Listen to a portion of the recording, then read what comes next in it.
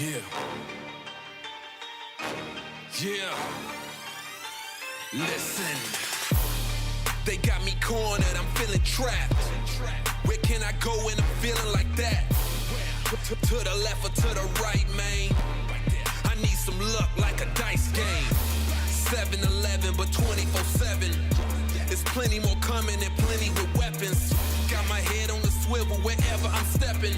Stay low and be civil for better protection. Cause there are consequences and repercussions. When you violating and be disruptive, they'll annihilate you and leave you nothing. Now I'm waist deep in these discussions. I'm waist deep, gotta get out. I'm waist deep, gotta get out. What I get myself in now? I'm waist deep, gotta get out.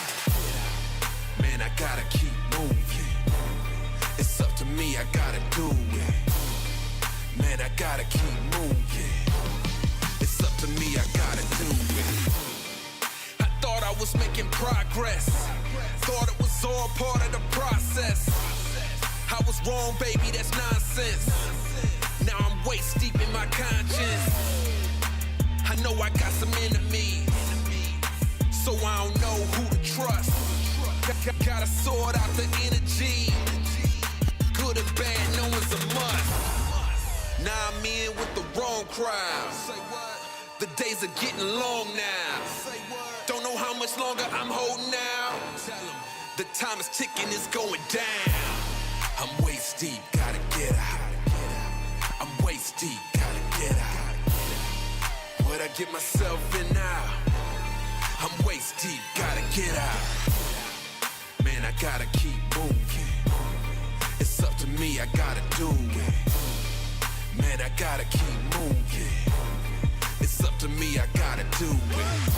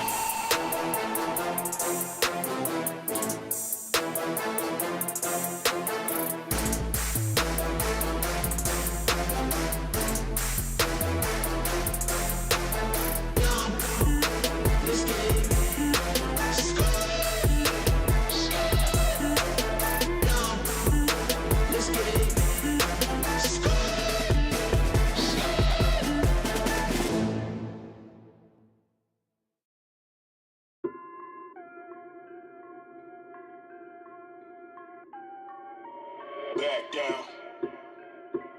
We don't back down. Back out, waiting for nothing, I get it right now. Seizing the moment, no time to lay around. Will we ever stop? Hell nah, that's not likely. Will I ever stop? Hell nah, that's not like me. Back out, waiting for nothing, I get it right now. Seizing the moment, no time to lay around. Will we ever stop? Hell nah, that's not likely. Will I ever stop? Hell nah, that's not like me. My plate need filling up, talk about it, I seen enough. Off-road in a monster truck, never cried or complained. Jealousy not in my veins when they laughed at all our pains.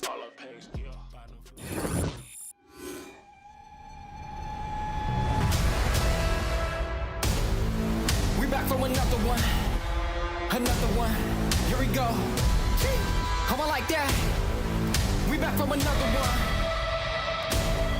Here we go.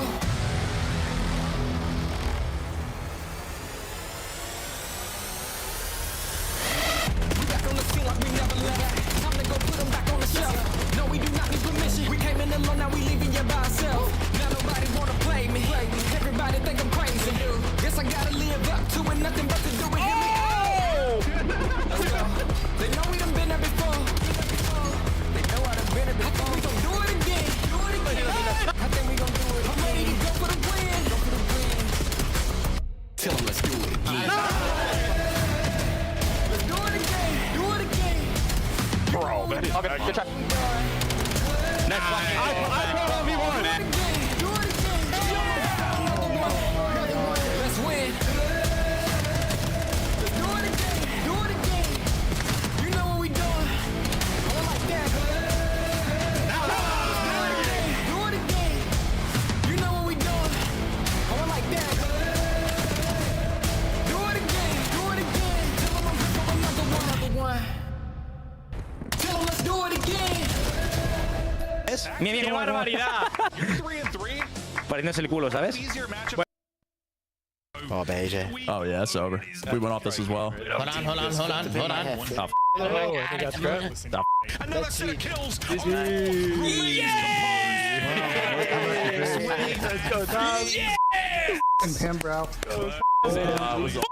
It's tragic. Oh my God! 3 seconds. Wait.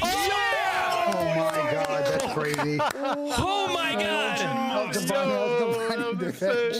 Yeah, time to die. No, baby. Big win. Oh my God! What a awesome 5. Holy shit, that was bad. Let's go, baby. He just did nothing. Huge match as well. Killed them. Welcome to Call of Duty. So just down to Ocus, 1v2 for the map. Oh, shots on Ngozi to go high. Ocus meets him. Oh my goodness. Knife. 1, 2. Oh my. Snoopy in a little tricky slide. And Joe deceives. That is how you do it. Welcome in, everybody. 4 more matches kicking off your Saturday as we are here for the CDL. It's Black Ops 7 at its best, and we saw some upsets yesterday. If we're looking at the standings, a lot of the teams a lot closer to each other than we predicted. I'm looking there, 3 all the way down to 9, sitting at 30 points. But as we start, we got Nameless and Rosalie on the desk. Ant, what are you excited about today? Excited for some good games. Good to see Riyadh in action again today. Have been great in Hardpoint. Got to work on their search and destroy, but Optic and FaZe, that's what's on everybody's mind. yeah. We got a treat. I can't wait for Optic and FaZe. I'm hoping we get more, I think like 14, 15 maps today. Why is that like FaZe that. match so exciting now? Well, we thought it would be a one-way fight after seeing FaZe struggle last week. But after yesterday's win, they're right in the mix of things in the standings. And another dub today against an unbeaten Optic would jump them from 9th place as high as top 3.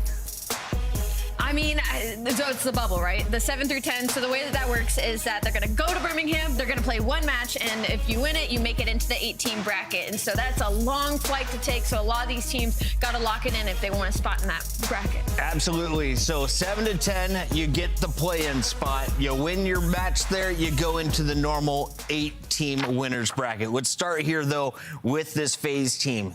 Are they on the bubble in your eyes, Nameless, after yesterday's win? Listen, entering yesterday, absolutely. We were worried about FaZe. They had only won 2 hardpoint maps. It looked like their map pool was shrinking and their search was falling off, but Simp kicked things off yesterday. They win a couple of hardpoints, and the SND Game 5 looked electric, Ali. So, all intents and purposes, FaZe are back.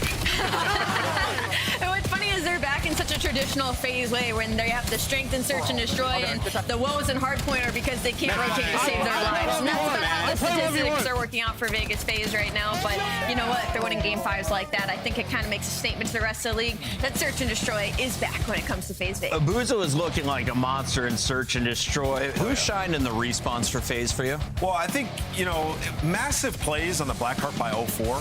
He had a huge key moment where he was just sitting all the way back P4, find some kills, and that just changed the whole trajectory of that map. But to kick things off, it was Simp. I mean, he lit it up on map 1. So the pair of the SMGs yesterday and the respawns, I thought played incredibly well. Taking a look at the remaining matches for FaZe, you've got Optic today, Carolina Royal Ravens, Gentlemates, and Cloud9 left. We said they got to play the big 3, and you guys mentioned it. FaZe actually plays the top teams better than some of the mid-pack squads. Why do you think they match up against the better teams stronger? I was going to say that looking at the lineup, it's interesting. They lose to Boston, they lose Riyadh. Now they have that big win. They might win versus Optic today. They might win versus Gentlemates. And I think the reason is that they play up and down in their competition sometimes. The lower teams in this situation can sometimes play a little weird, and I think they get caught off guard. They're currently sitting at 3 and 4. Another squad that we want to highlight today, though, is Riyadh, because if you have been watching the green team, they have been dominant in hard points. Celium looking like one of the best players. So we've got Nameless here to talk us through some of the fundamentals. And I look at the bottom. Yeah. I see 1st place, 7th place, 8th place, 10th, but that's a whole bunch of different categories, right? Yeah, so when you look at Celium, he's #1 in the league in hill time throughout this split. Keep in mind, all 3 of his teammates top 10 in overall damage as well, and that has led to them being the #1 hardpoint team here in stage 2. They put a heavy emphasis on it, and in particular, per request of Chance, we're going to go over some Blackheart. They play this map better than majority of the league, and they are the best P2 team. So let's talk about what they do so well here. This is a matchup versus FaZe. They thundered them here, and you see 6 and 7 on the minimap. They're currently in the back of P2. That's Draza and 04. So first things first, we got to clean them up. Everybody knows that we have to do that. So we'll roll it, and then we'll talk about how they get into this end game setup. This is teach tape for the rest of the league. Everybody can learn from this, right? So we'll blow up this mini map, and this is actually currently in a listen-in, and in the listen-in, you hear Pred go, yo, block from time, block from time. So you got MC, the guy who's #1 in the league in hill time. He's blocking from time, making sure nobody can spawn there, and you got the 2 SMGs, 2 and 4. That's Pred and Extant pushing out. Now, there's a few spawns when you're on the bad side here coming trying to break P2. You can spawn back here, bad spawn, it's super deep, right here, bad spawn, super deep, close front, and you can spawn over here, right? So in essence, what Riyadh is trying to do is they're trying to block with just one guy and then block the first 2 spawns as well on their side, right? So this plays out wonderfully. You're going to see, because of the pressure in here and the vision on the side of Kismet looking, they block that spawn. And then you see you have Exnid. He's going to be pushed up playing over here to make sure nobody can get that close spawn front. This is poetry in motion. Watch this. You got Pred inside Dubs, Kismet applying pressure on the left if anybody's trying to go all the way around, and now we have Exnid. He's making sure nobody can get that close front spawn and make a play in the front, kill Simp, and now look what we have. We have everybody trying to go around. It's chaos. They're getting flanked by Pred. Exnid, the key play here, goes back to make sure nobody can get that spawn, and now look at where they're at. They're spawning so deep all the way back in this room. This is exactly how you want to play P2. And as this plays out, you see Kismet's in the back. He has the assistance from Celium on the cross. And now by the time they even get in position to even win a gunfight close to this time, we're at 26 seconds, a full 60, a flawless hold. Riyadh teaching the rest of the league how to play Blackheart. And it's one of those things, too, that has to happen so quick. Like the decision-making that, okay, there's 4 down, we can get in position. Like, it has to be like that, and it really sets apart, obviously, professionals from what we're trying to do some teach tape. And their hard point's been on fire since then. So as Ant just broke down, average margin is plus 30 overall in the league. That's going to be first. Their record's at 8 and 3. They're now the best hardpoint team in the game during stage 2. Think of the likes of LA Thieves and Gentlemates that used to have that title. Kismet with some really strong holds. The whole team, though, the best in hardpoint. Do they continue to improve in S&D? I mean, you got to shift focus now. I mean, they're abysmal in S&D, right? Like, it's 1 and 6 throughout this split. They're getting blooded left and right. So you got to shift focus, whether that be, switching up who's carrying bomb, switching up the sniper, because on the year, I mean, they have 10 snipes on the entire year on the team. Yeah. So something has to shift in Search for them to break into an elite tier. After a terrible start to the season, they went into Major 1 with a top 4 seed. Falcons could do it again. Let's take a look at their, schedule for the day. They will be playing in our 3rd match against Toronto Koi, but since adding Kipson, Den has been looking clean for the purple team. Cloud9 looking for their 20th point as they face off against Boston Breach, currently sitting with 2 wins. When we come back from break, though, it's a good one. Rosalie's Gentlemates, after falling to Cloud 9. I don't know what you're talking about. Taking on G2 that got swept 3-0 by Miami. It's going to be a great showdown.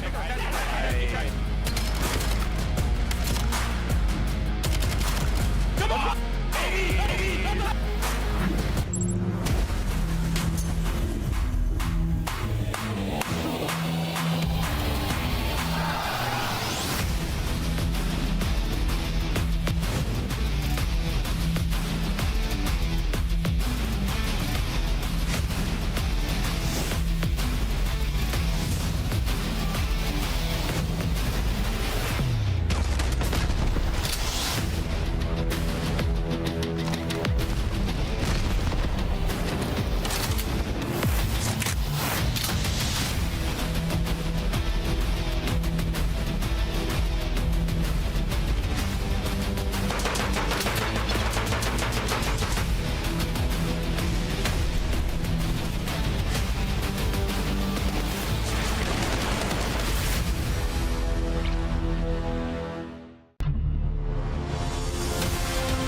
Let's find out who's built for the big save. The Heretics ready to dive in. Thanks, Tim. 4 in Snoopy. Come on, wants some more.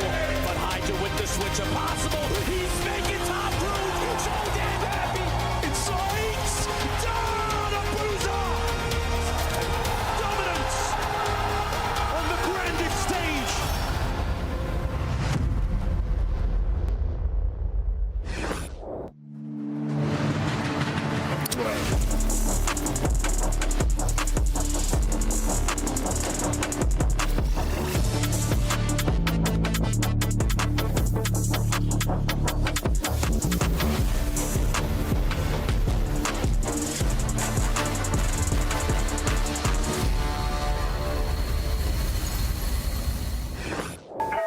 I'm a big stepper when I walk, money maker when I talk. Another boys on a mission, never put them in a box. Clawing to the top, jaws open while they watch. Yeah, I'm getting to the chicken, I ain't never gonna stop. I'm the life of the party, know it's going down. If they wanna talk about me, I'ma tell them how. I'ma tell them, I'ma tell them, I'ma tell them, I'ma tell them, Everybody wanna be like me, fast lane, steady whipping 2 doors off speed. Everybody wanna be like me, but that's something that they never gonna be. The wait is over. It's time to kick off our first match of the day, and this should be a fun one. Why? Well, historically, we'd have to wait till Major 3, sometimes Major 4, to see teams compete against each other for the first time. But here in our Stage 2 qualifiers, every team plays each other, and this is the first showdown between Dan Ghosty's Gentlemates and Kremp's G2 Minnesota. Let's start here with the Minnesota squad that was looking red hot. They got as high as the 3rd spot on our leaderboard. Then they got hit with some L's. Where are they at right now, Rosalie? I think they're a good key team. I think this is a team that is kind of finding their chemistry alongside of each other, and their biggest problem is going to be their hard points. 1 and 4, 5 in the last 5. That's the last 6 technically. Whatever. Best opening duels team in Stage 2. So Search and Destroy has been better for them overall. They've expanded the map pool. They've gotten over the Game 5 hump. Their Game 2s were already looking strong. So Search and Destroy is going to be that backbone that they have in these series now. But the biggest thing is they've got to start winning respawns. And I think hardpoint should be the focus of that. Yeah, you know, in terms of their HP, they had a lot of success Stage 1, and they were 11 and 7 in the game mode, but they also played 7 Colossus, 5 and 2 in it, right? That's your point. You know now. People have learned, right? Yeah. So you got to expand your map pool. Scar, they've continuously went to in spite of that. You know, the people getting rid of Colossus, and they're 0-3 on it. So Scar obviously has to get to a point where you feel comfortable. With all that being said, though, as Alex said, they can win any series because their search is unreal. Top 3 this stage in S&D. They've already got 3 wins in their 6 matches, looking for number 4, Skies Kremp. The rookie Mamba could be the player to watch today. And, of course, Estriel. On the other side of this fight, you've got some veterans. You saw Paris Gentlemates go from kind of a budget roster last year to really emptying the bank for the squad they wanted. They bring in Dan Ghosty and Envoy, who lifted 2 trophies. They've got Sib, who has been looking spectacular at long range, and then Neptune, who was our MVP of Major 1, Allie. Yeah, they're on a 2-match loss streak, right? They get a really tough Game 5 loss towards Cloud9, and that's their Search and Destroy, who has lost sway. 0-4 in S&D outside of Colossus during Stage 2, which is shocking considering, you know, they're very close S&Ds. They're more often not going to to round 10s, going to round 11s, and especially the way that Sib has been sniping, it is almost shocking to see them struggling so much in that game mode. Yeah, I'll just point out a couple differences in General Mates from stage 1 to now. Ghosty at a 1.12 in SD in stage 1. He's at 0.77. And when you watch the last series they lost, he's trying to play a lot around Sib, really. Like Sib finding kills and just kind of sitting back, hanging back, letting the round develop. Need him to be a little bit more active, in my opinion. That's what he was doing. A little more dangerous Ghosty that we're used to. Facts, Chris. And then also their overload, it needs work. It's needed work since the beginning of the year. Allowing like the most possession time in the league to the other squad. They have to get control of the ball and manipulate the defense. Paris is expecting a huge crowd as we head to Birmingham in the UK just 3 weeks from now. If they're looking to walk away with a clean dub over G2, we know maps matter. G2 got hit with a 3-0. Can you do that again in this series? 3-0 them? Yes, absolutely. I mean, I don't want to forget that this is our Major 1 champions. They are still one of the best teams in the game and are going to be in that conversation with Optic, with FaZe, with LA.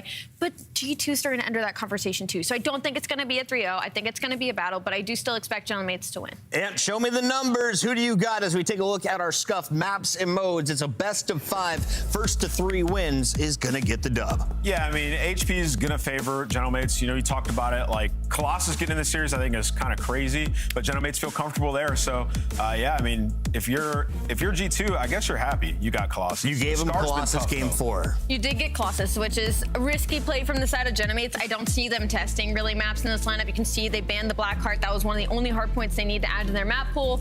They're just not going to play it. If we get to a 5, honestly, I'm leaning G2. Den, also, we haven't seen a whole lot out of Paris General Mates, so maybe an opportunity there for them in the late part of the series. As you can take a look at the teams getting ready, I want to know, we've got Scar for Hardpoint, the first one around. Who on that screen is the most dangerous? If you're looking to put up most numbers on a fantasy site, who can give you the most kills on this map? I mean, probably you go Sib, but it's been weird. We've seen Sib have like 10 kills on a Scar. He's just soaking time and they were dominating. We've also seen him drop 47. Is there a safe play? Yeah, I mean, I would still probably go Sib. I mean, it's an AR-dominated map. If you trap them back green, he's going to farm. I'd say maybe Neptune. Like, if he starts getting up top and being annoying and like hitting some flanks, but it is hard with the sub on this map. But if they start flowing, and you know what I mean, with a lot of map control, I can see Neptune dropping the most numbers. 40 on Scar is always impressive. We haven't seen it for a minute. We'll find out if the Gentlemates can provide. It looks like all of Minnesota is back. We are just waiting on Mr. McLeod. As soon as we get Travis back in his seat, Neptune will be ready to rock, and we will be into this matchup, which means it's about time to do our scuff pick'ems. Allie, you are the pick'em queen. You did not go 0-3 yesterday. Please kick things off. I still stick with Paris General Mates. I'm going to go Paris General Mates in 4, but if it goes 5, I'm leaning G2. But my pick is General Mates. Nameless? Yeah, I picked G2 yesterday. They got 3-0'd, so it's kind of easy. I got General Mates taking this one. I think, you know, Neptune, Sib, they pop off. I wanted to go Minnesota today, thinking they can just bounce back and look like the old Minnesota.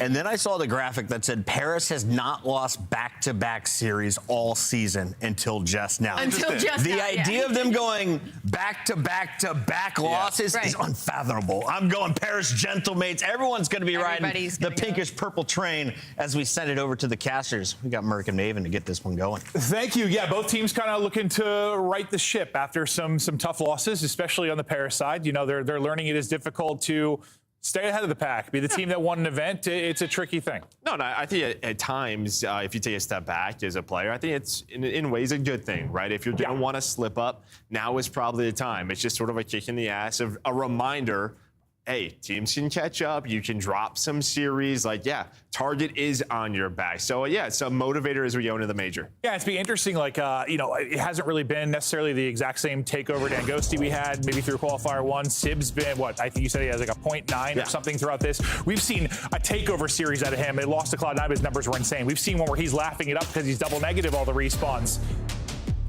Is there something weird kind of going on there they're trying to figure out? Just with the AR duo? I think, like, to start the stage, they're probably really focused on sort of like 2-3-5. You're probably focused on your map pool. But I think the other part of it is teams are just simply catching up, right? You're watching what Paris is doing in hardpoint, and you're going to get caught off guard by that. Well, part of me wonders if it's one of those things where, like, Ghosty's trying to, like, play around Sib, and I almost want to be like, listen, Ghosty, go out and pump like you were. Let Sib do whatever the hell he's doing. Like, you go out and fry, don't worry so much about him. That might not be the case, but I guess I just kind of wonder sometimes, because you know he can be a team player for sure.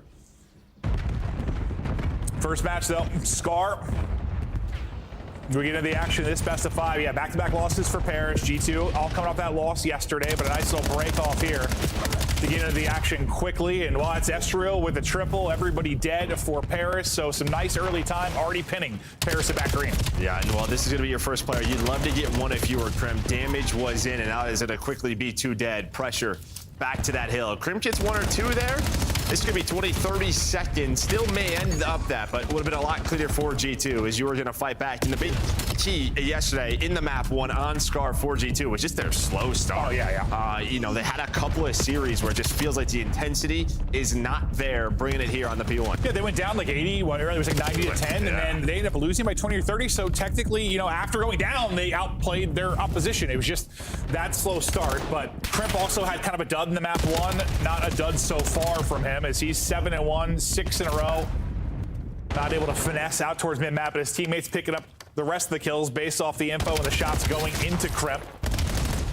Now we'll see what Skies can do. It's a nice little backslide. The pole's not there. He might take down another. Yeah, well, he at least allows his teammates to hit the pinch. That was Mamba through the middle of the map. And all right, similar to what Miami was doing to them, they are doing right now to Paris Gentlemates. Is what, 51-1. Word to the pinch is Ghosty. He's going to find the first, but this is what you love to see, and you can see a combined 2 and 11 for Neptune and Envoy. They are getting fried, but you know they're going to punch at some point. And we'll see when that'll have to happen, because it's looking like rotation is going to be 1 to 3rd, at least for now, for this G2 side. They've already rotated up, got a player out near boats, one watching mid-cut, and they'll give up the final 10 or so seconds, but sure, no problem with that. I would say you're going to hope Neptune can get a couple over towards blue to maybe slow this down. The only person that's going to get killed really is going to be Envoy on the other side, but he gets killed around the point, gets to the plane heady, and he's finding kills. Yeah, it's a massive kill, though. Massive double for him on the Skies. You'd already be on the time because you had Mamba all the way pushed up green side. And, well, you see what this does. So, Envoy, it doesn't turn into a ton of time for them, but it allows them to just reinforce towards the plane and now start to earn it. It just sort of messes up the chain that you had if you're G2. No, breaks up G2's flow 100%. And yeah, you might be looking at a 100 to 10 point advantage if it's not for that play. Because you get like, what, 2 or 3 kills for G2. Envoy really the only one that comes through, but he comes through with the big ones towards the hard point. Sib pops off as he plucks a triple. And a hotly contested point, a little bit of a bounce back in the slang for Paris, and right back in this game. Still work to do, but they needed a little bit of a fight there, and they got it. Yeah, and they're able to get the flip. So with 20 seconds left, they started to spawn towards blue, and now they're going to slow things down, set up for this P4. We'll see what G2 do, but Estriel's going to die, so you have a 4 versus 3. Now you hopefully can push out a bit, and that's exactly what Neptune is going to do. Him and Yossi are going to find 3. They deal with Tremp, and now you can go cut off the reinforcements. Yeah, you see instantly playing it tight and then trying to fan out. Big wins, as you said, for Paris. Lead change looming. If they continue this hold, and this is a hard point that has been messy more often than not. A lot of breaks, a lot of flips, but it has been lockdown. Call of Duty for this Paris team so far. The next opportunity for G2 to break, and here they come flying on into the Butcher, though, as Neptune gets it done with a knife, and with 16 HP, gets it done with the Gunny, his teammate there, to trade out the next. And this is a flawless hold, and about to be, Paris going out in front. Yeah, well, it starts with Envoy, right? On that first push, you're able to deal with that. Then Envoy's able to get out towards P1. You know where they're all spawning. Ghosty watching the jump up. And then Neptune with the knife to clean up the rest of that. But yeah, as you said, that is what you need to do at that P4. It's funny, though, like, Envoy's 7-13, but like 5 of his kills have been massive. Massive kills. So got to highlight that. A guy around double negative making the plays, though, for the team. But Paris, what, down 50-60 early on, fight back into this. We got ourselves a mixy game now. Sib's starting to pop up. Let's go to elicit him with Paris Gentlemates. Nice. Mamba. Okay. Trust guy playing 3. Mamba. Dead on them. All 3 front, all 3 front. Make up right now. I got one wing. Stay down. He went fire. He went to fire. I have limit. Loaded. Yo, could be fire. Last plane. Push on mid. Plane 1 shot. Push on mid. Absolute again. 2 gate. I'll get Sherman. I have fire. You want to take it off time. And we're playing really nice job. Just make sure you play new, okay, guys? Yep. Get the ticket now. Ticket. Rock like I take if you get. No man's horse on. No man. I'm gonna go top green. I'll run right. He's front top, guys. Dead. Traps over here, Dante. Nothing else hold. I'll shoot top out. Nothing else hold. Play on new, no. Play top lane, 1 shot. Absolute top lane. Jump shots, guys. He's top lane, 1 shot. Main time for you. I'll new right side, right side. You're back that time and top G's left side. Top G's left side, nice. Top G's I got ticket. naded. I hard sent him their ticket. Is their ticket low G's? Bring me ticket with you. So you could be right, by the way. Our ticket. Yeah, I'm going. Our ticket. I'm getting a ticket. One shot that. Nice. Nice. Gate. Let's go. I'm gonna pitch No. I know. They're all spawning their IP2. IP2, they're maybe hitting I G2. I have it. I have my own rap. Yeah, good play. Yo, go in their ticket, I think. Go in their ticket. One more gate, get him Israel. P2, break 2, one shot. P2. Alright, 2p2, one gate. 2v2. They're chilling in their One spot. shot gate, Estro. Okay, I'm gonna right here. Yep. Yeah. Triple right. One shot. Tell me entering team, Mamba. Keep going deep right. Go deep right. he's right at me. You went like under fire. You went Go deep right. Naded downstairs.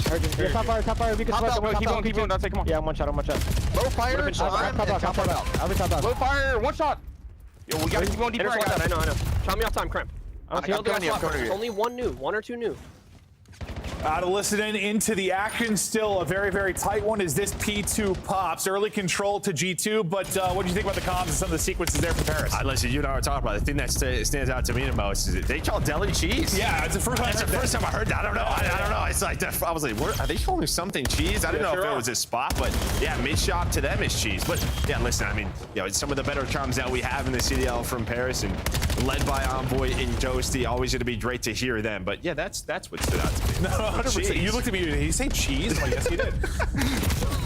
Mamba trying to get some work done, but it's Neptune getting everything done. Gets 2, damage into another. I thought set up his teammate, but Sky's there with the reinforcement for G2.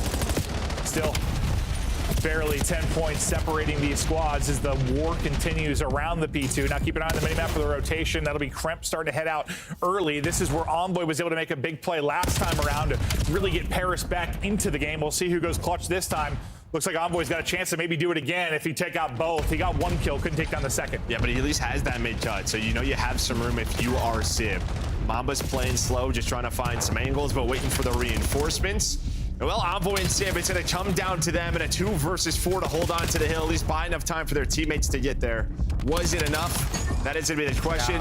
No. Estriel on the plane heading. Now you have a full setup here if you are G2. Yeah, 1 more kill or a couple more seconds, and it probably would have been enough. That's an incredible kill from Sib.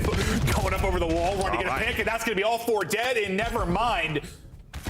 That looked like the ideal situation for G2, and then they just get ripped. Yeah, and it's a great spot because it was right around 30 seconds. You have to go if you are Paris, and that's your chance to flip. You get a couple of kills. If you're G2, then you push forward. You take both side, and well, number 7 and Estriel is going to get a bit of a lucky spawn as they are going to flip. That's tough. Yeah, I guess you don't get that time, but you get what you want. Yeah. I thought everything looked good until I saw, the number 7 pop, and I was like, well, they're not going to read that. They certainly are not. So Estriel will get 2 behind the spawn at back blue. This is where first time through Paris did an excellent job. Nearly a full 60 here. G2, they're in the lead. Their turn to answer back with their own P4 holds. Let's see the comms out from G2. He's already bomb blue. Not hit. Out of right. 1 bullet. I challenge. Hold it. They're pushing hands out. Yeah, I'm waiting. I'm laying. Watch your back check. You're in pitch zone. My back. I heard you. Double, you guys are doing it. Watch out. Nice. Should be on the back. I'm going from mid-cut. No, it's on me. I'm saying back. Front blue somewhere. Satellite. Step. Back left. Dante, we just hit time. Satellite. Check. Time. No one there. I spawned the P2. Burn above. Spawn me, cuz. I IP2 guy. I'm gonna play Jet. Hold him again. Oh, you shot. I IP2. Old Ghosty. I'm rapping. Last guy bump shot already. Already shot that bench. One short. Show me left. I shot Stop dead. I can get on the back. I'm locking the back real quick. I'm staying right. Let's short again. Too short, both weak. Dante. Short, Dante, watch out. Three right, guys. Stop getting mid-cut, guys. Oh, two mid-cut. Target made me jump. Mid-cut on me, dead. One time, I'm in the front jet, I think. It's over. He's up front. I get drop. Finish. Hold your chase. He's in green. One's already in green. I'm pitching mid-cut. No, you got me mid-cut. Guys, mid-cut. Challenge jet back. Top green, cut it. I need bullet jet. One bullet jet. There's one with you. I got jet. 15 seconds remaining on the hard point. Right now, Paris have that back green spawn. Chance for G2 if they can get the contest here and get a nice setup in mid-map. You know how many points you can get on that P1. They lose a couple of players. They still have two with a little crossfire setup. We'll see the spawns come in now with a couple of players dead on either side of it. Here we go. Third set, ready for action. 30 or so point lead right now for Paris. Yeah, Trump in that same spot again. The first guy, but he doesn't over Chow. Unfortunately, Mamba going to get taken down. Quickly traded on to Neptune Skies, having himself a game 33 and 27 as he's earning time. But the spawns do flip. Now they quickly have to react as soon as Krem spawns up, and they do just that as they're finding two. Yeah, Skies and Sib, the former AR duo, putting in work currently. Up over 200 points now. Go G2. Still a healthy 30 seconds they can earn It's here. a ton of time. How much of this will they actually be able to get? A contest comes in here for a moment. The fights continue around Delhi. Mamba fanning out. Mamba finding two. Time continues to rack for G2. A bit of a split spawn coming in now for Paris. Two going to spawn out towards green and try to collapse on this quickly. Crib not going to be able to pick it up. Pressure to Skies to try and deal with it. Skies able to win his one. I mean, what a P1 out of G2 Minnesota to take the lead. Now it is a foot race over. Envoy's going to whip out the dropping to help him get there, find a couple of kills, but it is not the cleanest setup so far. Neptune's just playing his life, does back up. You can already see Skies on a pinch. The pinch could be huge. 3 from one side, Skies from the other. Got his former teammate right underneath him. The patience, I thought, paid off. That will be 3 dead if he can finish the kill. Estriel will actually pick it up, and G2 are in. Lead change again as G2 go out in front. Crimp is going to be hunting in between enemy lines and able to drop one. One more behind him. He's not able to deal with it. They're still getting the time inside of the hard point. Paris kind of panicking, trying to get in towards the point. They feel the pressure. Is enough time here for G2 to get the dub. Well, I mean, G2, again, just sort of figure out where these spawns are, and they're reacting well. A couple of pinches at P1 and P2 based off the spawns that could have really hurt them, but they reacted. The toms were on point. As you said, Skies is frying. Right behind him, though, is Kremp is really starting to turn it around. Couple of seconds. I don't think you get the tick here, so on rotation, Envoy is there. Envoy, he's been the hero for Paris when they need him on some big rotations. Can he do it here? I think that nade, I thought a nade hit Sib and Envoy. I thought they were going to be in trouble, but still able to hold the bottom heady for now. Neptune trying to deal with the mid-cut. There's 2 players there. It's awkward on the slide across. Ghosky's going to try and flank this and help out his teammates, but Envoy actually pushed that out as well. Back into the point. Skies been the fry man on one side of it. He's going to end up falling. It's chaos in and around the point.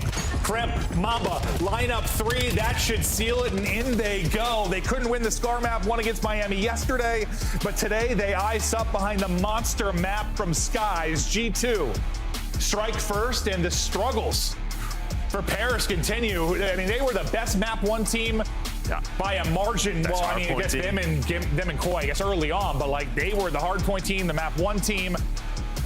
A little vulnerable right now. Yeah, I mean, they had a bunch of scars, especially in stage 1, where they were close like this that started, you know, to go their way, but now it's shifting. It's not going their way. And throughout this map, I think the big difference is for, I mean, Paris, your P4s were a lot better, but the P1s for G2 just earned so much time. And a big part of that is just sort of their comms. And I mean, Skies, a minute 33 on the time, did a great job, especially on that last one. But him and Kremp, I mean, you get 40 plus. And really, it's a solid map out of everybody. This damage coming in from just about everywhere. Sib, nearly 4,700 watt Skies. Kremp, 4,800 right in there. Yeah, I mean, even like, this is just such a close game. Like, Josie's stat line was like 26 or 28 and 40, but he had 4,000 damage and 20 assists. So yeah. This is what we talk about with Scar. I mean, everybody's got the M15 out, and you are just battling. And this was a battle throughout. A ton of team changes, especially, or team changes, a ton of lead changes, especially coming through late. No team changes, I don't think, for these squads, not right now. Not yet. Not yet. But yeah, a couple of big breaks from like guys like Envoy, who had some major impact kills. And well, he was the first one on that last hill on rotation, and he did a very good job. Like Tremp wins a one-on-one, and that allowed them to get through middle cut. And as soon as you lose mid-cut, like everybody kind of has to turn. The player on the hill has to turn. It just feels like sooner or later the flood's going to be there, and that's exactly what happens for G2. Yeah, I think Kremp total turnaround from yesterday, if I remember correctly, the map 1. Bad, yeah. Yeah, I mean, I think it was like negative 12 to 15, and his damage like 3K or something. It wasn't like a solid map. I don't remember exactly what it was, but it wasn't a solid map. He was frying here. M15 in hand. Absolutely putting in work. G2 will get the dub, and well, you feel pretty good considering the search and destroy prowess you've had on this particular roster. And Skies, I mean, he knows he just put in work. I love his reaction, and Mama's a lot of passion on that side. for Sib, who's been a little all over the place this particular qualifier. I mean, a great map out of him, just not able to walk away with a win. Yeah, it's just one of those, I don't know, one of those scars, man. It comes down to a couple of plays. They'll go back over in VOD, sort of just like where they wanted to clean it up. But yeah, I think both teams had chances. I just ended up with G2. I think the big thing is just that final P1. I mean, you got 50 points. They went 173 to 213. Yeah, and you have the one Estriel spawn that you'll probably watch back, and that one's tough because I would have to see what exactly happened. I thought they had a player like Ticket and a player inside a blue or something like that, or a player Ticket and a player. There must have had green presence. It must have just been somebody pushed up green side. Yeah, that we I just know it's just one of those. I mean, it may have been logical with it, but I just know when I'm looking at the minimap, I'm like, that sucks. Yeah. You just don't read that. He ends up getting 2 for free, and with how tight of a game that was a massive moment. But the fact is, Spawn came in, and you got to deal with it. And speaking of that, I mean, you kind of highlighted that multiple times late. There were a bunch of split spawns that came in, which can happen kind of with that central horizontal hard point, and G2 did a really good job picking it up. Yeah, like a lot of the times like that, the first player to die, right, you usually spawn up, and someone's already died at that point, right, before you could really give that time that, hey, they're spawning behind us. But there were sort of gunfights on both sides, so it forced splits, but G2 came out on top of those. Yeah, no, they did a really, really excellent job reading that and picking it up. All right, so now we get to the search and destroy. But before we hop there, just to take a look through some of the S&D stats for these teams, and this is why we've been talking about it being really solid for G2. Over the Stage 2 qualifier, 6-3, second in the league currently. They have been terrific, and well, they've been better than their opposition. But wow, I mean, look at the final. That last stat is the biggest difference. Post-plan win percentage, 95% for G2. That is insane. Yeah, that's quite good. It's usually, I want to say on average, like 70 for like to 80 for our best teams. Yeah. Like that is a very high success rate. Yeah, especially with 9 maps, or sorry, 8 maps. 95% rates. Wow. That's terrific. So we'll keep an eye on the post plans. Yeah, and on the other side, it was 33. So that is where Paris has to clean it up. It's just tough because it's like Paris, you know, they struggled with search and destroy a bit going into the major, though. And then they won 3 in a final and won. So it's like, you know it can click for these guys. It just isn't happening online currently for them. Yeah, I just think we all know there was something going on for them those couple of days, especially that Sunday. There was some magic. You can't rely on that magic. Yeah, 2-5 comebacks aren't going to happen all the time. No, clutches aren't going to happen all the time. Yeah, Neptune's not going to actually turn into some mythical creature. All right, it's G2 series, so we're going to go to raid. We'll see a lot of raid search and destroy. Well, really from both these teams, it'll come into the mix, but we saw it out of G2 yesterday. We're going to get the typical 3-4-0 sort of start. Oh, dude, it was really the lineup from Skies that was disgusting. I wonder if we're going to see that again from him. Offensively, I mean, that thing was nuts. If you didn't watch yesterday, he had a nade lineup from a tree, like back garden, that just, it was a teardrop onto someone mid-dive, bottom apartment. It was disgusting. As I talked through that from yesterday, there's one player remaining, and that round would be done. Yeah, and I mean, usually on raid, we always talk about first bloods, but I just think due to the nature of this map, it's got to be more important than others. It just does. Just the way it turns out and how quickly you are rotating around the map. And normally those first bloods turn around wins. Well, Neptune will get 2. We'll get the final closeout as they'll take advantage here early. Sib's like, I'm probably going to slide around and try to quickscope people. That's a good chance. Shai's like, I'll do the same. Meet me mid-map. Yeah, right.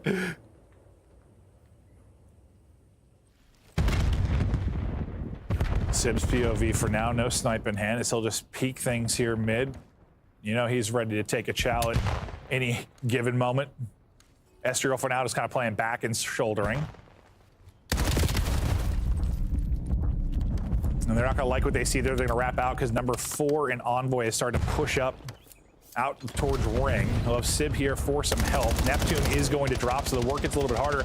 And now there's going to be a pinch presence coming quickly. Estriel, no hesitation, is going to send it. I thought he had 2.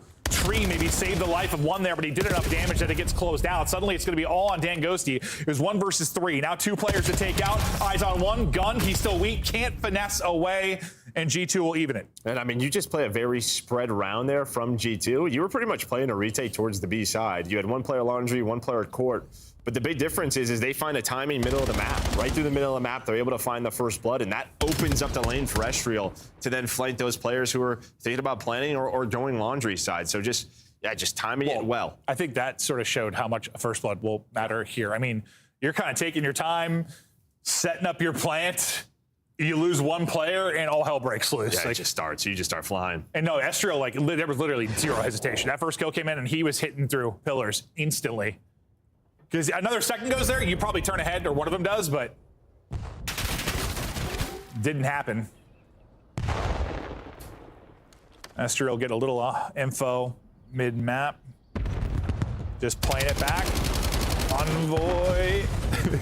Gonna scurry away, but a nice nade from Skies. Of course it is. Of course, yeah. Of course it's Skies. I mean, it knows exactly which corner to put it in. And while Paris, they were playing retake towards A, but they have rotated over towards back laundry. That's going to be Ghosty and Sib in position.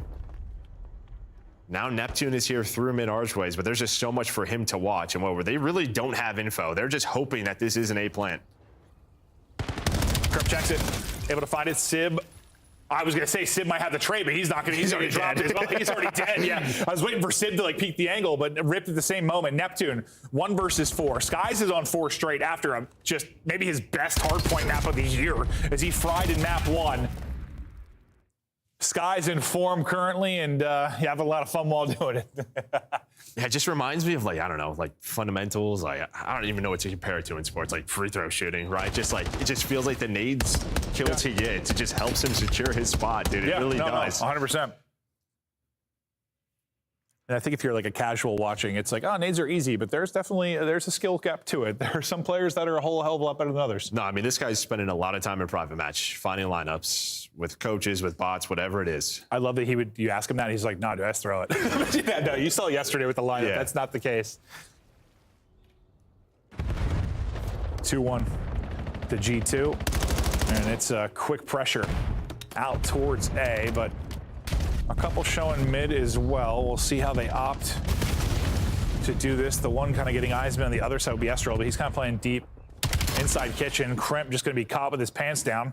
Well, I think Skies might have been watching his cross, but I think Envoy maybe was already in that spot. So he's thinking he's got some room to work with, Kremp. He does not. Well, first blood to Paris. Sib is now here, and you are seeing why we talk about first bloods on raid. Just every round. First domino drops and everything continues after that. We'll see who will be able to pull it off, man, down first. As the back and forth affair continues here, Sib gets the last one. Yeah, I'd have to watch it again, see if Envoy just had a pretty fortunate timing getting through there. Yeah, it has to have been some with Skies, because he's like watching that like sort of ring cross into his front hop. Just Kremp's just thinking, I can do this? Yeah, yeah. Not do that. No, like it looks so silly. Yeah. He's standing there. He must be like, oh. Did not think I was going to get shot from there.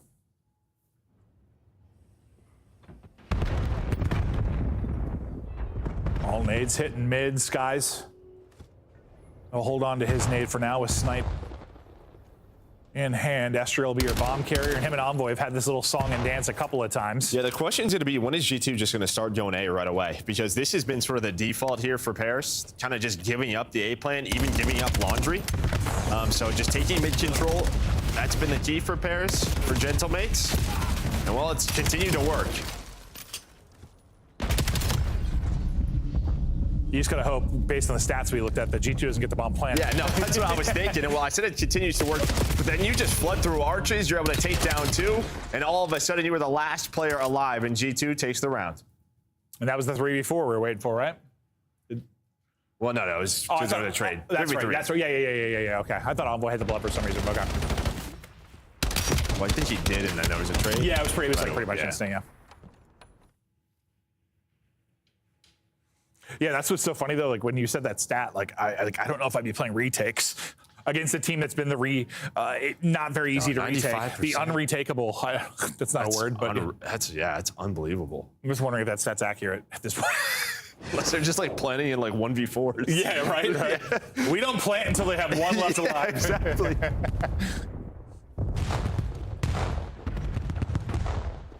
Neptune will be the lone man over on the B side of things. Sib just tries to track back to mid, but the aggression was there immediately from Paris, so he's going to get dropped. That's just on the Neptune. Or immediately from G2, sorry. It's like, what can he find? And well, he had a chance to find Skies in the middle of the map by his lone sub, but you see what G2 is doing. They've just stopped. They do have to be a little bit worried, though. Yeah, they don't know. They know where a couple of players are, but not where Neptune is. And off those shots, I think he's going to go. He's going to go, and he's going to catch Mamba. Thought Neptune would probably be the guy in position to make a play, and that's going to be the case. The other two have got to stay up till he can get involved in the action. Now you at least have an idea of where most of the players are, but they're going to wrap this out based on Neptune's win in position. Now he's just going to track it back to the other side. He was trying to group up with them, but he's like, I need to get to a spot. And unfortunately, in wrapping back, he's going to get caught. Yeah, I mean, they're already there. Just doesn't expect it whatsoever. Good call by G2. To pretty much say, all right, they are not A. And well, that was the info Skies was able to gain, and you're just a step ahead.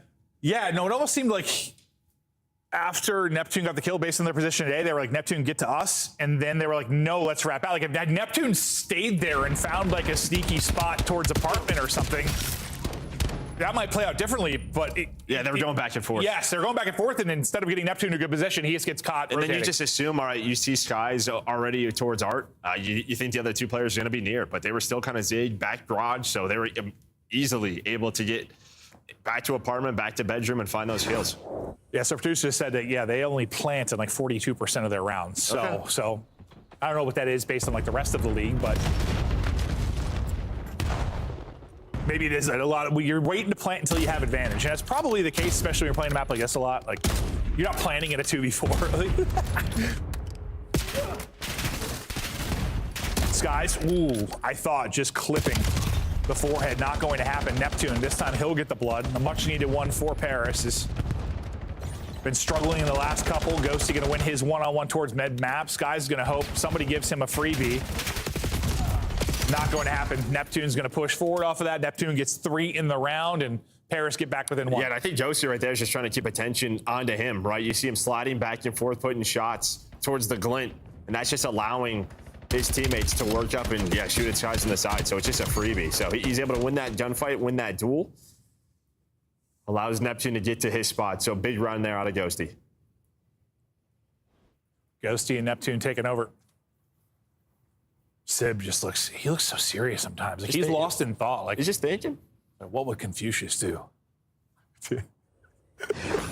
Ice cold. How could I look as cool as possible in this moment on camera? Kills me. Nice damage in. Crimp just getting away with 11 HP, trying to get completely out, not able to do it. Neptune, 3 in the last round, 2 in this, 5 straight. What do you know? A Neptune takeover and search and destroy. Hold up though, Mamba not out of it yet. Mamba not out of it yet. Able to get both. It's gonna be Mamba versus Neptune. Yes, Neptune looking for back-to-back 3-kill rounds. He's gonna pop and he's gonna fry Mamba. 1v3. Slows down King Neptune. And well, I mean, listen, at first I was like, oh, he's dead because the stun didn't connect on Adosi and Arches, but he was able to play it. Then he has to reload, but Neptune, he's only got to drop it. And it's just a nice little pop-up. The reload finishes, and he's able to clutch the round out. But you saw, he had the pistol out. He was waiting for the next chow. Once he knew he had a little bit of time, all right, Neptune's going on a round. I got this. Oh, and Neptune, I mean, his centering was straight on Neptune's forehead. He just got deleted. Mamba getting hype. 2 of the bigger search playmakers we saw at the last major getting fired up there. Mamba, he was 2 and 5 till that 1v3, but he erupts. And I mean, think about how crucial that is. Like, Neptune's starting to get in flow, right? Like, that would have been 6 kills across 2 rounds. He's taking over on the map. Now you're a round away from taking this. Like, yeah, it would have been 4-4. Yeah, no, literally, you might have just won the game. Depending on how this plays out. We're not done yet, but, like, you lose that one and Neptune's getting hot. Who the hell knows? Estriel, well, he sees a couple here. Hola. Gonna wait, gonna peek. Envoy's going to drop. First blood to G2. Well, that is the gunfight he lost in the previous attack round, but he's got the help of his teammates looking over him. Now, Kremp can activate through the middle of the map. You have an idea where these players are. And as you said, that Mamba 1 versus 3 closes out the game as they're able to win this final round. Yeah, I mean, there's a lot of moments you could look at, some back and forth rounds, some crazy individual plays, but yeah, no, that won the map. That won the map. I can't, it's a Maven stat, whatever, but I'm telling you, dude, they lost that round. Neptune wins that. Like, Paris is winning that map. Like, I just feel like they are. I don't know. Maybe it's just because we've seen Neptune do that. Like, he just gets flowing, has a couple big rounds in a row, and it's like everybody gets fired up behind it, but Mamba silences Neptune's spree. incredible 1v3. I mean, considering 3 of his 5 kills come in that 10-second span. And yeah, I thought Ghosty had the trade, but it's kind of awkward there with the pillar, and Mamba able to win it. No, it was. And yeah, I saw that stun hit. And when it doesn't connect with him, I thought he was done for. But then just, able to reconvene, gets that next gunfight, has enough time. But you saw there, I mean, Estra with 3 first bloods in that map for G2. I mean, he's the guy sort of pushing out laundry. And even the first time he dies, he continues to do that and then gets the first blood in that final round. Great map from him. Search and Destroy continues to roll for this G2 team. Looking like, top 2, top 3 Search and Destroy teams currently in the league. Paris, I mean, we're a little bit removed now from their major win, but might be on a 3-game losing skid. 0-2 in this best of 5. They got to bring it back in a mode where they have struggled this year. Can they get something going to the Overload? Find out after this break.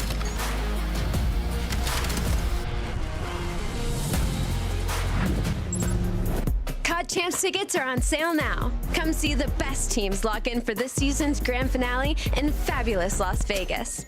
All 4-day passes come with early venue access. Head to FazeVegas.com or scan the QR code to get your tickets now.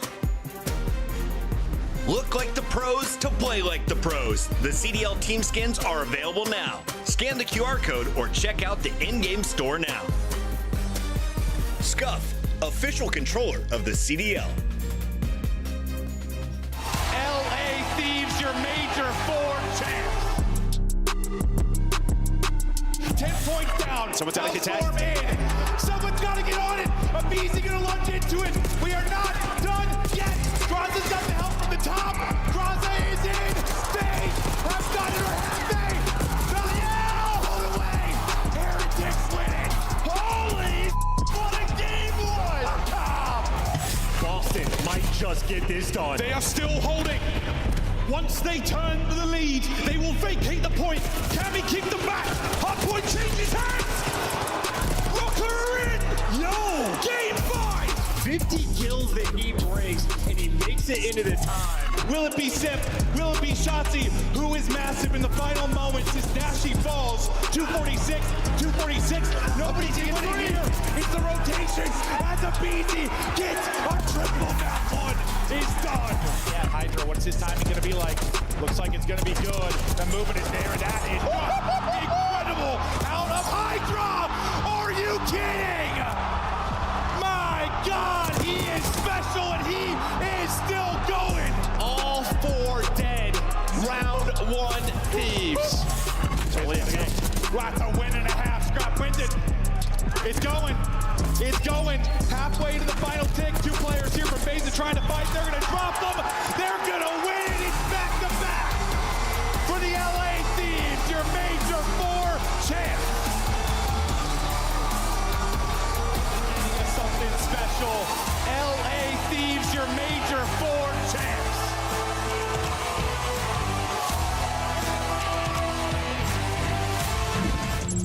I think we have no idea what's going on in the league currently. I mean, the more I think about it, like, I guess I thought, like, with everyone playing each other, like, I thought this would be one of the qualifiers more than ever historically. Like, we really had a good idea of where people are, but, like, I mean, a couple days ago, I thought FaZe were just ass. Then they beat Thieves yesterday. I'm like, okay, maybe they're not. I thought Paris were right up there with Optic, and now they might lose 3 in a row. I feel like I'm changing my mind daily. I think the only thing that we know right now is Optic. Optic's real good. They're real sexy. Is probably number 1, and everyone else we have no idea. Honestly, that's kind of how it feels. Legitimately. Like, maybe not no idea, but like it's like. No idea. Yeah, okay. Yeah, no idea, I mean, we have we have guesstimates. Yeah, guesstimates. Yeah, that's what I'm saying. Like, I kind of put them in like a window, like not even like a tier. Like I can put them within like 2 tiers. But look at where the standings are, and a big part of that is like, I mean, we have 7 teams right now with 3 wins. I mean, it's just like everyone outside of Optic has like a bad loss, or if you're like maybe a lower team has like a good win. It's just I mean, it's been fun. Don't get me wrong, it's awesome, 100%. but I'm a little bit surprised, I guess. Like, I guess we have talked a lot about there's a lot of parity currently, like in the league. No, there is. I mean, I think that's just sort of it. I mean, kind of what you were talking about with Paris. Now you have a couple of bad losses in a row, potentially 3 for G2. It's like, all right, we get 2 big game 5s in a row, then we get 3-0'd by Miami yesterday. So there's just a lot of question marks. Yeah, because like if G2, exactly, like if that series yesterday for G2 had been a win, or they had at least gone the distance and been tested, not been 3-0'd, and they won this, I'd be like, God damn. Top 4? Like, yeah, exactly. But because of how yesterday, when we cast that too, I was like, ooh. Yeah. And we know, listen, COD can be day-to-day. It is like a Twitch shooter. You can just come out flat some days. We have seen it, and it can happen, especially, I'm worried that some teams, as much as how we were viewing like the 11 games, it's like, oh, we have time. You know, like we have more matches than ever. Like, not that they weren't taking it seriously, but more it's like, it's okay if we have a loss type mentality. Where now we're getting to that time where it's like, no, not so much. No, it's just not where you want losses leading up to the major, right? We're a couple of weeks away now, and this is not where you want it, especially in this way if you are Paris. We're on the other side for G2. All right, throughout the last 4 with some big wins. Yeah, definitely starting to push them up. Yeah, no, 1,000%. I shouldn't even say push them up because they got a top 4 in Major 1. So it's like, yeah, they're still right there. Yes, but like there's been Minnesota teams in the past that pulled off a top 4, then kind of disappeared. We had Carolina pull off a top 4 last year and never replicate that. I guess I'm hoping one of these surprise top 4 teams sticks, which it seems like maybe. Yeah. Maybe. Skies, incredible. In the opening respawn, honestly, even terrific in the map too. But Sky's getting right back to work, and movement there, Gunny there, Caesar Sky's bueno is very, very bueno. Yeah, and you saw that right there, sort of the drop down. G2, they have not played this all year long. So we've talked about sort of overload map pool issues with some of these squads, and well, this could potentially be one for G2, but sooner or later, got to rip the Band-Aid off. Well, Sid was the man who was going to do that. He was able to find that triple. For the side of Paris, yeah, I mean, like 3 and 5 on the year, but it was one, especially throughout stage 1, they played a lot. Oh yeah, one especially at the major that got them roaring. He just had some insane ghosty performances and Neptune performances on this particular map. But yeah, what you thought was early control and maybe a score, all shut down by Sib's triple. Now you're playing this out from deep, just trying to work it out, but you lose a gunfight to Kremp on one side. Sky's going to get a kill on the other. EMP carrier and Sib just trying to finesse for his life. He had a little bit of help maybe coming from Ghosty, but Ghosty's going to drop. I mean, they're playing keep away, not really wanting to, just having to, considering the map control you have from G2 currently now. Okay, now we're able to fan out a little bit. Yeah, that's it. It was just sort of like that lead blocker was dying. So then Sib had to just re-wrap, go the other way. And he did take his time, right? Because that is one where if you just step out, end up getting shot, get destroyed, and then it's an immediate counter jab. So just good patience by Sib. And my man, he has had this EMP in his hands for so long. He's still off that life because he's on 4 in a row. He spawned up, got a triple, has had it since then. Yeah, this is one where like we talk a lot about damage numbers and stuff, but like if Sib ends up carrying the EMP for 7 minutes, then maybe not going to have that much. Is that even a stat at the end? Like I know you have scores. We like time carrying it. That might need a stat I need to see. But yeah, might be right. One player that can really get out in front, going to be put down. No nade's going to be able to come over the top, so that's going to be a score here for G2. And what are your thoughts on that sequence? Well, I mean, it's just tough. Yeah, I mean, Sib is just hoping, like, guys, you guys got to get a couple of kills for me here. And again, unfortunately, he can't drop it, can't give it to someone else coming off his high game, and now you have a chance potentially to get 2 together. No, Sib and Ghosty going to find some kills. It's going to respawn. Finally getting somebody forward. That'll be Ghosty. That'll get in towards P3. The rest of his team fighting out Solar around the EMP spawn. Ghosty gets 1 weak, and he wants to send it. Unfortunately, he's going to get dropped. Maybe took some damage through the window on his push up as Kremp puts him down. Kremp wanting an opening, not going to find it. I was going to say, this is probably a decent chance with numbers here for a moment for Paris, but as you lose Neptune, it's really going to be on Envoy to make a play. Envoy in behind. Envoy with 1 damage in. Hope his teammate picks it up. Nice movement there to win it with the pistol. You got to grab EMP and get forward. Sib's still finding kills. The EMP has been picked up now by Dan Ghosty. They're flooding forward, looking to tie this up. The nade, of course, it's on point from Skies. Mamba's got the gunny. EMP picked up, but the nade and the shots do enough to get a stop. Yeah, I mean, just so close there. But as you said, no trophies are down. And you set up Envoy to make that play, and well, he does it to give you that chance. But it's the players off spawn and Skies again with a little teardrop. Now counter opportunity. Oh, he's got a finesse. He's trying to.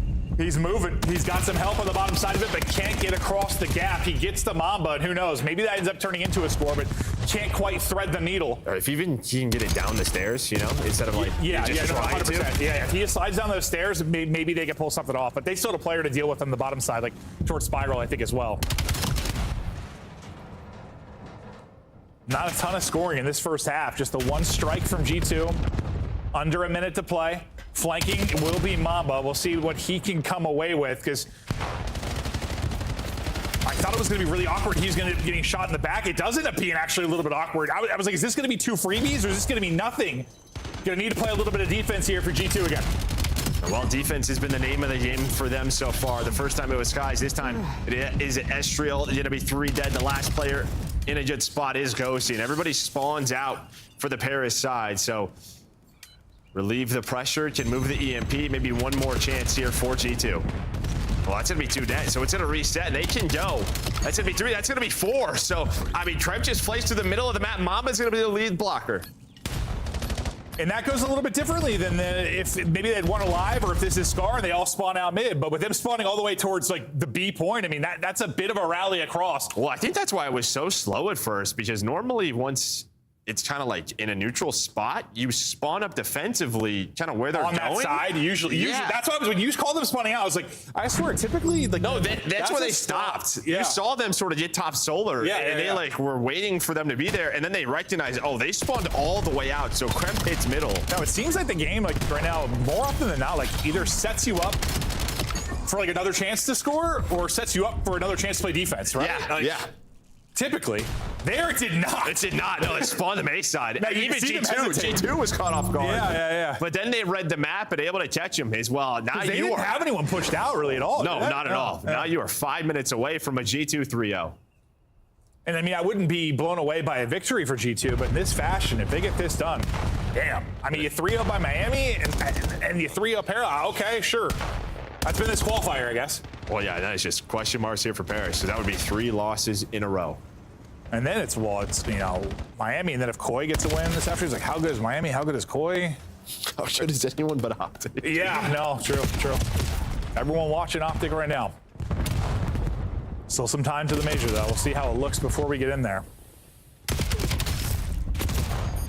But Paris being tested, and they need something here.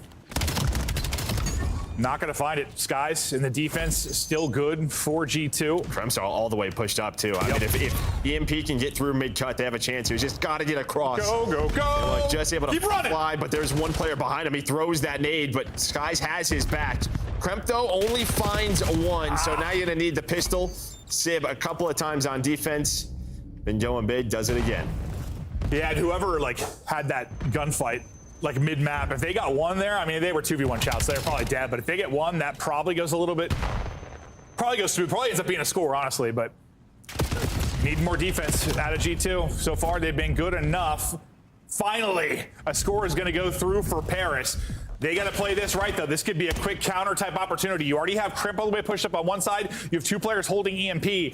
This could be disastrous right now for Paris just due to the top side spawn. They're all rallying back. Every kill, a huge one for this Paris team. But they're only able to get 1, and that is a quick score. And, well, you saw that on the minimap right away. It's almost like you wish a couple of your players died earlier. I was literally going to say, do you just jump off the map? Yeah.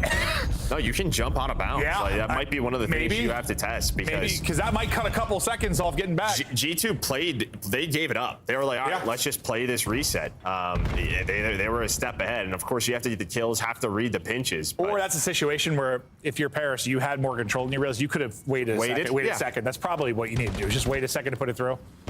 But they hadn't seen a score yet, so they're probably like, get the damn thing in. No, we've said that, though. Sometimes it just feels like dying is better right now on your pushes after you score. Yeah. It can be. Especially, just depending on where EMP is going to spawn. But really, that's the key. Yeah. I see that as a heads-up play for G2, really. I mean, fantastic stuff. And now they got a chance to pour it in again. Not through yet, but we're through now. Crimp gets the final 2. Able to bait his teammate and funnel it on him. Sib is having a pretty good series statistically, but hasn't mattered much. They lost the map 1 off his 40 bomb. He's 25 and 14 here, and they are struggling. Skies is solid. Honestly, Skies and Crimp have been really, really good across both respawns. Yeah, it's been a team effort, and then on the other side, yeah, you've just had some stinkers, honestly, from a couple of players for Paris. And I guess if they were on like a 2-game skid, I could understand this like series more. But you would think with it being on a 2-game skid, like this would be like the revenge game. Like G2 would be coming into the best. They need to become Yeah, motivated. and it's not what we have seen. First match of the weekend, like all right, we cannot lose 3 in a row. We got to get something going. A lot of match prep. I know it's not as easy as that, but like, I guess I would hope for your defending champions, we got a better result here than this. Oh, there is sort of the one thing which we haven't discussed, but I don't think they got practice for a week from pro teams from snaking last week. True. I don't know the effect of that. That's true. I forgot about that. So yeah. For a week of practice. There was like a week of no scrims, right? Yeah. For a little extra movement from Sib. Maybe that's why he's putting up numbers. He's like my bad boys, but yeah, that's gonna hurt you. No, 100%. Probably the worst time for that to come in. Mm-hmm. A minute left on this, but it has been a G2 dominated series. Yeah, I guess a battle. I mean, a ton of lead changes in the map 1. Don't get me wrong, that was a battle, but the search and destroy is dominant. Envoy just killed everyone on his team. Yeah, probably had it in his hand and died, and then it blows up. Well, it just adds to the frustrations they already had. But what a series out of G2, where we were expecting maybe, I mean, it's both teams that were looking to rebound off of some losses. I guess I was thinking it was Paris that were going to rebound a little bit stronger, but that is not the case. G2 not happy about their loss yesterday in Miami. They come in with a thunderous victory here. A team effort. Respawn's really terrific, specifically from Skies and Kremp. A second score for Paris, but it is not going to matter when it's all said and done. It's just a question of like, normally it's sort of like, all right, we needed a couple of match losses, got to get motivated, you got to get re-locked in, but you continue to lose, and now there's more question marks. It's like, all right, what's going on in that camp? Is it worrisome? Is it not? Well, you think about like who are like top 4 in our mind and where they currently stand. Like, I mean, FaZe was what, 3-4. They're able to get a win. They look a little bit better. Still not a great record. Like Paris now, 3-3. Thieves just lost to FaZe, so we'll see how they end up doing after that. Like, it's muddled all over the place, like all over. Outside of Optic, and like, I know Optic are good. I know Surge and Cloud9 are bad. Outside of that, I don't know, bro. I have no idea. Zero clue what's going on. Oh, it's a whole hell of a lot of fun, but G2 5-2 win. And honestly, it's everyone. Yeah, everyone. I mean, I guess Skies and Kremp pop off the page the most, like they did in the map 1, but it is a really good all-around effort. And I think Rosalie kind of said leading into this, like they're just still kind of working on Kim, finding their flow, just working as a unit, and that was a really good example of team play there. Well, and the big thing is they have not played Exposure Overload. Maybe they start to play it now, mix it in, because that was a map they've avoided all year long. Added it to the bag. Yeah, or we just really saw how Paris. difficult it is if you don't have a week of scrims under your belt. Maybe, potentially. Yeah. Desk, talk us through the, I don't even know if it's an upset series 1, whatever the hell that was. That's an upset. Very much an upset. I felt that way. The fans, all 3 of us here on the stage, wrong, as once again the upsets come rolling in. Stats are lying to us this week and last week. So, Rosalie, what did your eyes tell you in this matchup? I think Clint said a really good point of just like the teamwork looked unbelievable from the side of G2 Minnesota throughout this series. I mean, this is clearly now a dry spell for Paris Cellmates. This will be 3 losses in a row. And in a hot 3-0 fashion, too. That map 1 was extremely important. Paris Cellmates were exceeding in map 1s. I think this is now a 3rd one that they've lost for G2. Big win. That was a big P1 hold in that final hard point. You should never get a full 60 off of that. Great setup. S&D is unbelievable. Now they can add this to their map pool and overload. G2 Minnesota looking to break their way in the top 3-0 after getting 3-0'd yesterday. So, let's talk a little bit about the big picture. Where are we at right now with all these teams sitting at 4-3 or 3-4 with 4 matches left to go? Yeah, well, G2 is firmly a top 4 team. I mean, you can't avoid it now. I mean, at Major 1, they performed. They've been continuously working on their craft. Top 2 search team throughout this split. And now we're seeing, like, the respawn prowess as well. Like, the hardpoint was a work in progress. And as Ali mentioned, that Scar, the P1 holds awesome out of them. So, yeah, for G2, I mean, they're a well-oiled machine right now. I'd be scared to go up against them in a bracket. And then, of course, final talking point here. This was the first time watching these two teams match up. Yeah. Does G2 have a beneficial style if we could see this meet up on land?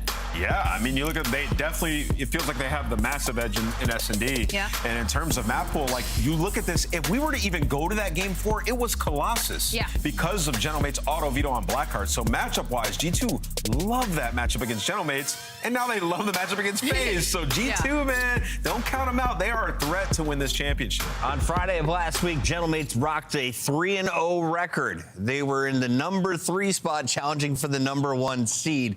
They are now sitting at 3-3 in the 7th seed. Why?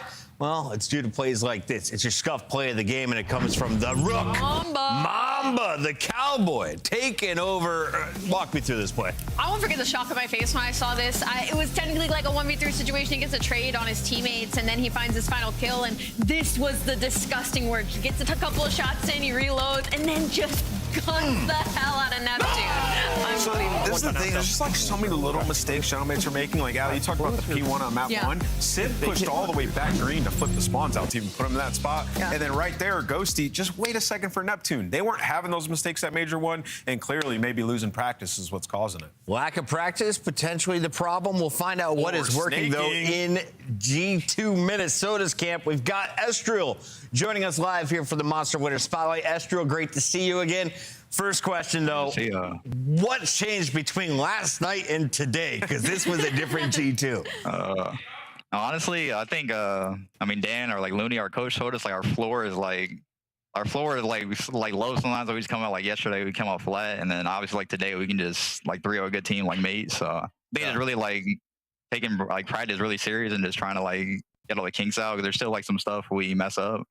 I think that's really what it is. Just like our floor and just always coming out hot, especially because like a lot of these hard points were coming out slow. We're giving them like 80, 100-point leads, and it's just hard to come back from. Yeah, I think that's it. You know, I've been around for a long time, and I've never been on a team that could be so hot and cold. Like, I even think about LAN, you guys 3-0ing FaZe, and then being able to just 3-0 Gentlemates. And you just talked a little bit about it, but what's the energy difference on a day like this where you come out and fry? Like, how can you emulate this series to series? I think it's honestly, I don't know. It's like, it's kind of hard to describe. Like, I feel like sometimes we just wake up and we're just like, the energy is like not there somewhere. I don't know. It's kind of like me, I'm like kind of quiet as it is, but like I'm gonna be like the same regardless. But I feel like sometimes we just, or even me, like I might, maybe the vibes are down or something. But all right, we got to get this going every day. We got to figure out a routine. Yeah, we definitely got to do whatever we did. So we got to definitely repeat this. Talking about practice, y'all's tactical usage throughout this series versus Gentlemates was unbelievable. In the hard points and in the search and destroy. I wanted to ask, for y'all's practice, do you like go into search and destroy? Do you set somebody up and then practice to try and hit nades in that spot and the timing? Do you hear from word of mouth? Does somebody come into practice and be like, you won't believe what I found out at 4 a.m.? How does that work for you guys? To be honest, like it's really Caesar just like he's like a genius with that. Like he was randomly like hop in the game like I got a nade, like I got something. I'm like, all right, like, we just go in the lobby and just test it. Like that's really mostly Caesar. I'm gonna give him his credit. Like he does randomly just get like something in his brain and just bang, I got a nade. I'm like, all right, bet. I think it's really like he's a big part of it. Estriel, thank you for a fast 3-0 to get the day started. We got 3 more matches after this. You got any prediction for me? Does Optic go perfect on their way to Birmingham? Wait, who did Optic play? They play FaZe. Today they're taking on FaZe. Honestly, I think it might be a grueler, but I think it's gonna be like a Optic 3-2. That's one of my predictions. Okay. That's a good guess there. Yeah. All right, Estriel, thank you so much for joining us. Thank you. That is G2 Minnesota dishing out the first dub of the day. They do it in just 3 games in Paris. Well, they've got a lot of questions in their camp after 3 straight losses. With their record aside, we've got another record brewing. Can Optic make it 7-0? He wants that gifted. Pay the people. Here he goes.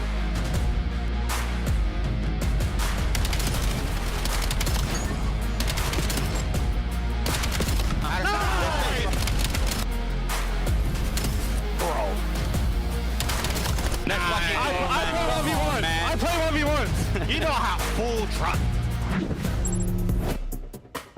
Black Ops 7 returns to the Esports World Cup in Riyadh this summer. Scan the QR code to be notified when tickets go live later this month.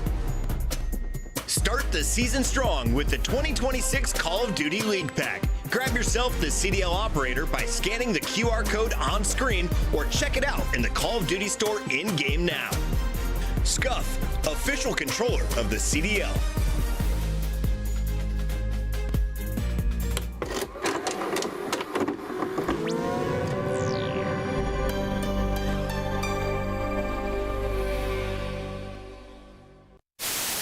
Oh my God. GG. Nah, this is GG, bro. GG's over with. It's not GG Toast GG. It's not GG Toast GG. GG's over. Not GG Toast GG, Tom. Oh my God! Oh my God!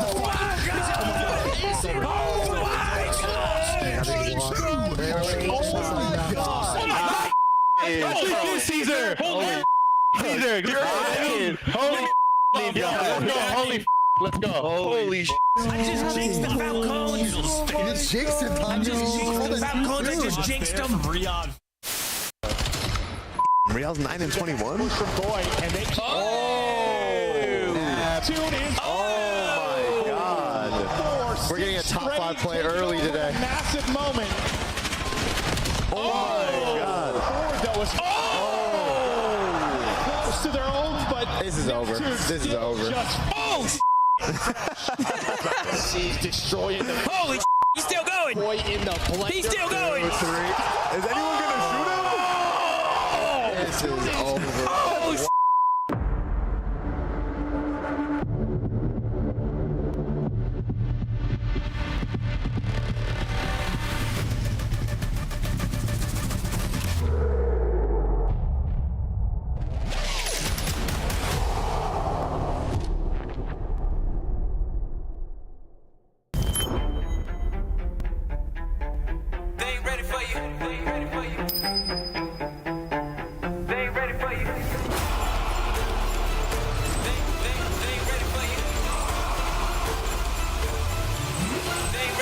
It's your time, better go get it. No slow with it, move like you're so in it.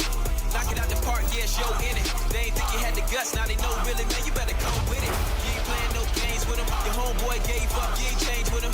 Do it right, cause you never switch lanes with him. You gotta fight for the goal, just hang with her, hang with her. Knock down, no shame in it. But you gotta raise up with a flame in you. Put your fist in the air, let's push till we down to the victory, yeah. We can picture it, yeah, let's go. They ain't ready for you.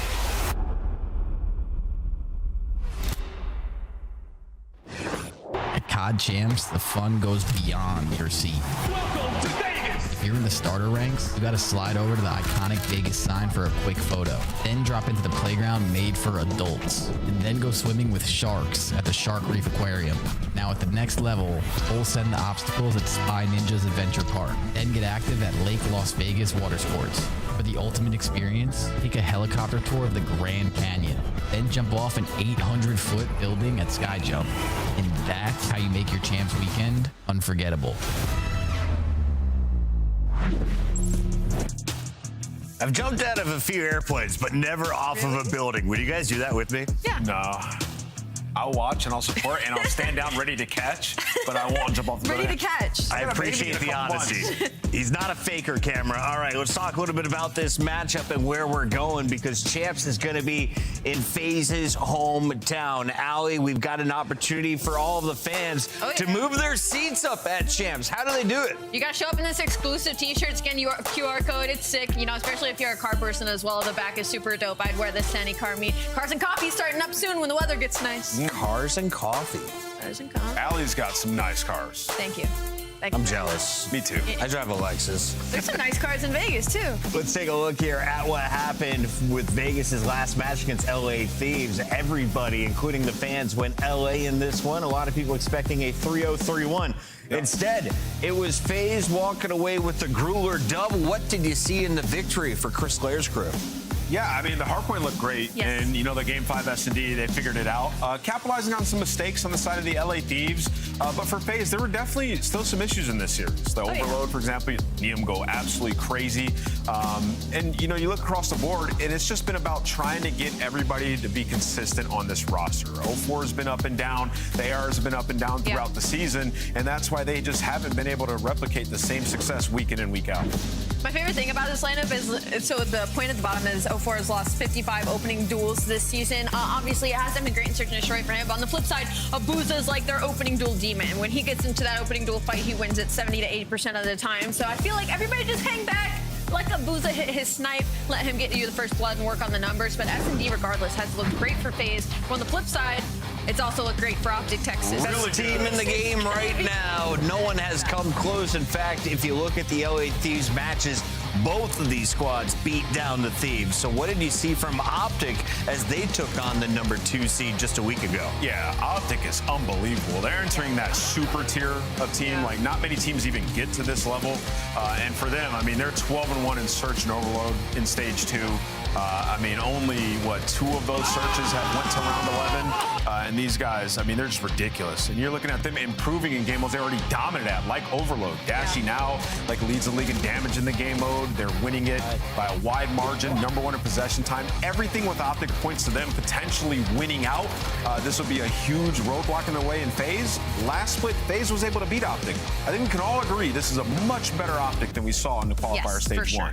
Is this a much better map set, though? We have Scar and Den for our first 4. If we get to a game 5, we're going to exposure. Who has the edge statistically going into this one? Optic does, outside of Den Hardpoint. If you exclude that, they're 15-5 map count in the last 60 days on all the maps besides Den Hardpoint in this series. So Optic feel great, aside from game 4. Yeah, I mean, they have the deepest map pool in the league, and their biggest edge in this series is going to be that FaZe is struggling in the Overload, and Optic Texas can essentially probably sign that map 3 away. I think map 1 is probably going to be the most important map in this series for whatever team is able to take that momentum into the Search and Destroy, considering how good they've both been in that game mode.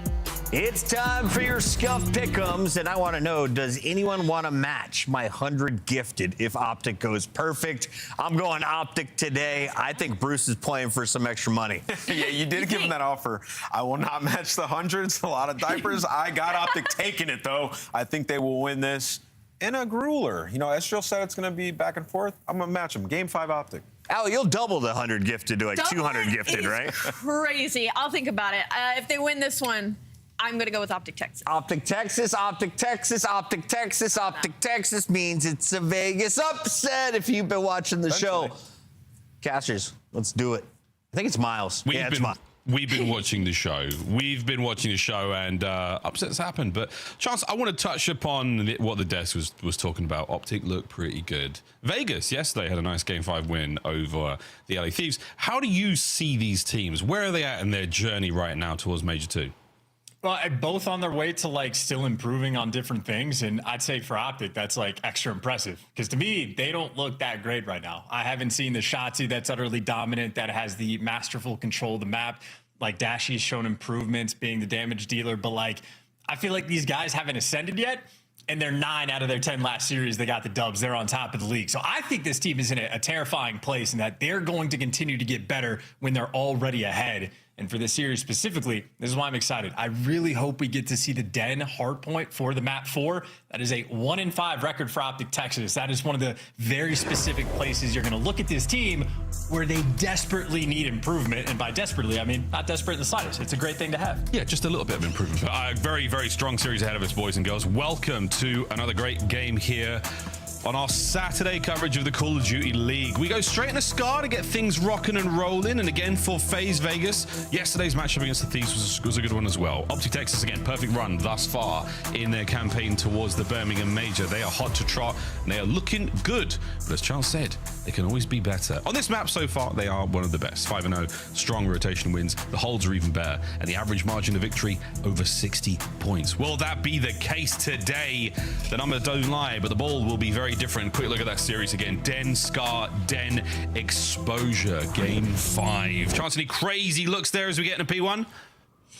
The only crazy look is that the FaZe is going to have the advantageous spawns, at least off the break. You'd rather hold it from the blue side. And against Optic, you saw their map 1 record. You see their hardpoint record. You want to have a good opening break and start beating them straight away. Well, we've gone through shop for FaZe now on the opening attack, and so far it's a lovely dance. The green arrows now encircling the middle of the map, and a wonderful bit of teamwork there. The team shot closes out the last man. Booz is still trying to be a thorn. Hoog now takes over that blue side of the map, and then it's going to be FaZe now over by plane.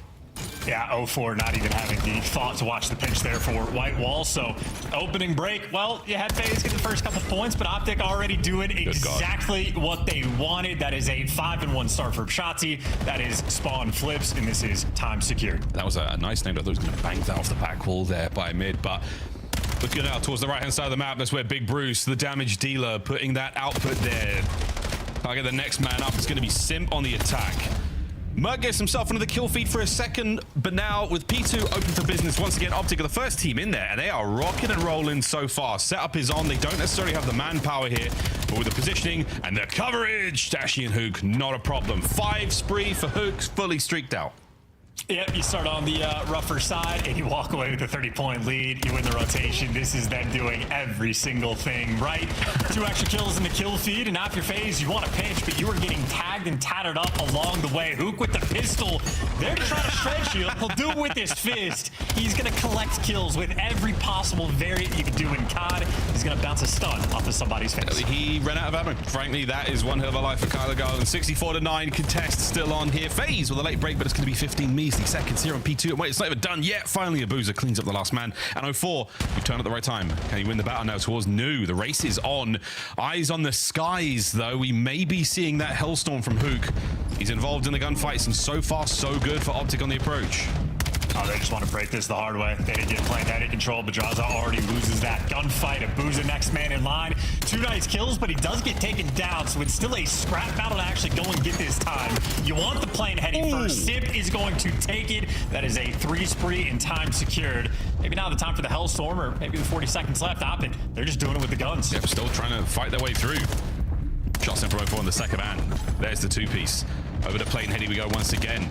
Optic still fighting forward, but a Belgian wall by the name of Abuza holds them at bay, holds them back. 12-6, 3 spree. Starting to get things going. 04 on a 3 spree as well. Strong stuff. On the bounce back here, P2, 3 from FaZe. And I'm with you on the Hellstorm call as well. I think this is the second time in the past 2 weeks where a team doesn't want to use it early on in P3, where you can just keep the foot on the gas, but now it is a foot race for these back spawns. 04 doing a great job of at least distracting. That means guys like Simp in the back line secure the spawns. FaZe holding the map very well. Now they just actually have to step inside that time. Simp will be the hard point man. Yeah, nice work there on the right flank there with FaZe Vegas have taken care of business. Now over to the front of the left. This is where 04's on the patrol. He's going to get caught out here.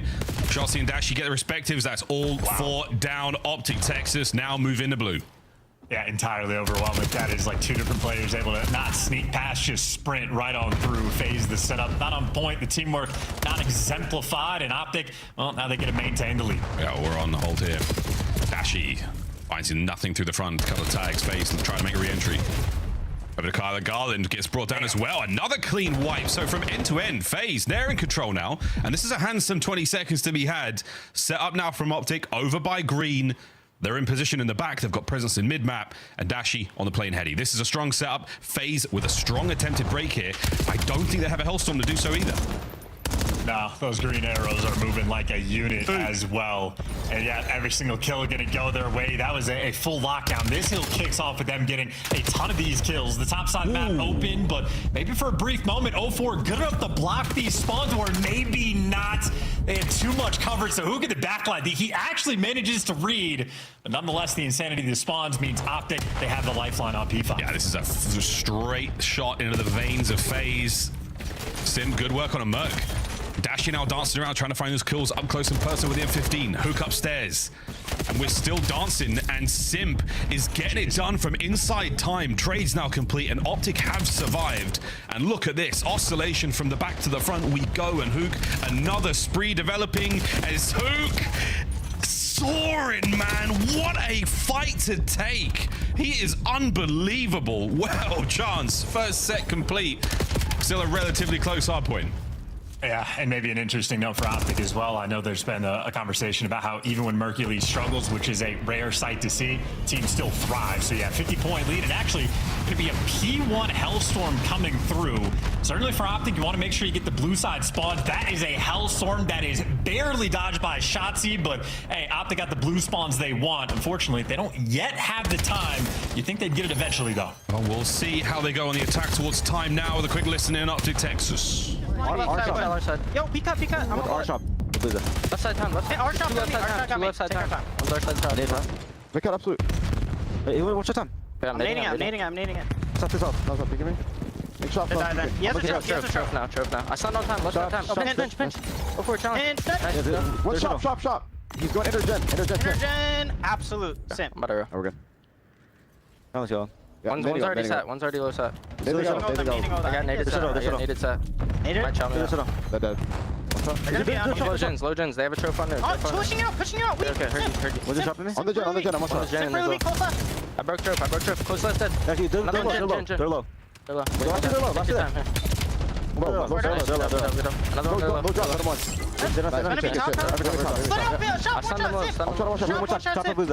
Top ironing dead. Sim pinching.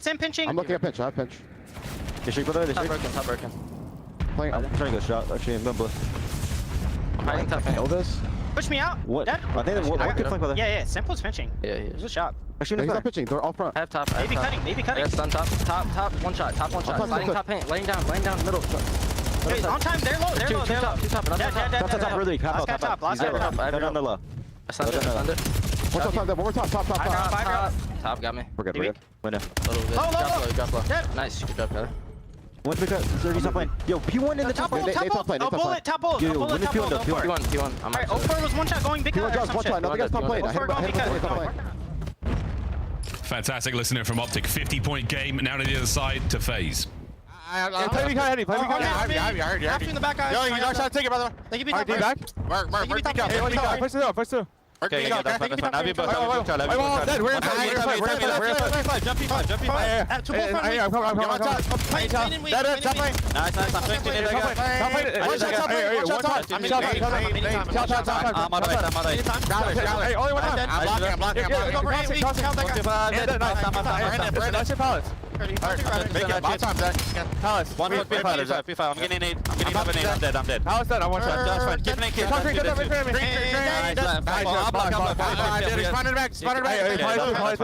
Yeah, maybe split. Brandon it. Maybe They're going mid from P5.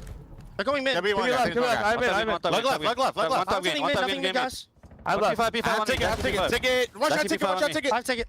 Dead P5.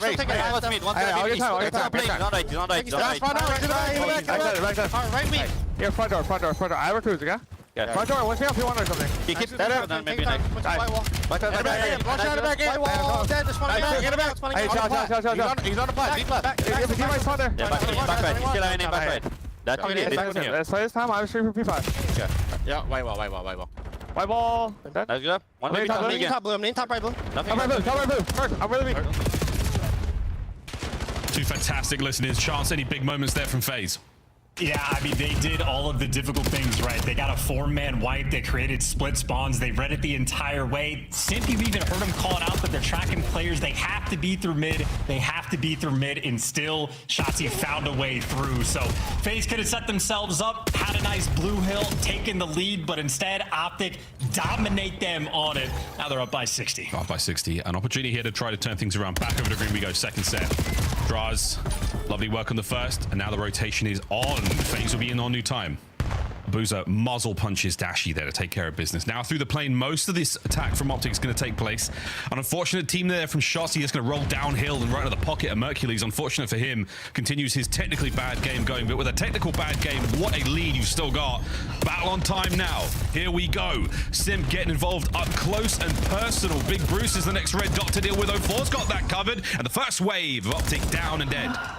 Yeah, 32 kills for 04 as well. He's been thriving so far on map number 1, doing everything they can to stave off this optic pressure. But here it comes. Shotzzy for 2 in the feed. They've got the time, and it is Simp versus the world. He is overwhelmed by Mercules. You try to walk out of your spawn. You got Hook shooting you in the side. This right now is looking like a nightmare, a funnel system where Optic are bullying them from the front side of the time and handling the spawns as well. 50-point lead on the reset. A 50-point lead, third set. Here we go, folks. 212 to 168 phase. We've seen the goods. Just not quite enough. Here we go. Draws. Hellstorm on people once again. This is the second time now in the game we've seen it used here. Desperately trying to not let this happen. The blue spawn still looking good for Optic. 2 quick hits there with the Sidewinders. The slow connect. Take care of the last match. Still spawning on the right-hand side of the map. Optic, good look so far. Phaser in. Yeah, great job taking care of Shotzzy as well. Make sure the nuisance doesn't exist inside a shot. Now you gotta watch the pinch though. Number 3, taking the route for free, and there you go. Mercules strikes, get fades out of the time. Now it's gonna feel weird. Oh, it's getting weird. Mercules getting involved in kills. Draws. Oh, from behind, another one. Oh, what a win from Hoog. That is disgusting. And now the time goes green. No win here. Full identification of the spawns of where FaZe is going to be coming from, and Hook, that is a disgusting angle. That's going in the repertoire for sure. As again, keeping these players for FaZe pinned in. Pinned in on the approach towards P2, but 04 and Simp, they punch a hole. Now the foot race on towards Nu. 4 seconds for the win. Here we go. Well, trying to do some damage. They're going to need some trophies in this time as well. Optic off spawn are about to hit him with the barrage. Here we go. Opening hit. Nades connect. And a big win. It's an immediate 3 down. It's an immediate 3 down. And it's all down to Abuzo, who's been taken care of as well. It's a clean dispatch. And it is a strong map 1 from Optic. The Scar record still unblemished. And I think that is now 7 hardpoint wins in a row. Not only do they have the unblemished record on Scar, at least throughout this stage, it is the win differential where they are dominating teams, and another convincing win as well. FaZe had their moments. They certainly had their chances, but I'd love to take a second look if we could. Just the minimap of FaZe again in those comms, tracking the spawns. They know they spawn him out over towards P5. Simp is calling out. They have to be through mid right now. And then just nobody was able to pick up the timing. Shotzzy crosses from shop over towards bottom blue, breaks the setup down, and obviously, we talk about how good Optic is. They are absolutely the category of teams. If you make a mistake against them, they're going to beat you down. And maybe the mistake was thinking you could beat Hook. 37 kills, 4,200 damage in the most amount of hill time as well. Hook ascended map 1. Hook has had one hell of a turnaround in the last few years. His gameplay is stellar work. Highlights, though, very strong. Again, we're going to see a lot of green in the feed here, but FaZe, worthy attempts, great breaks. We saw some really nice exchanges. Those 4 downs either side. Both teams showing unmatched levels of chemistry. I mean, this is the 2 strong squads going at it here, folks. FaZe, it's a little late in the run towards Birmingham, but they're getting things going. Interesting, the P1 Hellstorm's chance again. We've seen this happen so many times. On that second set, that's where the leads start to either develop, or that's where the comebacks start to begin. And I feel like the Hellstorms on both sides, that's an attempt to really stop that. It's been a trend we've seen now for a while in the COD League. Yeah, I mean, you know, if you're calling them in on like a P1 or a P3, it's worst case scenario. You're going to make it mixy. You're going to make it weird. You're going to have the opportunity. Best case scenario, I think we saw it from FaZe, is when Traza gets the 2-piece at a time, able to call out Shotzzy inside a shop and take care of them. So certainly it's a wide open enough field you can have your impact in those moments of desperation. I think is when it's especially key. But Hellstorms are not. Optic just slamming the entire time. Yeah, a lot of slamming moments. I mean, his POV is crazy. If you've ever watched the stream, you know what I'm talking about. It's crazy. Mercules having a bad game, still having a great game. As you can see, no lead change in the game flow there, folks. A very strong look from Optic off rip. The Scar team to beat right now without a shadow of a doubt.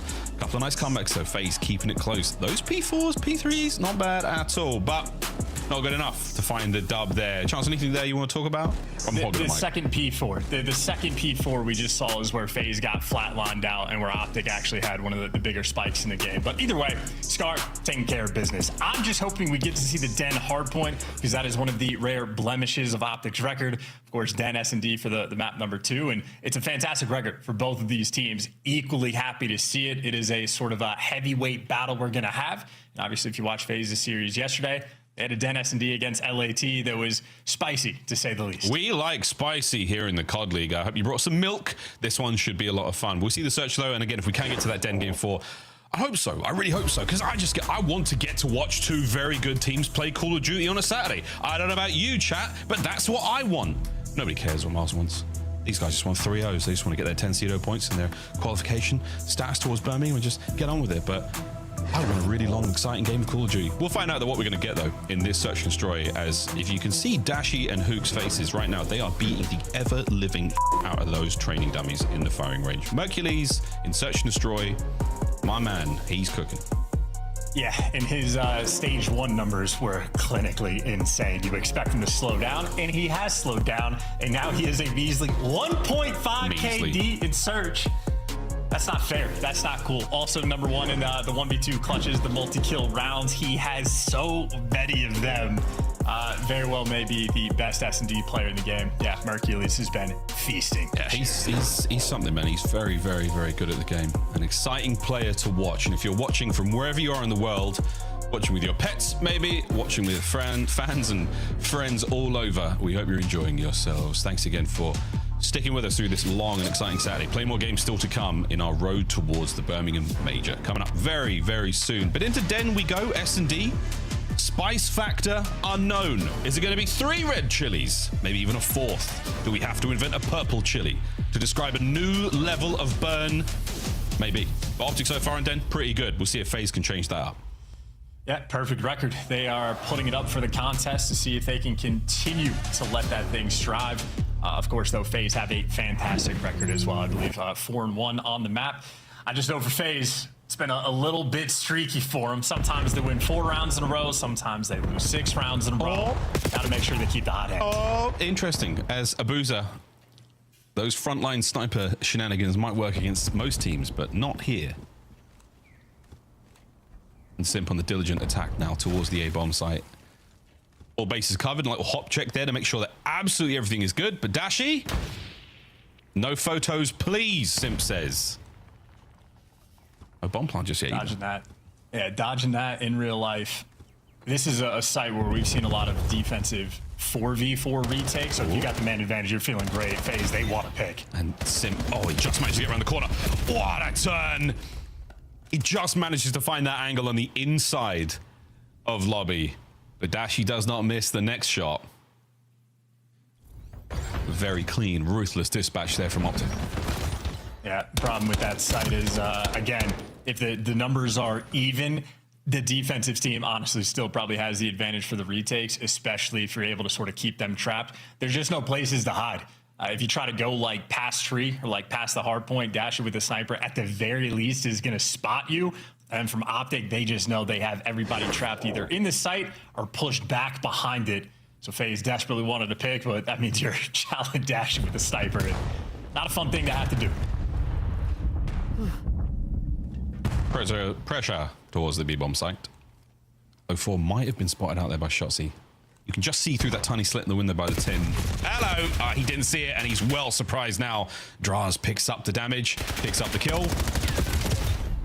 And another big battle there from 04. Beautiful stuff here from FaZe early on. Huge wins, and well, there goes the massive man advantage. Dashy getting run down, and he's got the coverage. Merc for the help, and Dashy with an execution snipe there on Simp. And poor Abuza. That is from a 4v2 to a 1v2 in a matter of moments. Oh my goodness. Well, good news. Optic have left the bomb. Bad news, they're coming back. Spots one, can't get away with his life. I love this from Abuza on the tactical retreat. And it's Dashy's Jaeger. Hunts him down. What a round from Bruce. Those 2 snipes, that's what I'm talking about. We're gonna maybe see those again. Goodness. So the final kill though here. Mastery from Dashy. Take a second look. And again, we talked about this in round 1. If you're challenging Dashy sniper, it's not a fun thing to do. And you had Draza full sprinting in, looking for that trade, Simp thinking he's there for the follow-ups, and both of them get obliterated off the map. Yeah, Dashy absolutely on form. And again, you pointed out him hunting down players with the pistol. He's been doing that all year. His ego with that weapon is out of control, but the amount of practice he is getting with it, it is going to just be such a valuable tool as we continue through this year. I mean, I remember seeing Dashy do that back in World War II. Big pistol guy, always has been one of the meanest trigger fingers in the league. And Abuza's showing quite a lot of skin there. Dashing, the little top of his head just pokes around the corner. Simp, an opportunity to get involved here. Mercury's good coverage. This setup from Optic nearly impossible to break, but Chris Lair taken care of. 0-4 now. The smoke, how long will it go? No way. Mercury's kills everything. And once again, we find Abuza in another 1v2. And that time, Mercury's technically 5 kills on the round, I think. I mean, hey, got to get those stats up one way or another. Count the team kills by, don't you? And he's doing this, by the way, with the Dravik in hand. So whatever he's doing off the opening break, he just knows once he gets the calls from his teammates, very fast to be that protective coverage. The teamwork always on full display. In multiple times now, in every single round, FaZe has tried to run at Dashy with the sniper. Granted, Dashy playing very aggressive over towards 10, but Merc consistently there for the coverage. 5-0 start.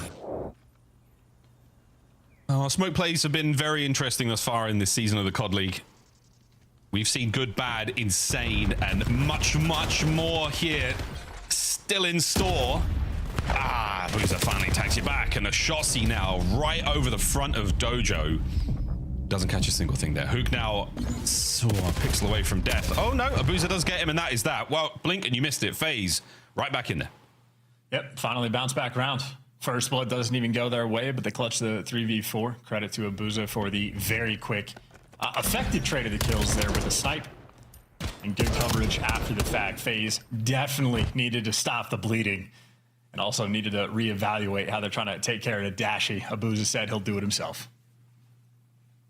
Sometimes that slow peak, a lot of players pre-aim a little further out. They're expecting a slide or expecting a jump, whatever it may be, but the slow peak that time round, no flick needed, strong centering. Doesn't always work out though. Abuza this time it does. 2 on the last round. Is it enough to ignite the flame of ambition in FaZe? Let's find out. Well, Shots is going to be going on a pinch this round. Optic have 3 players in mid. That means Hook is in fact trapped, and he still manages to get a kill before he falls. Hook has done his job. He's giving his team a 3v3 where Shotzi is behind you. 0-4 trying to call him out. I think he's, again, the instincts are there. And the patience right now from Shotzi is sensational. Here we go through lobby. It might, no, backing it up. Okay, change of plan. And bad timing. Shotzi, perfect work. Plenty of intel passed over, and now Mercules. You will be devoured, Abuza. A perfect situation to find yourselves in, Optic. And mentioning at the start of the series how I think we're still in a spot where Optic are going to be improving a great deal over the course of time. That's a great moment there from Shotzi. Of on the pinch, doesn't get over aggressive in not Spidey senses, but his Shotzi senses were tingling. The moment you go for the bomb plant, and simultaneously, not only did FaZe go for the bomb plant, the guy in tin that was helping watch the pinch also turned at the exact moment Shotzi goes to get that kill. So dialed in, the instincts really starting to develop. And a fun strat as well from Optic, having 2 players to watch the pinch through lobby, sort of trapping him on the B site in a very broad sense, but a 4-1 lead. FaZe in a very difficult spot. Yeah, and walk into tin at your own peril. 0-4 gives away a ton of information now. The stun will land, but it won't do a whole lot. Now Optic's still weighing up their options, whether it's B or A, but I think we're still hoping for that opening kill from Dashy. And he is certainly looking for it. Yeah, he's looking for an Abuza. Oh. Gets it. Draza finds 1 now on the inside of lobby, so the game plan has been snuffed out, and FaZe, we have been here before, and it's another 2v2. Oh, the man advantage now finally going back over to FaZe, and my goodness, the trades are so dangerous. And now Dashy with a bomb, a snipe, and a pistol. 1 frag grenade in the back pocket. Let's find out what he can do in this 1v2. He can check it from lockers. He can check it from mid. Dashy has options for this clutch. We're moving. Check the bomb from mid with that sniper in hand. Here comes the swap.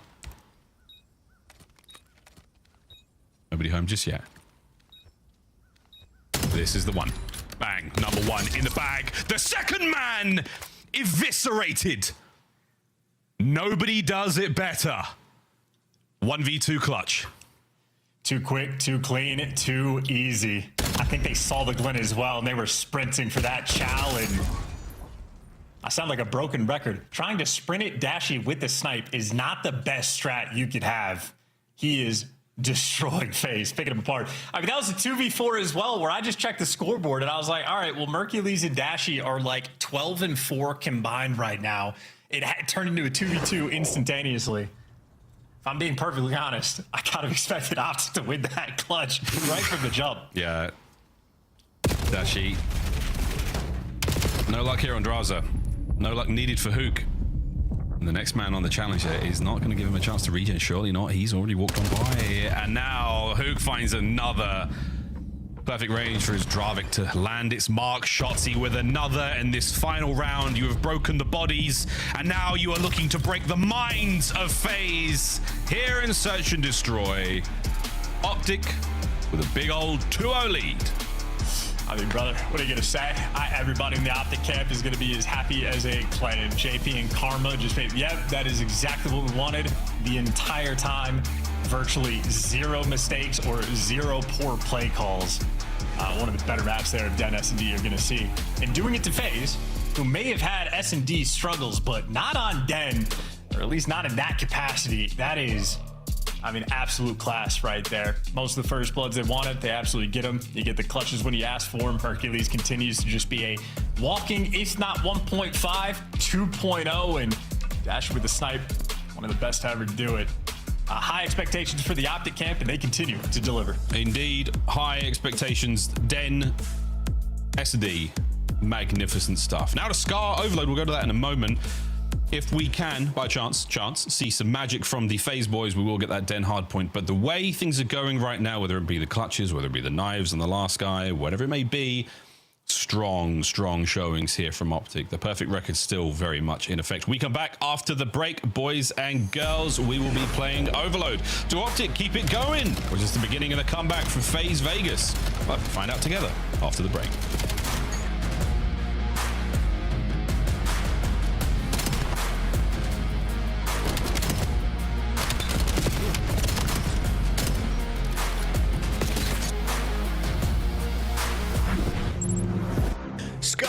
Official controller of the CDL. Monster Energy, the official energy drink of the CDL. COD Champs tickets are on sale now. Come see the best teams lock in for this season's grand finale in fabulous Las Vegas. All 4-day passes come with early venue access. Head to FazeVegas.com or scan the QR code to get your tickets now. It's history in the making! Nasty in a 1v3. Down right by his feet, but the Sun is going to connect. This is on the inside. There's the step attack. Nasty pushing forward. The Sun finds it first. Does he have the opportunity to get the reset back in? Just down to 22 health. There's the regen. Shots over to inside or decent. Now playing with the... Oh! A 1v3 for Nasty! Cellhead down to 30 HP. Easy to get dropped as well. It's another multi-kill from Rancor. He's been the untradeable. They're trying to send him home. Celium is out of it. No response to go. 3 versus 7. All the favor to Heretics to close this out. It's all on Sim. Last one up, and he is gone. Heretics send him home. Two of the most lethal submachine gun players in the world. Hydra.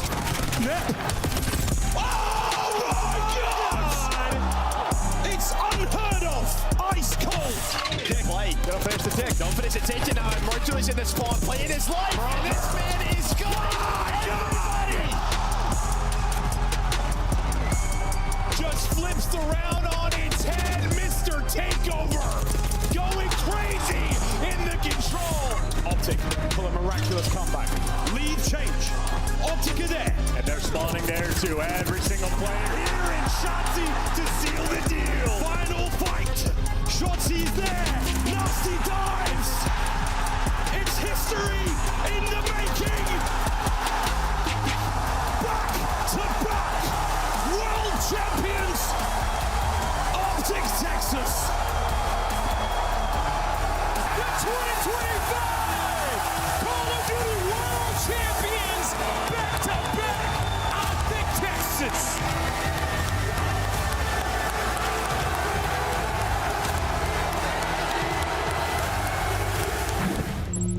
see if the AR duo can get it done. Yeah, see you, pal. Yep. Give me one more, Brandon. Fuck it, get flashy. Oh! Or Unless they double it. Yup. Don't play with him. Number 1.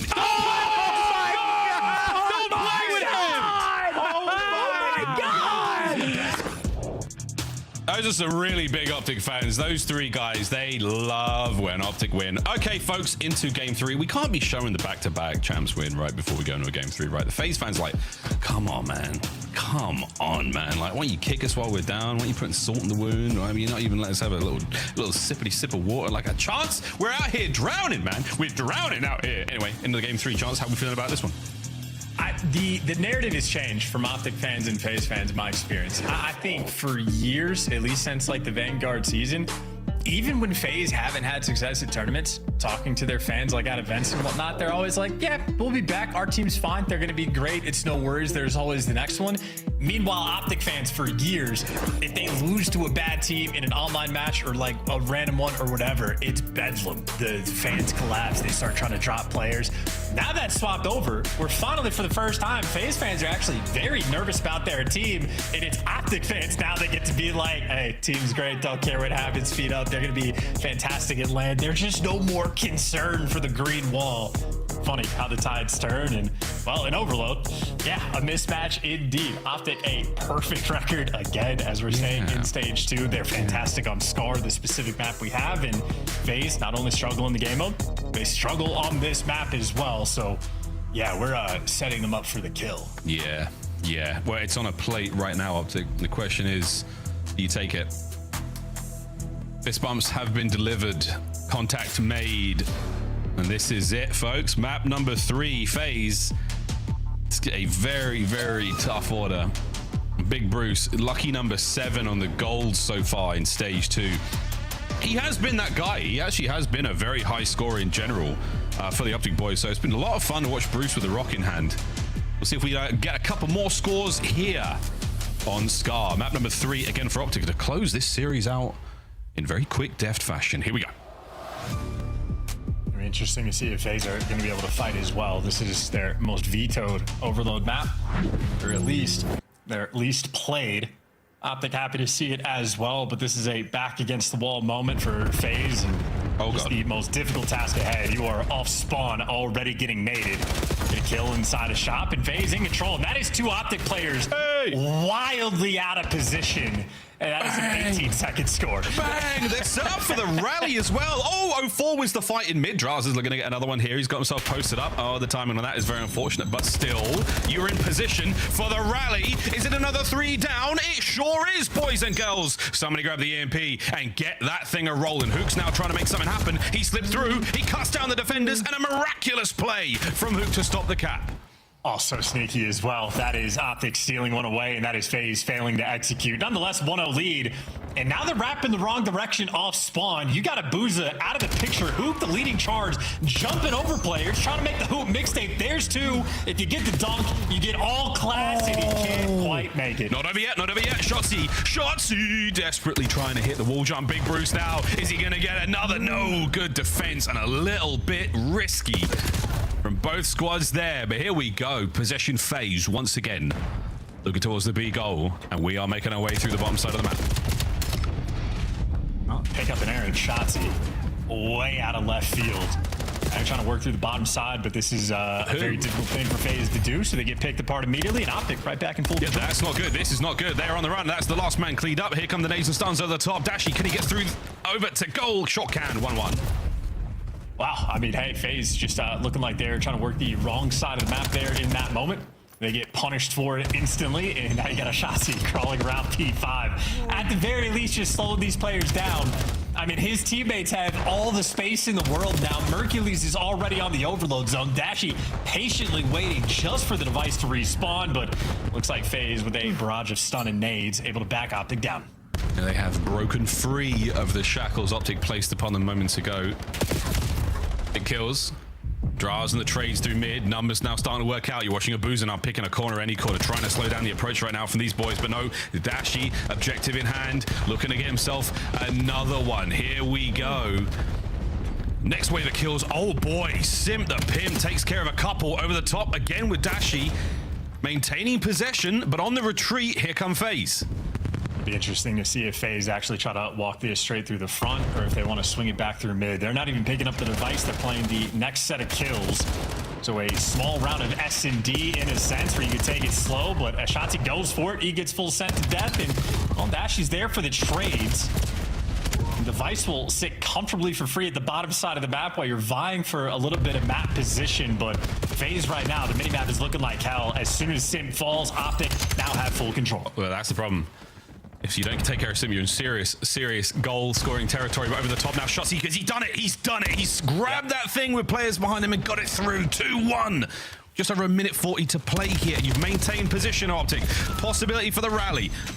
Clean out your spawn. Hook over the top. Fresh mag into the M15. And look at this charge from Optic. Hook at the helm. Send it through. And that should be number 3. Not yet. What a stop. Draza picks up a couple. A clean sheet right now on the spawn. Got to make their way out through mid. Abusa picks it up. Will not be opting for the reset. Here we go. He immediately walks it backwards and is throwing trophies on top of himself. I think he might have liked to have the gun in hand. Yeah, we're thinking about, I mean, this is a parked bus situation, but it might be that the bus is broken down. I don't know how much they want to be here. You lose that carrier, you're in a spot of bother. Well, clear out all the usual spots. Lovely work, 04. There's the coverage over the top. 2 kills now. Go, go, go. The A goal is yours. Dasher the inside of shop. Can't get the second man. The pickup on the rear from Draza. Now the remaining 2 members up front. Here we go. Yeah, 04 is behind you as well. FaZe is going to be waiting for him to make the play. Makes the impact on one a distraction for a few more players. But that device is still on the plane heady, so they're getting all the kills, but still going to take a little bit of time. A little bit of time. They actually have got clearance to get this one through. Beautiful shots from Draz. 6 spree. Looking for the 7th. Over the top, Abusa goes. No good. Draz are still trying to hold position. Simply overwhelmed. Final 30 to go. Yeah, infinitely easier said than done, but FaZe a little bit disconnected on the timing of them making that move. 04 is getting the kill, but device just lagging a little bit further behind. Now Optic with 15 seconds left, likely the team for the final attempt on the attack, but Dashy has to run for the hills. FaZe, you got 8 seconds to try to pick this device up. Grab it, kill it, and make something happen. Abusa, he takes 8 seconds to get that kill. Looking for the last man, gets it. It's going to be a pickup. Oh my good God! It would have been a guarantee. That is heartbreak. Heartbreak for FaZe going into the second half. We'll work on the 808s for the second half and see if FaZe can make something happen. But they had an 18-second capture, and then they were just crawling inside of your spawn after. So I think, if anything, FaZe, a couple missed opportunities here. The defensive end, fantastic. Not just this goal line stop, but Draz has huge kills when Optic working towards the B side as well. But I think FaZe right now, just a few small mistakes that they make, but a small mistake in overload means Optic's going to get those captures. How lightning fast they just jump all over the map. You can see it on the minimap, man, where it's like where Draza was playing up towards P2. The moment that he died and 04's on the blue pinch, you're just instantly out of position. Optic are very snappy in this game mode. Decisive plays. They have the vision, and they execute very, very well. As you can see, a relatively even amount of possessions. So both teams desperately trying to make the most of what they've got here, but that's a clean 3. Last man gone, and this should be a capture. That A goal is looking wonderfully attractive right now for Dashy. Here we go. Oh, on the goal line. What a stoppage. Hook's still in there. Mercury's still getting it going, and surely somebody picks this up. There it is. 3-1. A little bit scrappy, but we get it done in the end. Watching out for the rally now. Optic are still set up for this. Yeah, this is how you set up for the rally. Keep everybody alive. Mercury's healing up as well. Oh, nice hops, free kills. There's the 2, and this should be the capture. Mercury's dominance inside of your base, and this is now dominance on Scar. Optic, they are making light work of this series. Bless my soul, Merc is on a roll. There's the first one of the 2026 season. Beautiful, beautiful stuff. Well, back to the bottom side of the map we now go. FaZe. We are going to have to see one hell of a run. At 4-1, and barely the whistle has left our ears of the second half. What an attack now, and a column for FaZe to fight their way through the bottom side of the map. We need to see some nades and stuns over the top here. Anyone in position to help out? Shotzi's got himself a good corner. A pinch is now potentially on. This could be a cap, and it sure will be. Over we go. FaZe back into it. Well, they're not going to be able to set it for the spawn kills. They get eviscerated, wiped off after the fact. So Optic now in a game, with it being a 2-score lead, you're just playing for kills. You're not in any type of hurry. And this is just a mini-map of doom. Look at this. Okay, that makes sense. We're calling it a Hellstorm. Yeah, it's going to sting.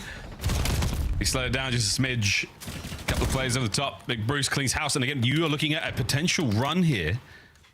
04 has to maintain that position in the middle of the map. As soon as he loses that AMP is going into some green hands, and they're running that baddie home. Big knife from Dashi and Adraz. Oh, that's it, folks. That's it. Somebody get the pickup. Who's going to add to the scoreboard here? Another cleanup. Now towards the back spawns. Who brought down? Wait, it's now FaZe on the defense. We're getting mixy with it, but it's a good read from Abuza. Holds the goal down. No shenanigans here. The play's still technically going, and Shotzi's alive. Dashi, oh, sorry, this is Shotzi. Can't even tell the difference between Shotzi and Dashi these days. That's how quick they're developing. This is perma-flow state, I think, for all 4 players. Abuza hunted down by the entire team. He gets you one, not good enough. Another detonation. Optic, 5-2 lead. And everybody is flowing. Yeah, man. This is, I mean, Shatsi and Doshi, I think you were looking for there, mate. 5-2 over 2 minutes of play. This is getting ugly. It's getting real ugly. Oh, good shots from Sim. If that happened, I mean, you may as well throw the towel in and ring the bell. This is the true flow state right now from the Optic boys. But wait, an opportunity immediately snuffed out. You've still got Hook in your spawn. 04 deals with it. Playing pressure now is coming. I mean, yeah, we're doing pirouettes off of back blue. This one is going to be chalked up to an Optic 3-0.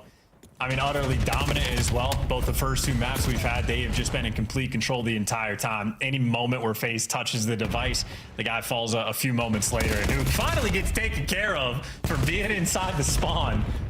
He's tried to apply for residence on that section of the map, but right now I think they're just playing keep away, and they will be successful. Good shots, Dashi. 27-17.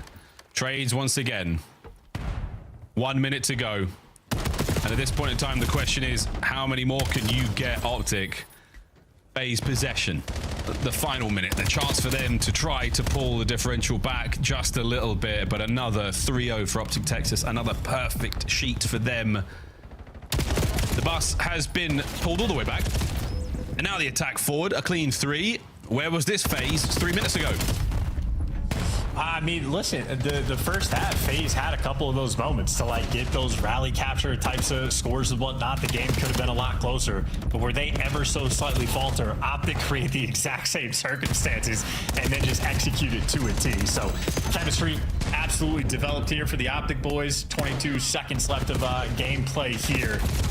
04, if he could teleport, that would have been a capture, but unfortunately, no FTL jump in this game. I was just about to say how hard an FTL jump would go when you have the EMP. Good lordy. That would be very fun in this game. Very fun indeed. But we don't even use camo, so what are we talking about? Here we go there, ladies and gentlemen. 3-0. Optic Texas pick FaZe apart. Nothing but bones after that one. Abuza draws 04 Sim. Yep, they're out. See you, boys. Back to the lab. That is the top dog here in the league. 3-0. Absolutely run them down. Yeah, losing is learning. Optic right now, the professors in the league. I think they have like 47% of their series are 3-0s. So they've been dominant. Their map streaks they're developing are absolutely spectacular. Again, they've won 9 of their 10 last series, but at this point it might be like 13 of their last 14 or something along those lines. Hook, another monstrous performance. Top of the damage. He beat out Draza by 3. Top of the kills column, and of course objective kills as well. Hook is an absolute menace. Shots he's shooting 41% as well, by the way. That might be one of the highest I've seen this year. Might be. We'll talk to the stats wizards to truly get through that one. But a wonderful, wonderful series for up to there. 191-3 is all that FaZe could get in the bag. No Den hardpoint today, and hell no exposure such destroy, but that is that, folks. FaZe taking to task, get a big way, and a very, very decisive victory for the Optic boys there. Many questions answered for the Optic performances, and for FaZe, still strong work against everyone else. Not quite enough to get that top spot back over to the desk. Guys, what do you know? No upset. No upset. No upset. I'm starting to get nervous. Like, I was just checking the bank account. I was like, 100 gifted is now over $500. All right, Optic is looking perfect. A clean 3-0, and Vegas, unfortunately, not able to prove the storyline that we were trying to stir up. Allie, let's start, though, with Optic's impressive performance. Who got the most damage in that final game, but who do you give the series MVP to? Ooh, I don't know if I can have a series MVP, to be honest. No, there's one. Okay, and Are you going Bruce or are you going Shotzi? I'm going Hook. Hook took over in the respawns in this series. He's him. Yes. I mean, you were talking about back there. If he plays like this, I mean, they're going to go undefeated, like legitimately. Let's take a look at Kyler. He is the most vocal player. If you guys are listening in with Optic, he is always screaming and calling out. And Nameless is fired up for this highlight. And walk us through the overload. Yeah, I mean, they're just had them in the blender. I mean, we talk about Optic coming into it, what they do so well in overload. One, they have the number one possession time in the league, and they're constantly trying to misdirect you. And on a map like Scar, where also they've been dominant on defense, like there's just not much FaZe is going to be able to do up against a team like Optic. Well, so the reason I felt like I couldn't pick one is because, like, in the map 1, for me, it was the SMGs, which is unironic considering the map that it was on. And in the map 2, it was the ARs taking over Merc and Dashy.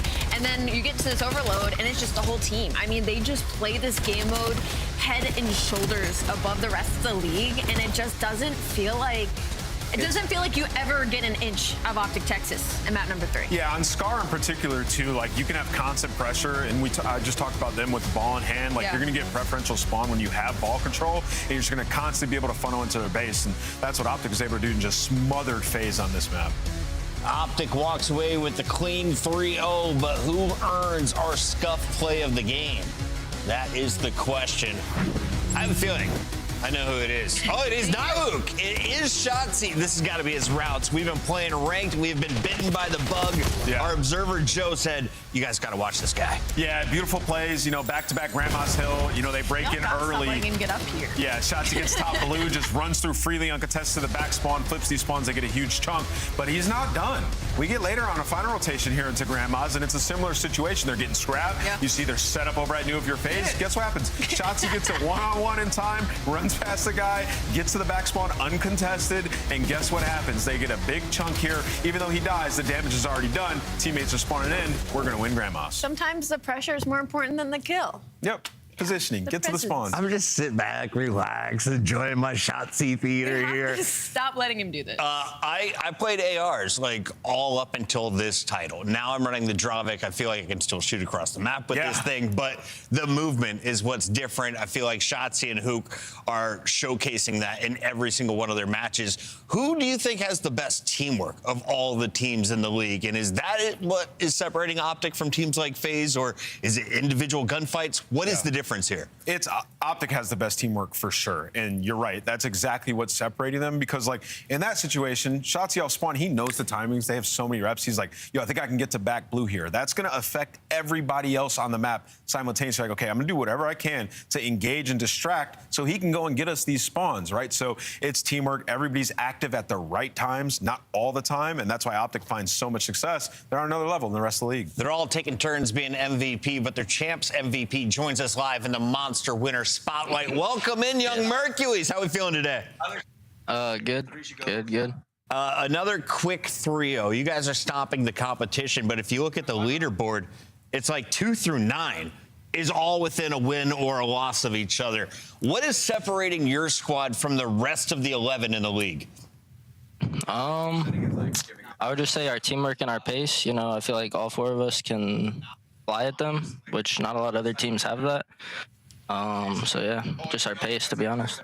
Mercules, talk to me about, stage 2 where you guys are at right now. It seems like you've put the sword down for a second. You're letting everybody else fry. Last week it was Dashy. This week it was Hook. Why is everybody performing? It seems like peak performance around you right now. Honestly, I feel like we have such a good system. All 4 of us are insanely talented. So I feel like it's whoever steps up that series, we're going to play around him and just let him try.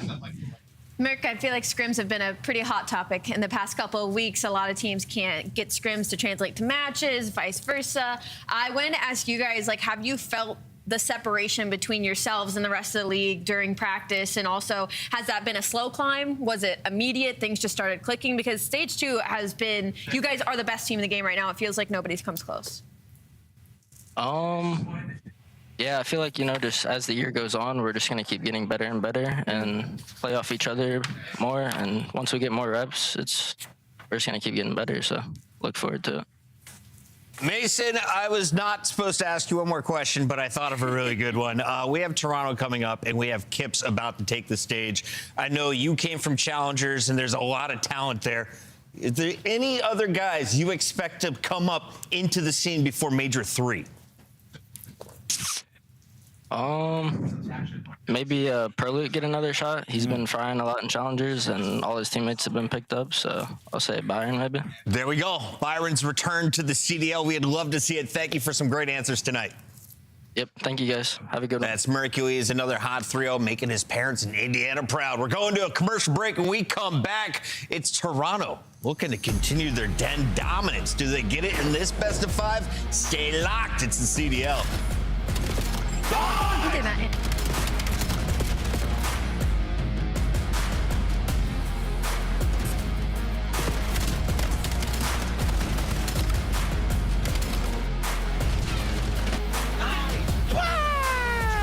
Let's go, baby!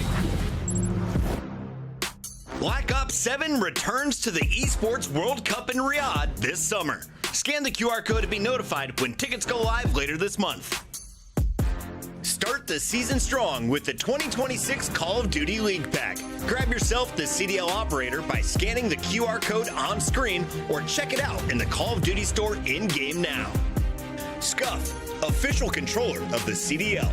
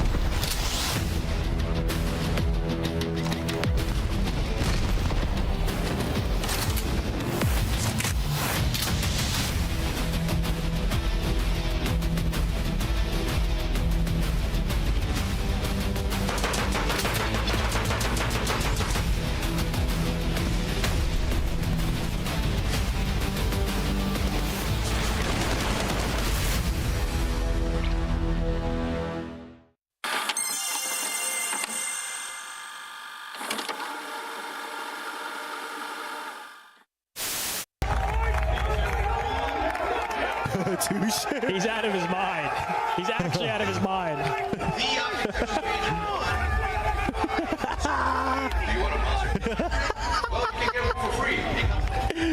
Yo, what is wrong with Touche? He's great. He's actually great. He's out of his mind. Ravens are a work-from-home team. Nero setting down Hydra from putting together a very congestive spawn trap. I'm sorry. That's good. That is good. That right there is good content. We're using that one. That is good content. That is the best way to call it. That is good content. Help me jack off, Prime. Absolutely. You know ball, buddy. Calling them a work-from-home team is so disrespectful, dude. Chaussee. Oh, and he's been tagged up. The timing was great for a second longer, but now Vancouver with a big old advantage. But wait a minute, in a smoke, like a ninja, he strikes on the second man as well in a 1v1 now with less than 20 on the clock. What? What? What? Yep. Come on, take it to him. He's got to go plant. He has to plant. Oh my God! If he lives, he wins the round. What a moment this could be. Oh my God! This other guy's tweaking. This guy is trousers. He can't even plant. Yeah. His diaper. As long as Sachi doesn't chow this, he's fine. Oh, yo, that guy can play for the win. I keep noticing it too, Oh dude. my God, Quavis, there he is. He witnessed everybody and he's like, he said, I want no parts. I'm not getting clipped. That's a small criminal. I couldn't plant. Jeez. That was a great shot. Get a fresh diaper on. It's time for another battle between some big dogs. Toronto looked like they were out of the fight. They're at the bottom of the leaderboard. Then a rookie comes in and breathes new life into the squad. On the other side, Ant highlighted in the pre-show.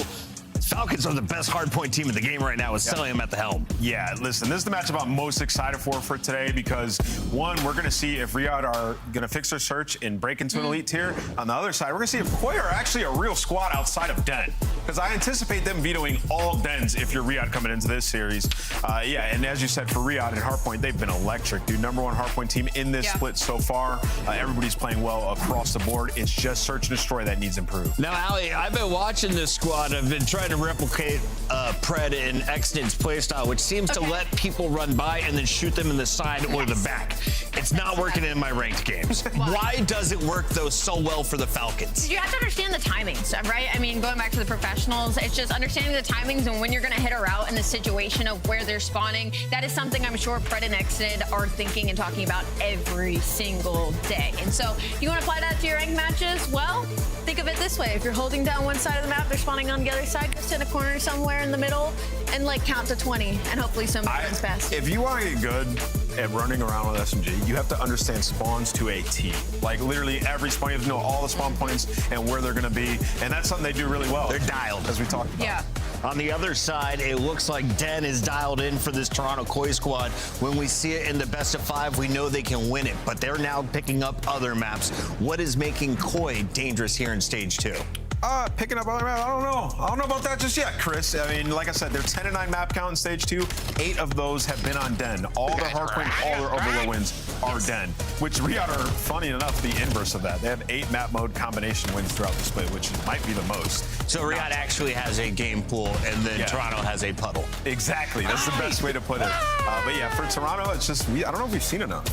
It's hard because the map pool thing is such a big issue. Because when you look at the numbers, you're like, okay, they have some strength in Overload. They're top 5, but then they're like 5 and 2 specifically on Den Overload. So that's going to make the statistics a little weird. They're strong in Hardpoint. But again, Den is gone. Riyadh doesn't let a single one through. So this is where we truly get to see where Koi stands right now. Because now we have to see them on every single map that they're uncomfortable on. Yeah, Riyadh are happy. Joe, there's 3 exposures, a Blackheart, and a Raid. Do I still go Koi? Yeah, I mean, Koi, with Kips in particular, he's been insane. There's no one smarter than in the CDL than Joe Merck DeLuca right now. This man knows his game. We sit in the lobby.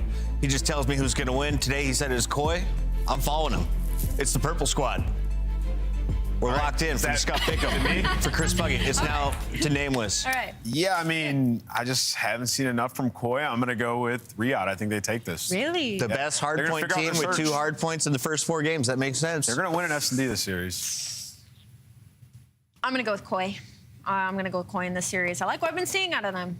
Wow, and the fans agree. So Merck is on to something, potentially, or is Nameless the wizard after breaking down the hard points? It's time to find out. We got Merck and Maven for game 3. This was the smartest man I just discussed. Optic, very good. The rest, shit. Yeah. Yeah, that's kind of how it seems right now. Yeah. But no, this is an exciting one. The sense of another one where we're going to kind of get a little litmus test to see where these two teams are, sitting around similar records. And Koi on this 3-game spree, yes, there's been a lot of Den, but you kind of believe, yes, they've been great on Den, but just because they're only winning Den, it's not really their fault. It's the teams that have been letting them play it. Correct. I mean, should be pretty good elsewhere. Yeah, I mean, it's just a question of how many times were teams going to let them continue to win now, win spree. Yeah, but only Respawns in their 9-0, their last 3 matches have been on Den. They're going to get tested a little bit here. Well, that's sort of the big question, but I don't know. I just imagine the way that they're playing as a squad that they're good at everything. Yeah, I mean, well, maybe not as good as Den, but they seem to be playing COD the right way. Things have improved with Kips.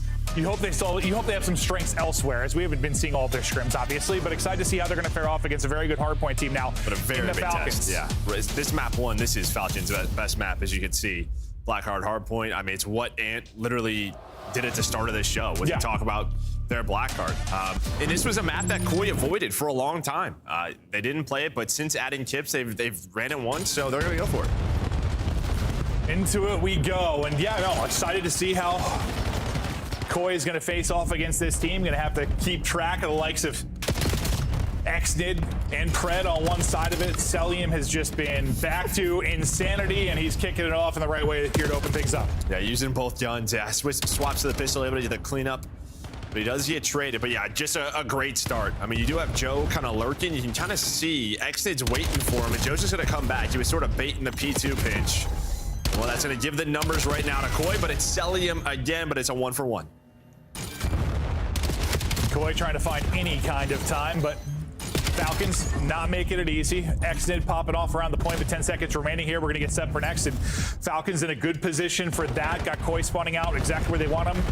Opposite side of the map. The kills came through at the right time, but these engagements now going to be the crucial ones. Pred the first domino, Xnid another pick, and this is going to be some easy time here through the opening of this P2. Yeah, at least to start, but Kleenex is already through. He has a timing. The problem is like he's just the only one there. His teammates are still dying off a spawn, and now there's a big problem. They know his position. He doesn't get a kill. Somehow Pred gets in between all of them. Tips. Well, he's able to knife him, but again, you're just sort of waiting on Kleenex to make the play, and there we go. Now his teammates are here. Should be a break for Koi. Yeah, that got weird. No, it really got real weird with a little song and dance kind of between Pred and Kleenex there for a moment. But now they get through with what, 35 seconds remaining on this. So a good chunk of time that you're gonna be able to earn here if you lock it down for Koi, but not gonna be much of a lockdown unless Joe Deceives can take out just about everybody. Now it's 2 players off to the races for the final time. Kips wins his one-on-one and he'll get the remaining 15 or so seconds, but having rotor to next, Falcons are fine with that. Yeah, I mean, that's just it. I mean, that extra push there in the 3-piece from Celium forced them to back all the way up. But you can see Pred's going to spawn out. So numbers advantage right here for Koi. They just go right through the front.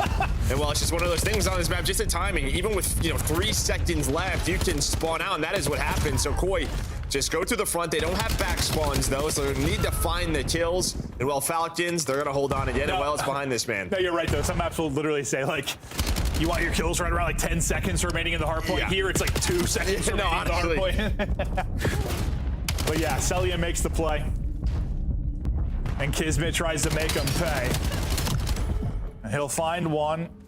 And due to where he's pushed out and getting gunfights out towards middle, I mean, you're spawning in Narnia right now if you are Koi. Falcons have been so good on this map, and you're seeing exactly why here, creating so much space for themselves. And the first time you're going to maybe need to get a look at this since, well, the opening moments if you're Koi. You might actually, never mind, you're not going to get another look at this. No, you're going to just set up for next. Yeah, that was it. I mean, you just had, Kleenex push out. He's just trying to play for middle of the map with Joe Deceives. Joe Deceives will finally slow things down. Kleenex spawns out, but he's going to get the cleanup. And all right, you need a response here if you're Toronto. And that was a triple at an opportune time, right? His news about the pop. Now, you haven't been able to get a push out mid and get these spawns pushed out as far as you'd like. So these upcoming fights are going to be crucial. Joe Deceives seems to be heating up. He's going to find another triple here. I thought all 4. One more bullet, he gets it. He's like, inside, please chase that down. But Pred is very fast. He's going to get away. They're going to try and hit this from topside. But due to the no-hesi push from inside, he gets in behind and he shuts that push down. Yeah, so Falcons were thinking, all right, there's only like 1 to 2 players left. Someone's going to have to pick up the pinch. So let's go front quickly. But yeah, that timing just allowed Insight to have a free pinch. So through dub window. And well, you're going to hit around a 50-point kill there for Toronto to get back into it. I think that's literally just because Joe Deceives got so much damage in the last player that he's like, I'm chasing this down for you, brother. I know he's 1 bullet. At least, yeah, the perfect kind of timing on the flank. But yeah, Koi, back in it. If someone's moaning in my ear, 20 seconds between him, his next gets ready to go. Might be my favorite part of the game, honestly. Honestly, yeah, no, it gets me, sends chills down my spine, Joseph. That's what that does. That's the whole ASMR thing. It's all about the chills. Well, it's all about these gunfights around the point. I think 7 and Insight is going to spawn in the back. They'll be here to fight for this early time. Insight, maybe you can have a one-on-one here with Cell, the nade. Not going to connect. That comes up a little bit short. So Falcons just stacking this through the front, sitting 1 through mid. That'll be Kismet that's going to try and find a timing through. That's not going to happen. Kleenex pops a little popcorn there with the double, and some great time here for Koi. Looking at a lead change. Yeah, I mean, Koi right now, they're just they were like, where is this push coming from? They don't see anything. It was all through the front. The nade is going to connect. And speaking of Koi, let's go to a listing with Toronto. One shot, Fred. Secret, and then they're inner. 2 they're inner. One's our close left, inner though. They're jacking help in a sec, bro. I'm nading the barrel, okay? Long to me, Fred. Still close left, by the way. I'm trying to nothing close left. Nothing open. Open, Sal, half out. Absolute close left. Oh, no, barrel. Dubs, challenge outside. Yeah, outside. Oh, wow. I saw you outside again, Jamie. It's two. I saw on both sides. Repitch PT. I already got it. Okay, I got you. Yeah, one's a dub. Long. He went back to you. We long, Chow. Long. Absolute. Long. Where'd I go? You went back in. Dead end. There's Exo, so 1 secret though. I'm waiting for you. He's laying out on our barrel. And pinch me, deep for him. Dead one shot, so. One P4. Yeah, I heard you. P2, dead end. Nice. They grow here, okay? Keep it long, yep. Alright, I'm saving that door. Yo, long. Kids one shot. He went back to the dubs. That door. I don't see the long. Absolute. He's going back to the wall jump. Gonna be from P2. Almost died. Nice. He tapped me. Yeah, you're alone all time. I don't mean dead. Nice, 2. I'm not long on us. 1v3, okay? I'm sure we're blocking. One door block channel. I'm blocking. Right side. Absolute dub. I need RP one door. Kismet's open, one's enclosed. One's left. I didn't see it long. Two left. Heard you. Could just run out front. Kill me cross. Yo, one already front of the rails. P4, 3. Front of that. All back left. Yeah, Absolute, Jimmy. right half up. Front. Okay, one back white. Stay down. Stay back white. One back door. Help me back door. Help me back door. Wavy front. Ciao. Half up. Nice, bro. I'm in your cross. Stay back door, okay? Heard you. Chip it 2 up. Yo, back door. Dead. He might be Back door again. Back door, Fred. Dead. Nice, good shot. Shoot my cross. Shoot the cross. One's close. One's further. I only hit once. I'm coming front now. Wait for Toby. Nice. Stay down. I close. Back door, mid. Nice, bro. I'm helping. I'm already playing new. US play side on old. Play side on old, okay? Okay. Yeah, I'm yeah, okay. I didn't know. No worries. Fred, are you new? Nothing's on. I have mid, okay? Koi listening, and Koi go out in front. And Joe, you like some of the playmaking there at the end of that? Yeah, I mean, another great P1 there by Falcons, give them that lead, and then they have immediate pressure, right? As soon as you got to the listening, Chips dies. He says 3 through P4. They flip the spawns, but the way Toronto were able to react to that, Kleenex gets some big kills on the hill, and then you're just cutting off the spawners through the middle of the map. Not easy to do, but they found all the right kills. Find all the right kills right now, though, is going to be Falcons. They'll go 3 for 1 in that sequence, and they'll be set up. Everybody's spawning out top left now for Koi as they'll try to rally across, but Celium's got into a power position. He's laying in damage. Kismet trying to get the crossfire or just the nade through. That might hit 2 players. Well, it's going to drop 1, damage into another, and then he must have been weak. He was, because he just gets clipped by Kleenex. Yeah, but again, finding space is the SMGs from Falcons. Nice to cut down, though. 20 seconds left. And yeah, maybe you send one more towards this, but you have to be careful. Number 3 on Kids is going to take a route. See where the spawn comes in. Still safe right now for Toronto, but now they're not going to be. You're going to get aggressive through the front of this hill. You see where Chips is going to spawn, where Joe Deceives is going to spawn. This is what Falcons do. An incredible play there from Falcons. That is just timed perfectly. You take out the last man now, and now time to chain it together. So after that great sequence from Koi, you basically shut up everything here with back-to-back strong hills for Falcons. Well, you still have to turn this one into a strong one, but you've got the position here at least early. Now you got to hold it from the front because here comes the pressure. Kismet, though, in between the push. Yeah, but he's able to stay alive somehow. Finally, Kleenex is going to trade him out, but it does not matter. Exit on a 6 spree. My man has been playing so well in hardpoint throughout this stage, and a big reason why they are the #1 hardpoint team that we have seen. You might get another crack at this. Well, you're gonna have to. You can win it here if you're Falcons. So they're gonna get a spot to shut it down. You're spawning out so deep, and it's desperation moments here for Koi as you try to rally across, but you were getting cut down due to the spacing and positioning of Falcons. It wasn't perfect every single hard point, but there was perfection in multiple moments throughout this map 1, and this is going to be a big victory from what was a tie game. I mean, that lead change happened at 153, 152, somewhere in there. You score 7 more points. You beat 100-7. Falcons turn it on late.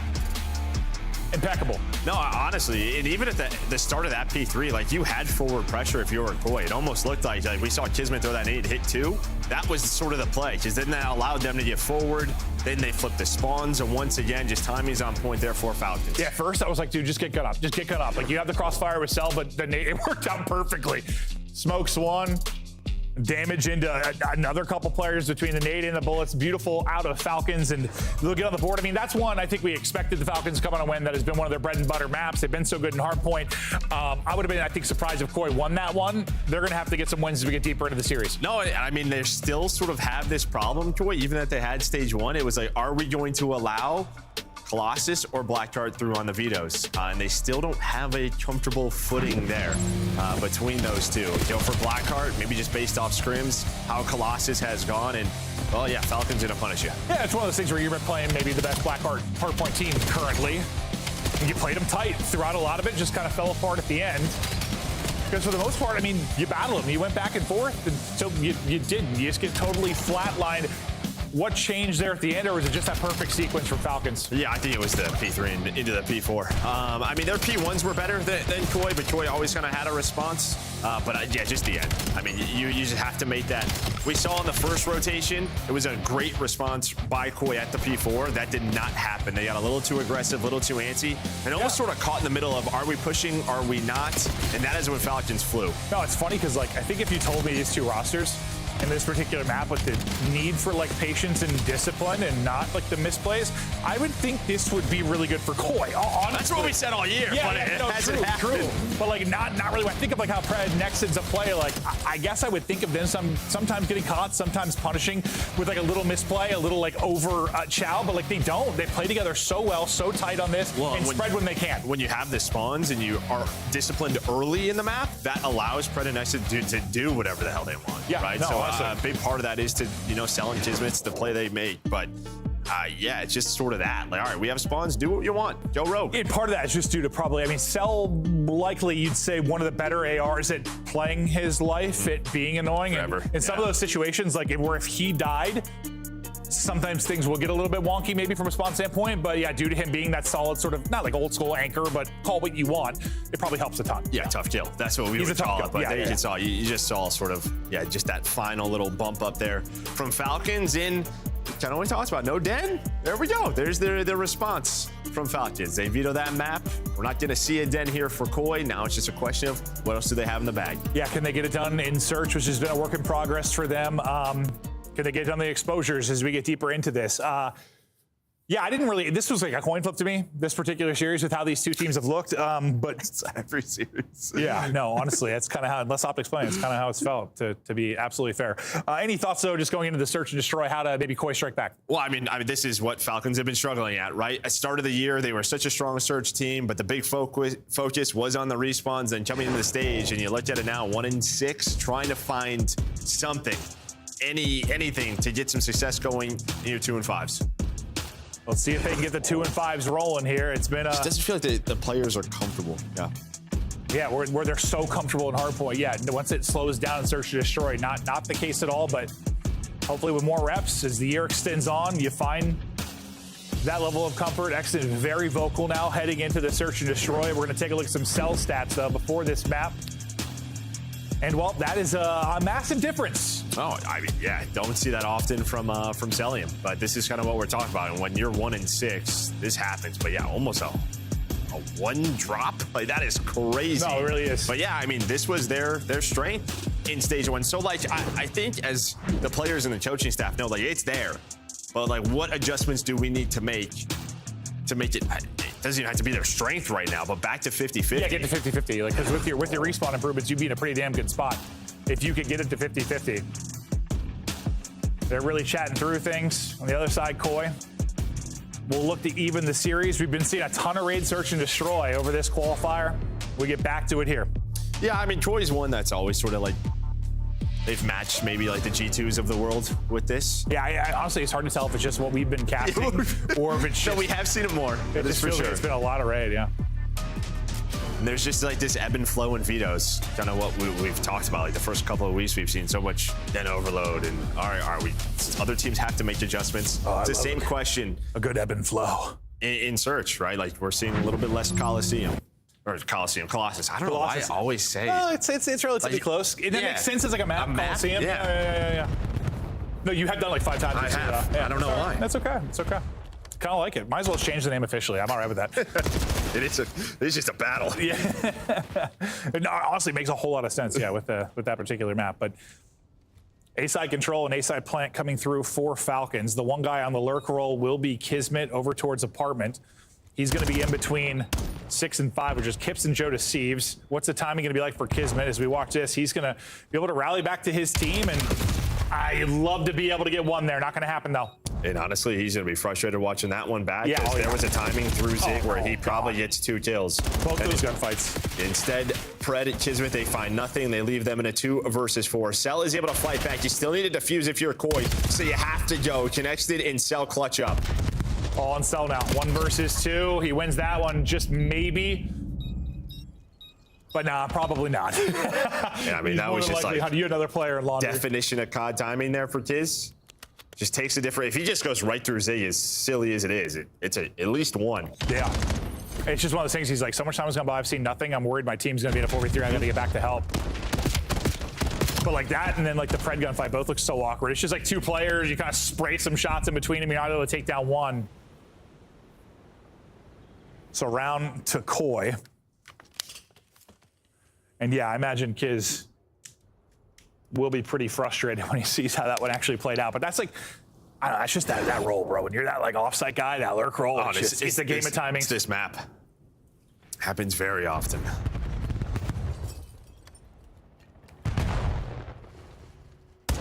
Oh, kind of the opposite 3-1 split for Koi to start us off, but it looks like it's a quick wrap back here from Kleenex. Dodging nades, top apartment, and Kleenex is gonna get back to mid-map.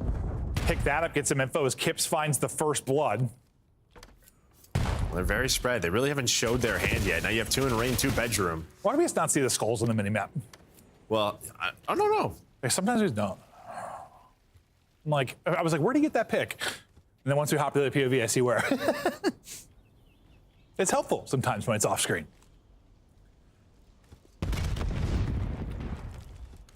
Remember that we had that whole theory, we thought that influenced spawns for a long time? Weren't sure. Kips gets another, Kips working on the ace. Ah, one more bullet and he had it. Pred able to win it.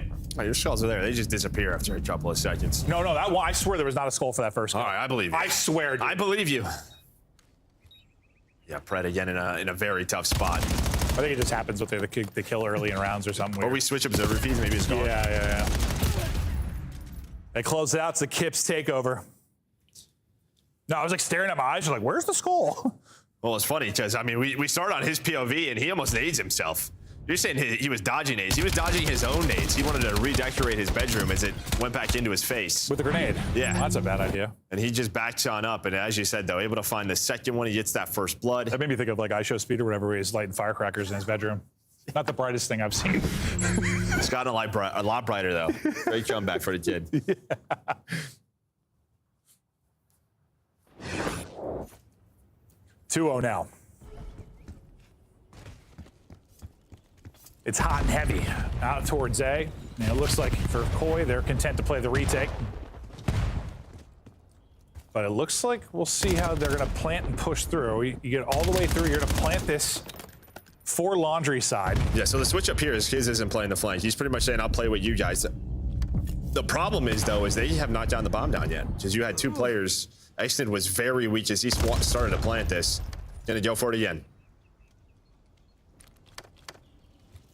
There's the plan on through. And here we go, trying to make sure Exton not able to get away, but Exton, couple pumps, but still there. I think he's just backing down. That's just the way it is with that too. Insight though, able to pick one. Kleenex gets the statue. He'll take out another retake. Looking good, 4v2, but time is dwindling. Just around 20 seconds to go. Kismet, last guy up. Joe deceives, hunts him, drops him. Plenty of time for the defuse, and it is all Koi. Offense, defense, bomb stop, retake. They're doing it all. Yeah, I mean, it's honestly just the retakes on defense. They're saying plant the bomb A. We will destroy you in a 4 versus 4. We know exactly how you're going to play this or how we want to retake this, and so far it has been perfection. What do you try to do differently on offense if you're Falcons? Yeah, it's tough because they're giving it to you, right? They're giving you the bomb plant. If you can get a plant at 4 before you take the plant. Yeah. Right? But now I'm sure they're going to be questioning themselves. It's probably going to be a mid or a B hit next round. Kismet got that awkward situation where he dropped. Pred, I didn't see it. He just got his head plucked, it looked like. Just got gunned. And as you say on this map, the first blood, sometimes it is everything. Insight trying to spot for info, but getting aggressive is Exnid. Just sends it, finds one. Now can Exnid stay up? And that's going to be bomb. Still has to be careful here. He might have a one-on-one here with Kips. But yeah, Kips isn't going to go all the way through. But Cell's just going to back up to his team. That's what you want.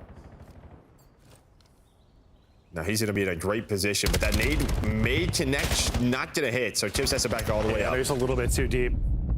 Exnid got that first blood, but played aggressive still around bomb. Never backed it up and eventually does drop. So a chance now for Koi, still in this round. You still have 40 seconds to work with, and bomb has been recouped. You lose Kips, though, as you're trying to get bomb back.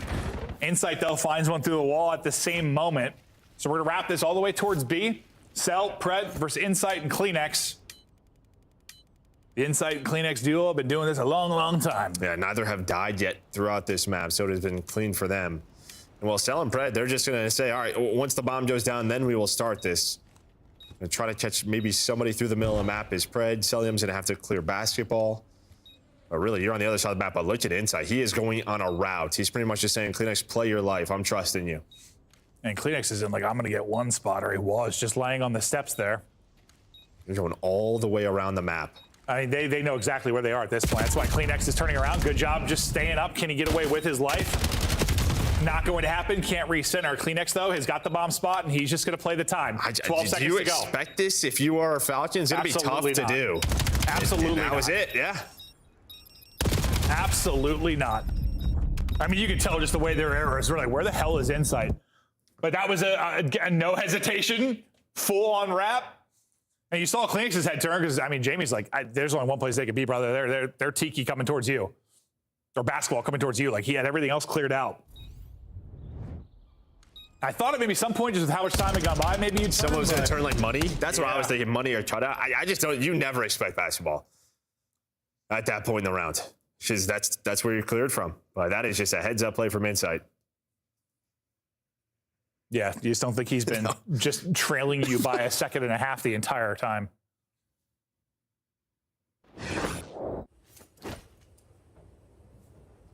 Beautiful there from Insight, and well, beautiful search to destroy from Koi. And the search has been improving for them with Kips in the roster, where it was a struggle. Falcons, you can see, still working on this. Kips, well, that's a he thought he had more info mid than he did, I guess. Yeah, it's a play. Like, hello, would you like a first blood? Did not read the map too well there. Maybe had different jobs from the teammates. Not exactly sure, but it wasn't what they wanted whatsoever. And they were playing that differently. I mean, they were going to let them, or they weren't letting them sort of plan A. They had laundry control, but those two players now have to come out of here. So those are incredible shots by Joe Deceives on his L. But I don't think it's going to matter much. I say he's going to need a lot more of those. I sure would. I mean, we've had several of those from various teams on various maps where it's just like they go out and they're so confident they have information, and it just looks hilarious. But yeah, he did not think somebody got across mid. It must have been insane timing or a miscomm, whatever it was. I have to watch it back. Yeah. Well, there was a smoked like laundry stairs, so maybe they're just thinking he's thinking I have to get to my teammates' laundry because there was two up there, so wanted to pinch them. Whatever it was. Wasn't great. It's just funny because even like the angle he was holding at the beginning, he was like wide open, like he just got fried there at the beginning. Kips, he's got 4 like the rest of the team. He's died in every round. He's sending it. Okay, so where some of our teams have been pretty content to let them plant and play retakes on A. This time, it seems like you're going to fight for this a bit more if you were Falcons. We'll see if they back it up and play the retake. Keep an eye on that number 6 in Kips. Yeah, Exnid on the other side. He's the one kind of lurching. So you have 2 lurk players right now. Celium's going to get to Exnid, but he's just sort of playing a killer. He's playing for 1. Stun is going to potentially connect, and there we go. Kleenex is going to clear it. So yeah, I think the stun hits. You get the indicator, hey, I stunned an enemy, and I mean, that is just great shoulders out of Kleenex. Very strong, broad shoulders. Insight gets some damage through. Pred will find 1, but that'll be it for now. 5th round seems to be looming. Bomb carriers all over the place. He's flanking on through. Cell, well, there for the gunfight, but instantly deleted. 5 straight for Pred. Now he's going to need to find 3 more if he's going to take the round. Not going to happen. His streak comes to an end. 5th round on the board for Koi as they are dominating here. It's just really tough to sort of play like we've seen in the last couple of years, just sort of these cheeky spots where you can at least guarantee 1 with Omni movement. Because the shoulders are just so fast. Like, they're so quick. Yeah. And if you get caught prone, you're screwed. Yeah. No, 100%. And we saw the POV right there from Exton. And that's what I think has been interesting this year. Just in general, that's like one example of several where this is just a very different title than we've, even though it seems similar kind of to last year, like the Omni movement part of it, sure, but there's just a lot of changes. I think players have had to go against their normal habits in a lot of ways, right? Like 100%. And it's just, I mean, that's the beauty of our esport. We talk about it, switching to jetpacks, going back, 5v5, 4v4. Like, you have to adapt. And right now, yeah, whoever's adapting quicker, you're going to have the edge early. The question will be once everyone starts to adapt, does the playing field start to level? And well, I mean, it kind of has a little bit outside of Optic. All right, we're doing it again. I mean, they have done every single round. Koi have played for the retake, and it has worked. And this time they had Pred kind of playing where Kiz did in that round 1. I mean, Pred's the guy I would kind of like in the lurk role because his brain just seems wired for that. We'll see what his timing's going to be like. He's going to go all the way through. The problem is, is he going to have any kills, or is Koi going to be all the way through mid when he gets involved? But he times it to perfection. Sell and exit. They got the ARs in hand. And all right, we got an A plant successful. There we go. We are good. There we go. And honestly, they may have held that without him, but he did get damage into 2. And I mean, honestly, a part of why that push was delayed is you can see they were worried about him. You saw arrows kept snapping towards Zig, snapping towards water steps, just worried about where that flank might be potentially coming from. Because, yeah, if it's less delayed, maybe you just get through immediately. Yeah, I just don't think you expect it with like 20 seconds. Yeah. So if they go faster there, they don't know. We know. I mean, Pred could potentially just be out of the play. That's what I was saying, yeah. And they get screwed. They don't know. But sometimes I feel like those gambles Pred takes, he just got a sense. He has a sense for it. Usually works out for him. Kleenex up the gut, damage into 1 or 2. Bomb carrier trying to help him. Can they take this? 2 for 0. What? Oh, I don't know how that situation played out, but cleanup duty. What? Kips. I thought maybe Kips was going to get 2 to put that into a 1 versus 1. I thought game was done. Same. Whoever finessed there at the block. I don't know how they're alive. Is that Kids right there?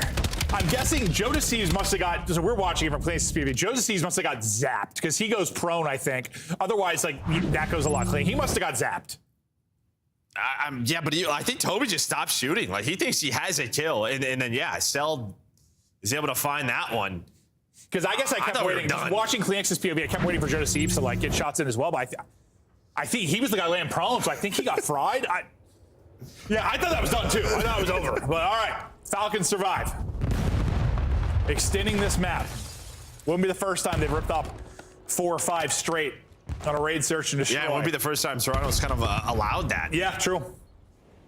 Very, very true. Well, Toronto's been really good at retaking it on the A side. Can they retake it on the B side? Kips. He's still playing the I want to die in every round game. Uh-oh, man. Things might be falling apart. It's just Kleenex now. 17 HP in a dream. He'll slowly be choked out and dropped. And is right. And one of the changes I've noticed is the last couple of offenses exited instead of the Dravic, he's had an M15. So maybe that just helps him in some of these gunfights. But we see it there again. He's able to find that first blood. Can hold that strong position. Helps them sort of deal with the retake attempt from Koi, but it has worked so far. Yeah, pressure is on to close this out. It is 3 quick rounds in a row. Yeah, if I wanted Exton to like slow down around, I'd just be like, hey, maybe pull out in 15 this round. Yeah. You know, you don't want to tell a fastest man alive to slow down, but a little more subtle. Pull out in 15. Mm-hmm. Exit is on 4 straight after in 5 plants. He's doing it all. Oh, good point. Yeah, he's been playing it. Sticking the bomb. Can Koi get the stick and close this out? Oh, sweet Jebediah Jamie insight. Nearly caught. He's still alive. And I don't know if that's just a wallbang or if Chiz sees him. Not exactly sure. He backed down so slow from that because he was like, what the Yeah, I'm not sure. We always talk about sort of the New York boys. Chiz was on that World Championship roster. Another first blood, though, for him. Yeah, he was putting the shots through. That extra work they always did. Showing again. Falcons ripping now. How many straight is this? This will be 4. Oh, sweet God. Clearing it. Planting it. Can they hold off in the 3 versus 4 now? Pred getting angles. Exit M15 in hand. Looking to get involved. And he's able to tuck away in this corner. And he's just going to send it forward. I thought a freebie. Well, it will turn into a freebie. Able to get it. Kismet wins it on the other side of it. Kleenex now another 1 versus 4 chance. Not going to happen. 4 straight rounds for Falcons. We're going to round 11. Yeah, and it's been 2 offenses, 2 defenses, right? They've been doing it on both sides. Just great stuff for them. And I think Koi's just still that round. They probably feel like this map should be over. Saw sort of Toby just laughing about it. I need to watch that back for like all POVs. That was weird. Yeah. But somehow we are in a round 11. It's like was Kleenex thinking like someone else was going to finish it, so he was thinking about the next fight, or did he just think he got the kill? I don't know what the hell was happening. But that was definitely the independent round, or the important round. When you were just like, what the hell is happening? Usually I know something circus-like has gone down. Another CDL season, another round 11. And this could decide the series. I mean, honestly, Koi lose this, it might just be 3-0 day. Out towards A, quickly. Number 2, the guy is here. It is going to be Pred. Just jump peeking. Oh, that's disgusting. That is disgusting. But Joe seems able to pick it up quickly.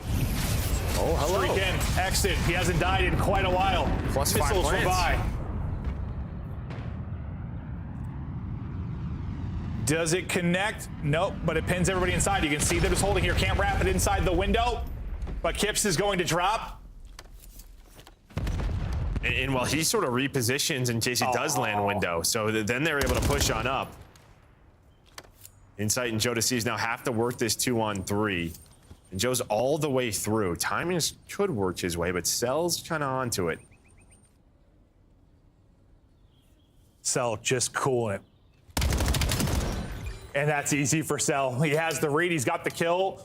This will be 5 straight rounds for the W unless Jamie Insight can go 1v3. Not gonna happen. The Falcons from the 2-5 depths bring it back and get the search and destroy win. And that's one of the search and destroy wins where maybe you're a struggling search and destroy team and that gets some momentum going for you. Yeah, you just need it. And I mean, a team that like mentally at times when they start to in the hole, they just don't jump out of it. They just kind of lose. They don't really fight on back, but we saw the adjustments they were able to make. They still go for the A plant. It's great stuff for them. And then Koi, I mean, just no response. Started out so well. Chips picked a lot of the times. 10 deaths for him. But on the other side, yeah, Kiz leading the way, but yeah, Exnid. He's the one that got that streak behind all that objective work. Well, that, and I think, I mean, he might not have died over their like stretch, bro. Like he got out. He switched up to the M15. I don't think he died. He got up to like 6 straight. I don't know when the streak started exactly, but it might have been like that 5-round run, or what was 5 rounds, right? Yeah. So wait, was Lee 5-1? I think so. Or 5-2? I gotta go back. What, 5-1 or 5-2? I don't know, man. Math's not my strong suit. All I know is it was a very entertaining search and destroy, and I'm very impressed with the Falcons' victory. But our matches continue on. It's been a day of 3-0s. It might end that way as well. We thought Koi going to be putting up more of a fight, but it was a game 1 kind of domination there out of Falcons. That is a massive comeback in the map, too. We get ready for Overload. We'll see you on the other side of this sexy commercial break.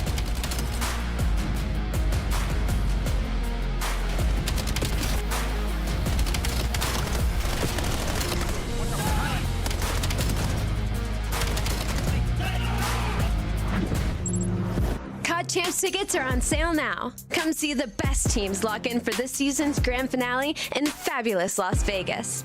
All 4-day passes come with early venue access. Head to phasevegas.com or scan the QR code to get your tickets now. Look like the pros to play like the pros. The CDL team skins are available now. Scan the QR code or check out the in-game store now. Scuff, official controller of the CDL.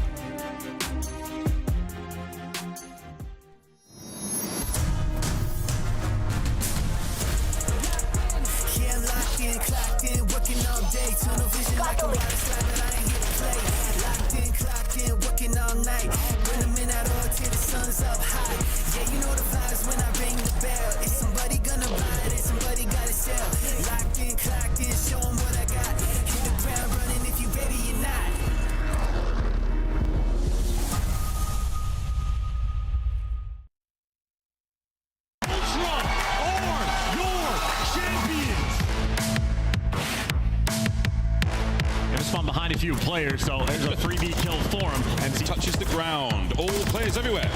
Close left. Slammed! Absolutely slammed. 1v2 and the ace is what's going to be the requirement. And at the very least, going to spot him on the cross or give away the freebie. 1v1. Call of Duty timing at its finest. The 1v2 in ace for Lins. He finds 2! Abizi somehow finds 2. Can someone make it here in 10 seconds? Sellian, there's one. The second. Slams Insight. Guns are there. The last man. Ace somehow pull out a win there. FaZe with a couple of key eliminations. Here comes Cellium from the front. Can he? Oh! That's all dead! Atlanta cannot get back into the hard point! You want to win 5? You got it! The bomb planted for maybe the last time. With 32 left on the clock, it's grabbed. And He's trying to pierce it. He can get it done. Ultra are your champions. Toronto Ultra.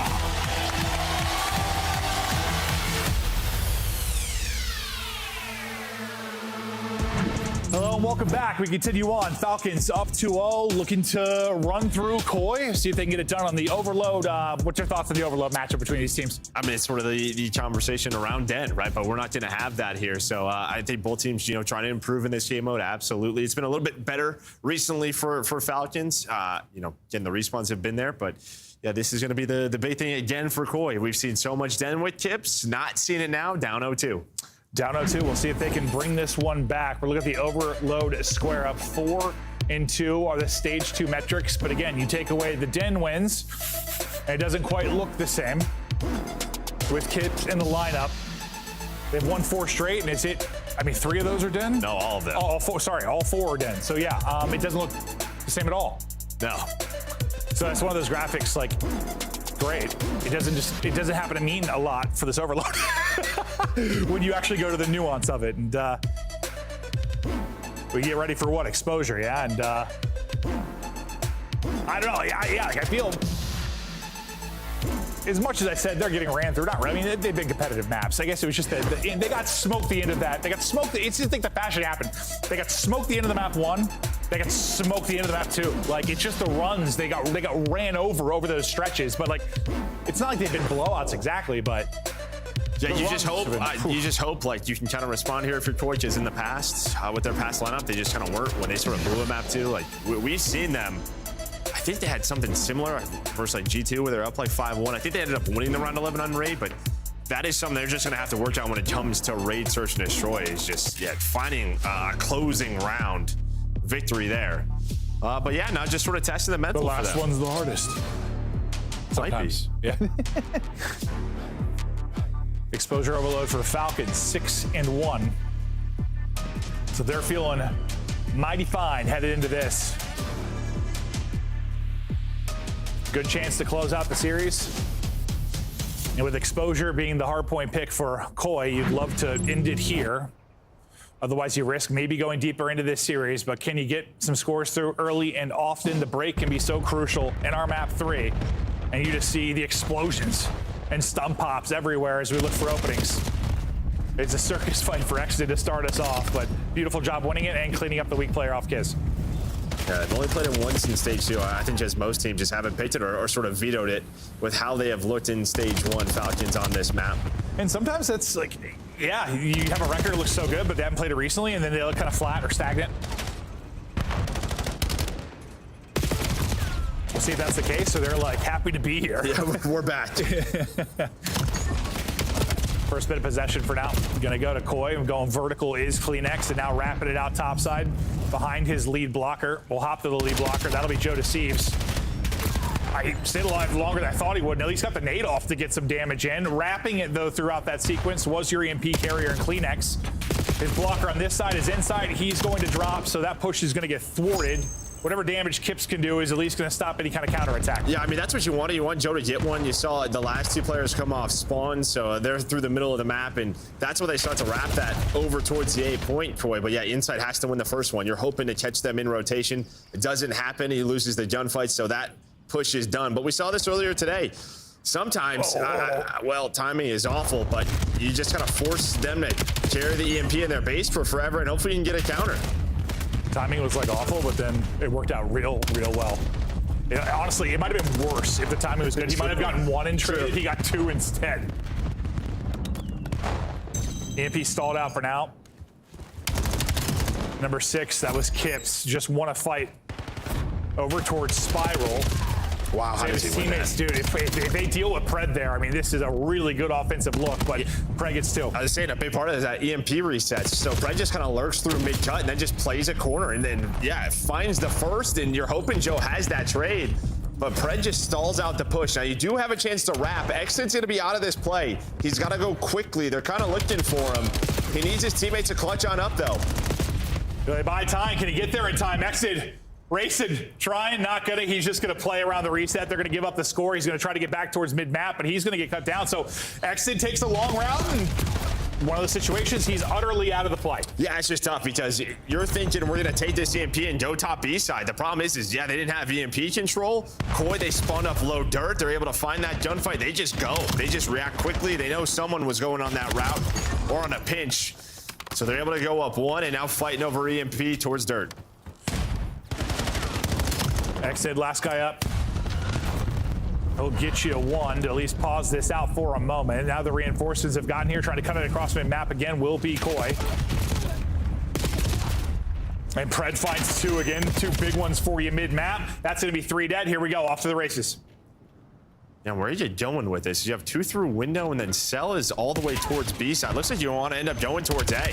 But you're going to have to find the kills, and they are doing just that. Exit and Pred both find it. Exit finds a third, and well, there's a team kill, so all 4 dead, and this is a problem because EMP is resetting down low. Someone's got to track back and scoop it, and that'll be Kismet's job to go back and get it. You see how number 2 is playing it in Pred. He's worried about them spotting up B side, kind of overextending and wrapping back, but they've all just spawned deep, grouped up in the back. Pressure still here from Falcons as they wrap it out towards B. We'll see how Koi deal with this. And you're hoping to chain those together, but Exit ended up getting hunted down. If he finds 1, maybe 2, that's probably another score. But they still have EMP control, and they're going to wrap this up towards B. As well, Exit's able to come off spawn right back into the fight. Still a chance here to find more. Last guy up to try and help is going to be Celium. Kismet wins a nice fight with the pistol. Can Celium somehow pull something off? One more player to go through. Little wall bounce. Not able to get gun up in time to win that, so Koi will hold it at the line. And then number 8 off spawn is Kleenex. He's already all the way pushed up.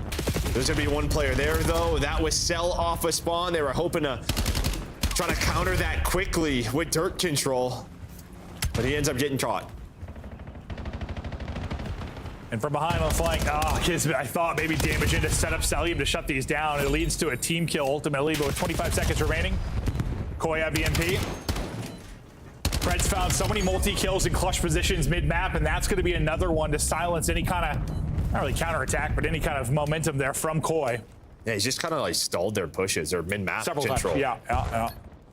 I mean, that's 3 or 4 times I think he's found a multi there. That's, and it's not like necessarily if he doesn't get a multi, they're going to score, but it takes away the chance for one. That's for sure.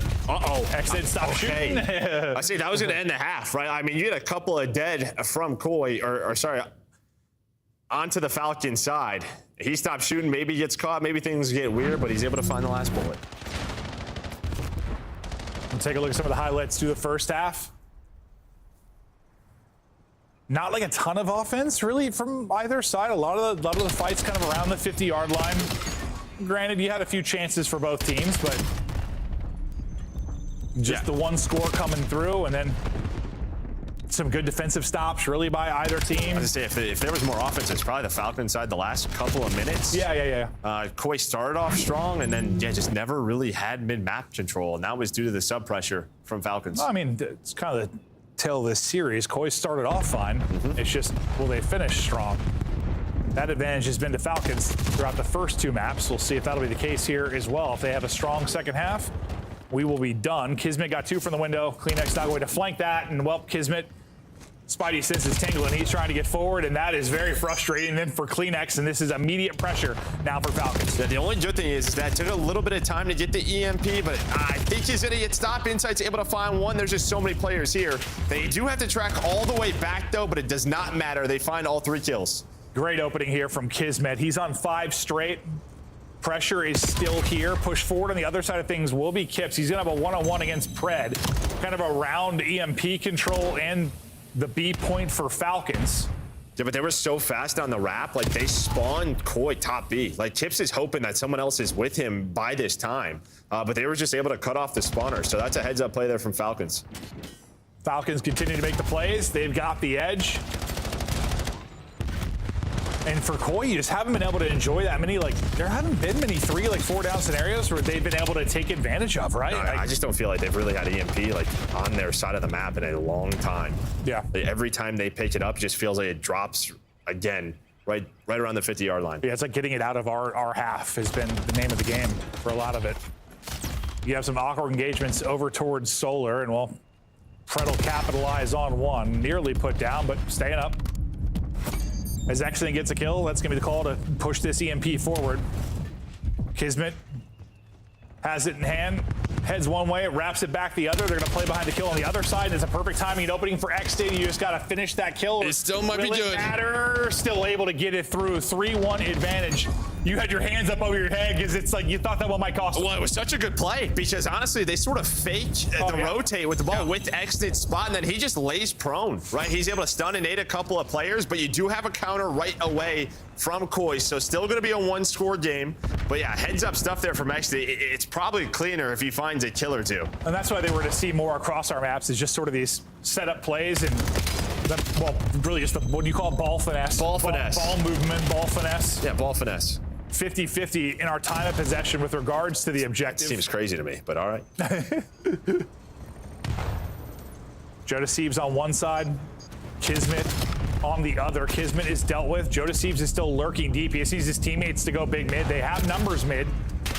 But you gotta win some fights. And of course, it is Pred again through mid. This mid lane was designed for him. He's a creature, just lurking through lanes, finding openings, and making you pay. Well, that's why they were so good at it in stage 1. Yeah, him and Exton just sort of taking turns, going on the long routes, and then getting lost. Well, timing's going well. Now, Kiz, I mean, the objective work is all him, so he's able to earn this streak. They're going to go on the attack. Kips is through mid connector, but now he's going to get called out. Well, starting to work your way up. That's going to be 2 dead. Can Kips and Joe Deceived hold on to this? Not going to happen. Perfectly played out of Falcons. Beautiful stuff here out of Falcons. Up to a 2-score cushion again after the quick counter from Koi. 90 seconds to go. Still some life for Koi, but the end game has been all about Falcons, and this one might be the dagger. 5-2, 3-point lead, bottom spawn for EMP, and you've already got X into position and Pred in a position mid-map. And yeah, this has been a team effort. There's been some really great moments from everybody on Falcons, but like Pred has been the mid-map demon. And even though he's only 20-18, just some really crucial kills to slow the flow of Koi. And I mean, listen, like, we kind of talked about, like, all right, no Den, no Koi, and yeah, that's been the answer. Might be some truth to it. That's my bad, Puckett. My bad. I'm sorry. I let you down. That's all right. He lives in the under 500 realm. That's Puckett's home now. I mean, now then this team just slang-wise, it's so ugly. Dude, literally, this has been the end of every map has just been a Falcons ass whooping. Here's another one. 5 straight rounds in the search, 100-7 score line at the end of the hard point. Now they're scoring like there is no defense. It's like well, there isn't. They definitely gave up. Game. It's over. Oh, yeah. No, they're getting tucked. Night to Koi. Wait, 5? Stats page gonna look ugly. It absolutely is. There has been a murder on the main stage. Well, it's just a day of 3-0s today, huh? Yeah, it is. No, this was one. Again, you look at the schedule, it's like, all right, we're going deep in some of these, and we are so wrong. Pred ends it on a 5. No, it's just Brian going deep. Yeah, they're just going deep. So they're going to win this one 3-0, a 7-2, and that was why they are 7-1 now in exposure overload. Yeah. We were wondering if it's going to be a little rush shaking off without playing it much. No, not the case at all. They were happy to get there, and where I think for the most part with Koi, it's been about the rebound, about figuring stuff out again.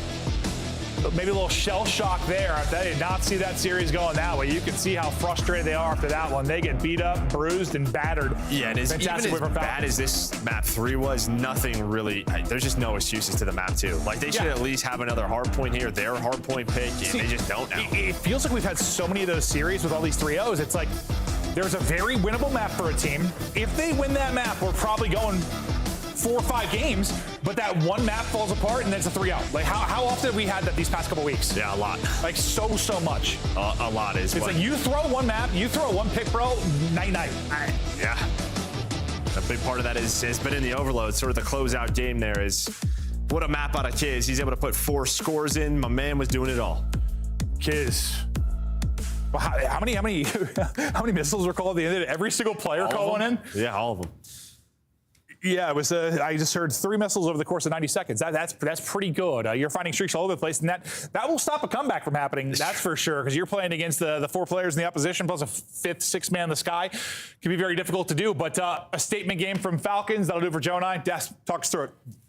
5th, 6th, 7th man in the sky. These guys were doing everything. Falcons lock it up with a 3-0, and Nameless. There's a lot of content out there. There's a lot of people talking about Call of Duty, but some of the best are on the Codcast. And I heard this former world champion coach, Rambo Ray, like giving some advice and stuff. And he's like, Toronto is a great team. You can see it in the fundamentals on Den, and that will transition to all maps. He did say this, yeah. What did you say to that? Yeah, I mean, it's tough, right? Because, you know, with this team, you want to believe in them. They have a star-studded lineup. But, yeah, I mean, I just think back to teams I've had in the past and games if I got to play my best map every single series. And for them, you know, it's been all year. And it wasn't even just with Kips. It was also with Real that they've liked that map. So for them, they really need to get in the lab and actually just try to learn the game. Because you look at that black card, like we get, it's like even, you know, at the halfway point throughout that. And then Riyadh just take flight. And you could just see there's levels to this. Toronto are on the outside looking in of the elite tier right now. We got Optic as the best team in Overload. I need to see exposure between those two squads, Rock and Green. For now, Allie, let's take a look at the Falcons team putting up the numbers in that game 3. Highlight reel. Kismet and crew taking over. It was 1-1.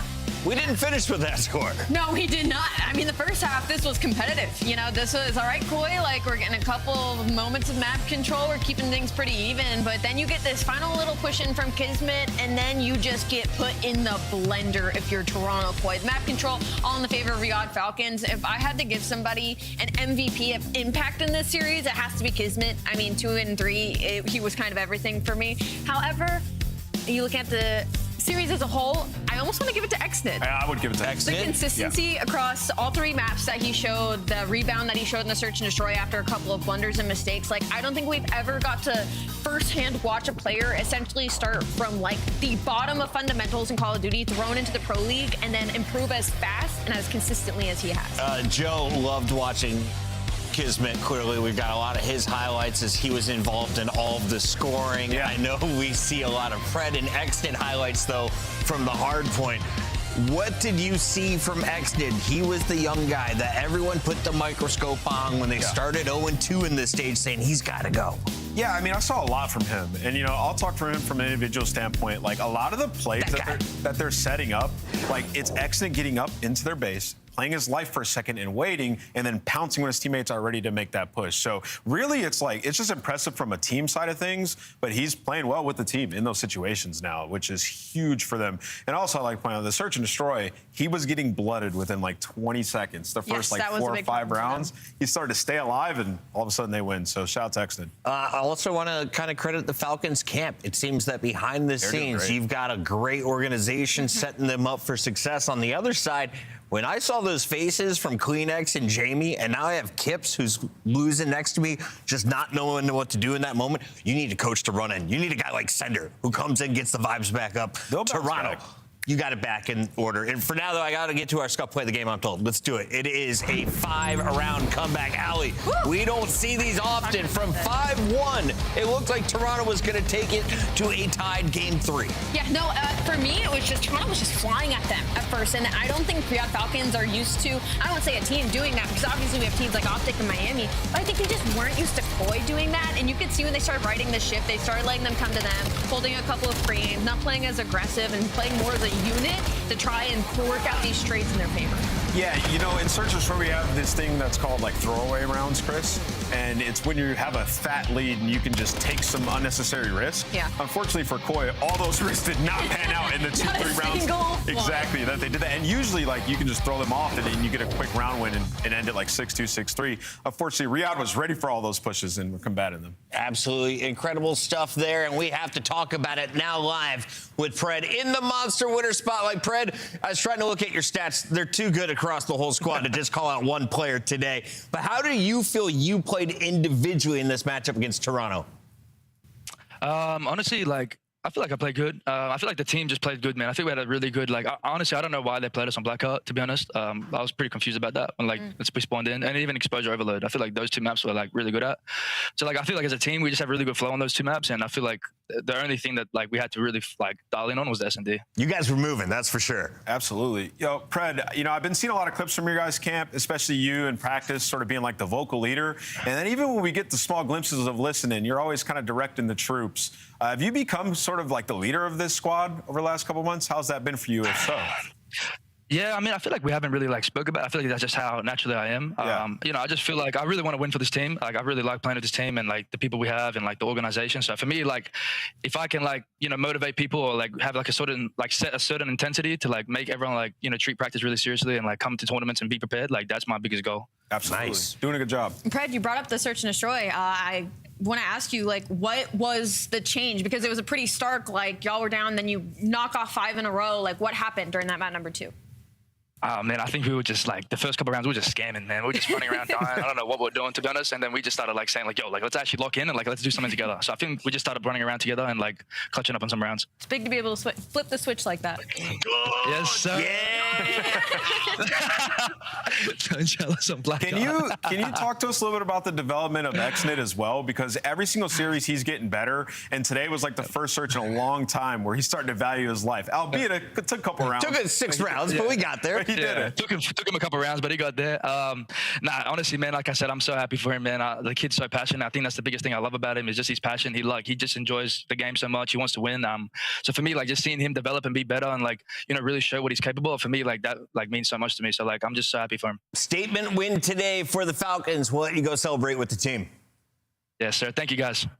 Hot 3-0s across the board. Allie, do we get another one when we come back? And does it belong to Cloud9? Do I reverse jinx this? Do I say yes, no? Say it. Yes. Okay, No, awful.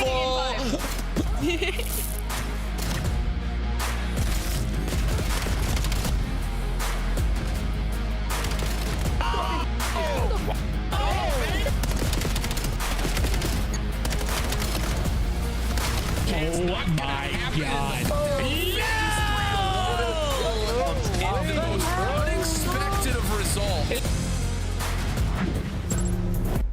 Black Ops 7 returns to the Esports World Cup in Riyadh this summer.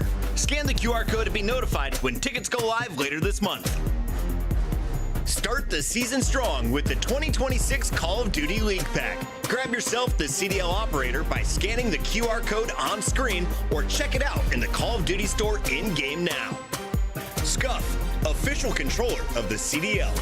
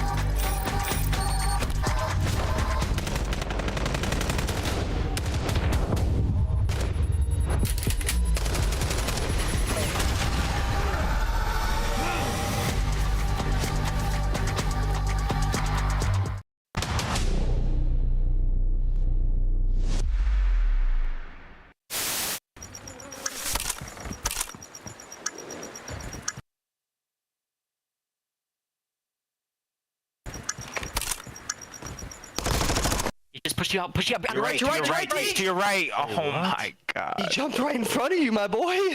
That was unlucky. He literally jumped in front of you. That's him. Bro. Game pause, folks. Game pause. We're going to reset the lobby here. Whoa! That is horrible. Do it again. What's up, man? Just going to get the lobby reset, and we'll get back into this S&D as soon as we possibly can. Yeah, Chance still has that sweater. You can buy it used. In the meantime, lock in for Cloud9 versus Boston Breach. It's a battle of the bottom feeders, both fighting for their spot in the top 10. And if you're looking at the rosters, they've got some stars. If you're looking for a consistent one, though, I feel like there's only one player in this lobby. It's Spart. He's come into the league, and he has made a statement as the former Challengers player for Bush, is now leading the charge for the Breach. And we love what we see when he's coupled with Nasty. What have you liked about his entry into the league? Yeah, you said he's not only leading the Breach, he's like leading the league in this 2 series that he's had. I mean, he's #1 damage rating. He's lighting it up, and he's been playing well in S&D as well. So the tandem of Nasty and Spart, I love how they play. They can find the kills, but they're also willing to play the objective work as well. So they actually have a fighting chance in this series. The last Boston roster did not. Allie, let's dive in first, though, with our New York squad, because they made a statement when they took down Paris Gentleman. Since then, they've been silenced. Someone took away their keyboards. We got to take a look here at Okus, Nezra, and Courage and Hyde.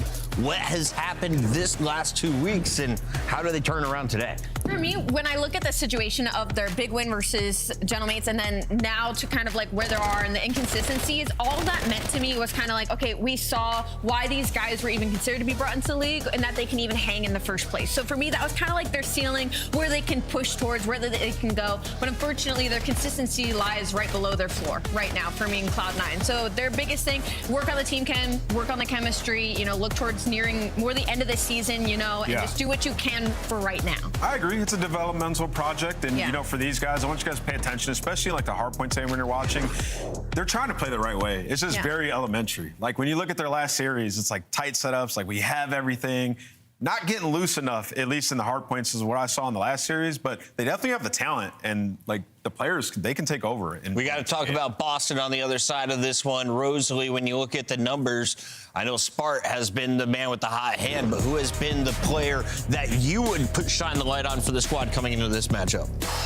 Coming into this matchup, I think I'm going to shine the light on Snoopy, because for me, Boston need a front line. I look at Boston and I see a really good defense team, and I feel like we have seen that when they do get a good hold in hard point, right? When they do get their setups, when they do play overload and they're defending the point, they're a very good defensive heavy team, but they're missing a big front line. And for them, it has to come from the consistency in Snoopy. It has to come from some explosive matches from Snoopy. And I don't think we've even gotten like a map or a series out of him yet that feels like, okay, like he's going to be that guy. And so for me, that's what I'm waiting for Boston Breach, especially in a series like this. I think it's, I agree. I think it's easy. You look at the last series that Vancouver had against C9, TJ was like quadruple positive, frying them. Okay, so Snoopy and Purge got to do that too, right? Like if this team is to do something in this league and be like a top 8 or get back to where they were last year, top 6, then he has to, you know, come into this year. Colossus. Ooh, I'm feeling a high day. I'm going Cloud9. Let's get to this stuff. Pick'ems. Let's get wet and wild. We didn't even talk about the map. I like the pick. Howie, we don't need to, because I know what's happening. Cloud9 wins this and makes Jay Study so happy. He's going to be there smiling from his New York City palace. I'll go with Boston. I think they get it done. I think they win this 3-1. I mean, we have to understand how like bad this of a situation this will be for Boston if they don't like slam this team. So I'm going to go with Boston Breach in this. I think they definitely get a win here. Chance, how about my Cloud9 3-0? You vibing with it? Nah, not in the slice, man. You got a negative record for a reason. You're a troll. Bang! Gonna need a skin graph for that one, Chris Bucket. Anyway, back into the game. We are on what could be the worst day in Boston Breach history if Chris is right. And it's a bad one, because this is, again, a catastrophe. Thanks, Ali, for bringing it up. Names for backing it up there as well. This is the major run. This is a very important match for Boston Breach, a very important one. You do not want to lose this. You need to climb the ranks. You need to climb the board. For them, they're going into this thinking it's a freebie. Is it a freebie chance? No, definitely not. C9 will absolutely put up a decent fight. They've been showing some small signs of improvement. They absolutely have potential in S&D. They're overload. They have some good wins. So make no mistake, the potential is there. But I think instead of, you know, if I'm the coaching staff of Boston, I don't think I'm going into this saying like, oh God, I'm scared. This is a must win. If we don't do this, it's catastrophic. I'm looking at my SMG duo going, hey guys, it is time to pop off. Go out and try to feast today. Take them down in hard point. It doesn't matter if they have the second best rotation win percentage, if they're dead last in holding and dead last in breaking. It should be the tee-off series. It should be you're playing against the team of joy. You play them and you're joyful at the end of it. So I'm looking at Purge. I'm looking at Snoopy. they should be on for a masterclass, or at least that should be the energy they bring into this series. I'm looking at P1, and Chris, if you can hear me, I love you, man. I love you so much. That was a great segment. Nice start from C9. How great can it be? Tide seeing the advantage, takes care of business, and now in the shop, the business is not exactly booming. They've been cleaned up, but Nezra is on quite the flank. Did he identify the man to his left? No. That lovely skin of Boston Breach. The away skin, just as nice as the home skin, finds his way into the bag. But nice time here for C9 off the rip chance, and they're still fighting for that blue spawn. Yeah, it's been all right. Nice little 10-point lead that might start shrinking a little quickly. Got Snoopy going on a pinch through shot there to take down Encourage, and on the minimap, yep, Snoopy good for 2, looking a lot better for Boston. Now you're forcing the spawns up to the top right, so this will not be a C9 rotation win. Instead, those arrows are taking their sweet time off spawn to figure out what they want to do.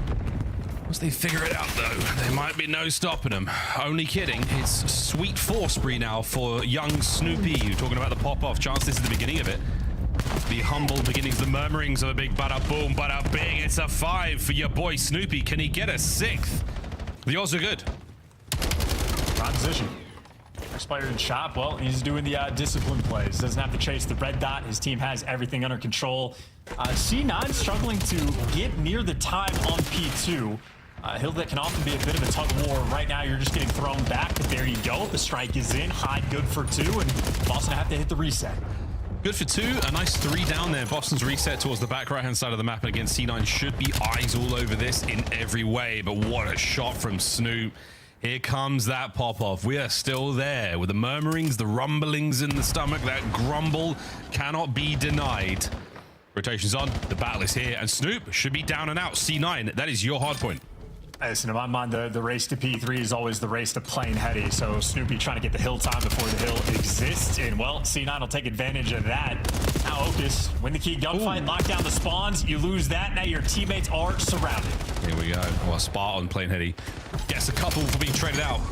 The continual battle here on the inside of time, and Encourage was a bullet away from glory. Sadly loses the fight. However, they will win the war in the long run. They should get to the time a little faster. And this will maintain Cloud9's lead. A lovely stun over the top there slows things down. Vanasti, Ocus and co back in there.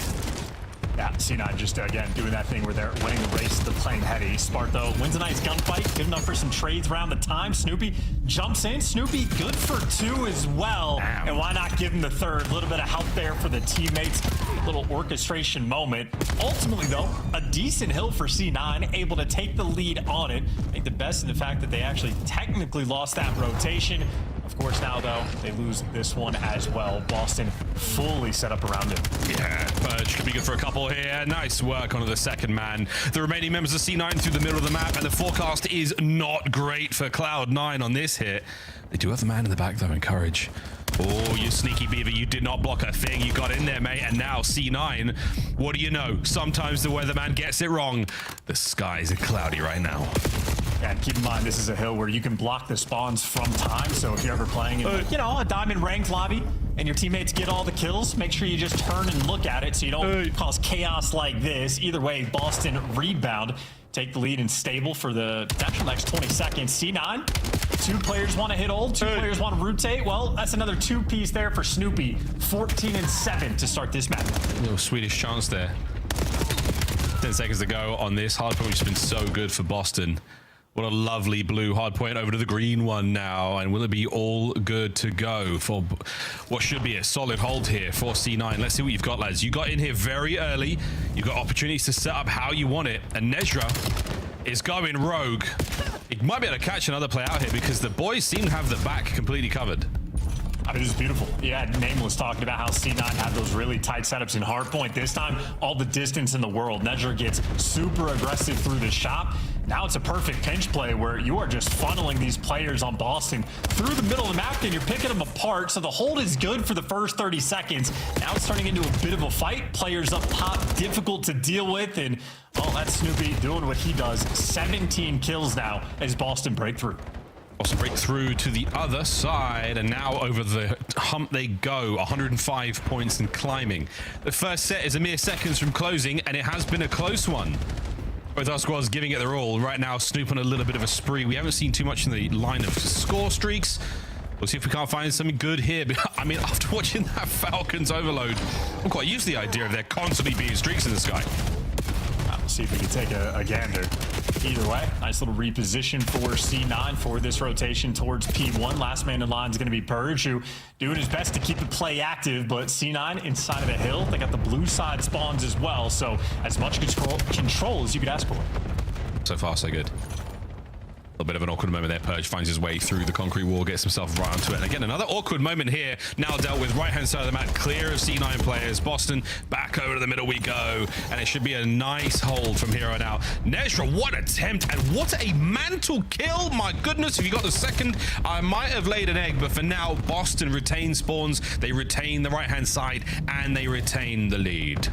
Yeah, and actually able to keep control of the P1 as well. C9 had a good setup, but then the minimap starts to sort of drift apart, leave some openings on it, and great opportunities for guys to make shots like that. Ridiculous gunfight win there for Spart.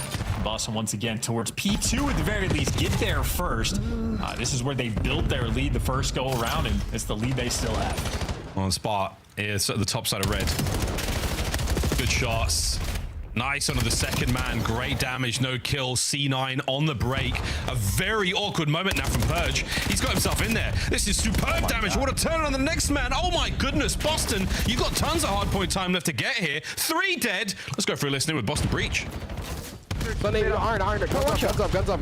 I know that. Low. He's moving too much. Did you have it right? Nice. Hey, push. Fuck, man. You stop. Jump low. Top and low.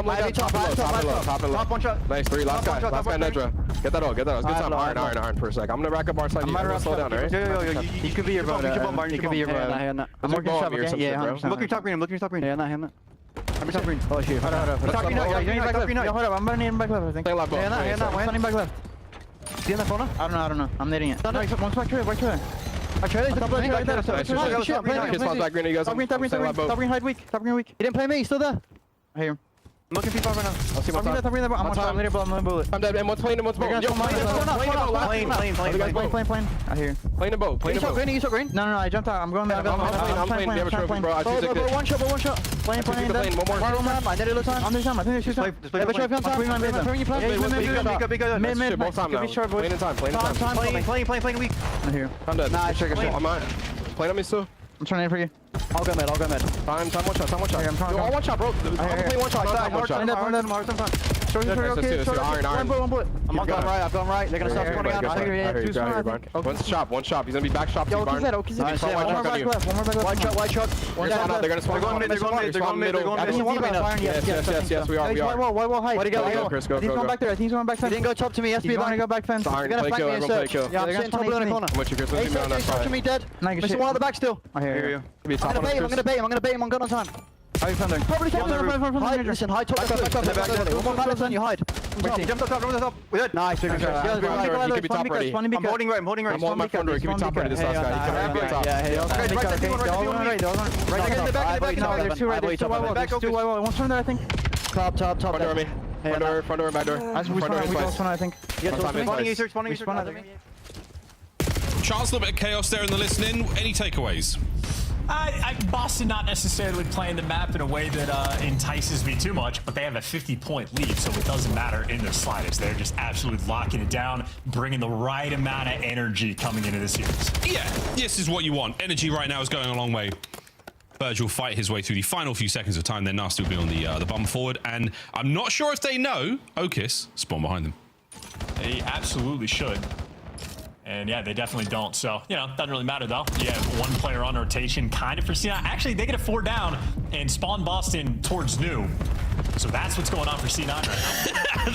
That's what's going on right now. That's what's happening right now. Do it for Jeremy Stud. That's all I'm saying.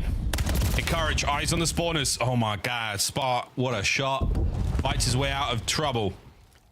And we're waiting for the Boston wind-up. No one's got mid coverage. Oh, except for Nesher, who's got the cover there. Oh, but he's been taken out of the gunfight, and that is going to be, is this going to be a clean 3 down? It ain't going to be clean. There's nothing clean about it whatsoever. We're going to fight the, whoa, the back line. Over the top comes Okis. Gets himself a 3 spree. As another one up there from Spart. To the pistol. Oh, shoots him out of the sky. Good Lord, what a game this is. Oh, the pistol. Okis, do it. Damn, son, that was a battle. What a battle. And it's not over yet. Get after it, man. Nice little 60-point lead, though, for Boston. As much of a battle as that was for the front side of town, yeah, Boston's still comfortable with this lead. If at any point they go for a pinch through P2, through the top side of the map and flip those spawns, they'll win the game. Snoopy right now trying to make that play. Trying. Here we go. This is where we test the resolve of Boston Breach. They've been here a few times. They've had these nice leads. Good shots. Snoops, doesn't matter where those players are. As long as you just piss bullets everywhere, you're bound to catch a hit or two. Back over to time. Boston are in. We're going to hold it this time. C9, last chance to stay alive on the map. Here we go. And they've been chasing like ghosts in their spawn as well. So this is freebie kills for Nasty. 2B's gonna just practice your skeet shooting as Boston will walk away with game number 1 in comfortable fashion. 250, 176. Honestly, 176, yeah, that's a pretty comfortable scoreline. Boston at times looking a little shaky in C9. They definitely brought the goods from time to time. Some of those setups have, as Nameless said, as you brought up, as you touched upon, really, really fun. Allowing players to get a little bit wild, a little bit crazy, but when it comes to the breaks, when it comes to those solid holds and rotation, not always there. Breach, just enough to get the job done with a little bit of cushion for the push, and just in case C9 found that magic. 1-0, start things off. Yeah, I mean, you are correct in that, like, the first P5 hold C9 had, thing of beauty. Nedra gets pushed up and chopped, gets the timing on the guy, shooting the back on the pinch, flies around towards the playing side of the map. And, I mean, hey, Hyde did a ton of damage as well. Just a lot of little things, though, like that second P5 rotation where they just did not actually rotate it. Details right now, the difference maker. And I'd say for Boston, not super stoked about how they played the map. Maybe a little mistakes here and there, but again, still a comfortable win. Able to sort of thrive in the chaos. And Snoopy did, in fact, pop off and led the lobby in slang by a decent margin. Yeah, man. Again, Stu, we're getting to watch the POV. It looks electric for him. Not to say that C9 weren't shooting back, because these boys can absolutely shoot. But Snoopy, there's some teams, some players, some opportunities he gets where he is really allowed to get off leash and go crazy. And yeah, he's definitely got rabies. That dog is barking this match. So good stuff for Boston Breach. Happy to see that. And not a comfortable victory, not necessarily a super clean one for them, but you'll definitely take it going into the S&D. Chance, search and destroy.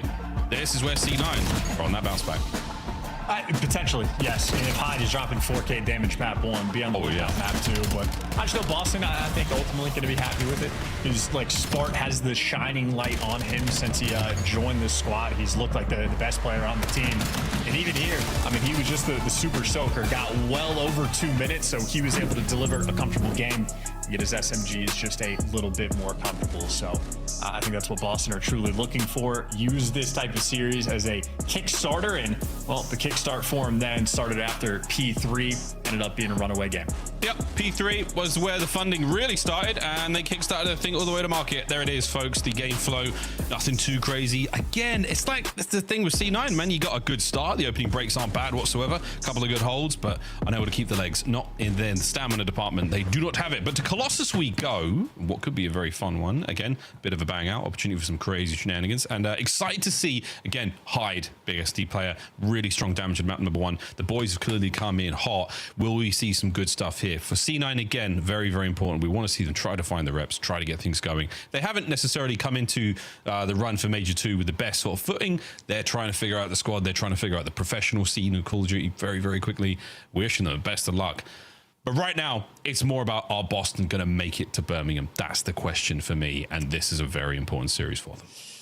They'll be good to go. I think Boston in a decent spot. I would sort of wave away those fears. You're trying to get the players leveled up as much as possible and see that grow throughout the stage, but not trying to jinx them. I'll knock on wood just in case, but I just know for Colossus, I think it's going to be a very interesting map. I know you called out a bang out map, and for Hardpoint, 100% true. But for S&D, I don't think that's necessarily the case. I think the map is played actually relatively slow. On defense, you really do not have to move too much. And you really just let the offensive team get to work. And I'm just curious to see what kind of ideas C9 are going to be playing with. Certainly Hyde, S&D kid, started his stage and season off right in this game mode. But Spark, this is what he's made for it. S&D kid as well, a lot more experience in the back pocket. Spark, also a champion in the CDL era. Yeah, man. But S&D is where he makes his money. S&D is where he made his money at Major 2 back in Vanguard with the Cinderella run alongside the LAG boys. What a run that was. A man of the people, a man of the Volk. He really was. No Volk here, though. Nothing but good times that had be had here on Colossus. And here we go, ladies and gentlemen, to map number 2. Should be a bang out. Should be a very, very electric game of Colossus. I want to see some head smashing. I want to see a couple of snippy snappers. A little snippity snipe. We'll see if we can't get, you know, a fun retake scenario or 2. This is Miles's wish list. Miles never gets what he wants. Here we go.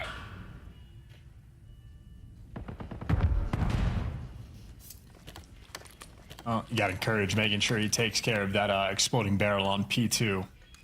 Something I think you could really add to the list of things you do in rank play. If you're the first one to win the rotation towards P2, or if you're playing on defensive end, always worth shooting barrel. Kids don't do it. I get free kills like that all the time. Yeah, all the time. It takes that whole back corner of P2, takes them out. Purge, don't move, dude. There's 2 guys about to jump top. You could have got them. Oh, Nezra, nice nade over the top to take care of spot. Oh, Okus is there as well.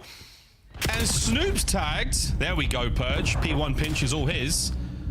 Little cheeky smoke moves. Oh my god. Oh my good god. The flying knife of Hyde. Oh, Snoopy over the top. And it's over. The trades are done. And C9 started off strong. Huge and lovely mini map as well. The nade spot Nedger just connected from, of like the wall hop by the steps to get through P1 over towards statue. I don't know if he just placed it perfectly or had a teammate doing a little bit of damage. Either way, C9 able to play clean up crew. Okus good for 2 in the round. I've got to ask about the headset one of these days, but until then, let's get it.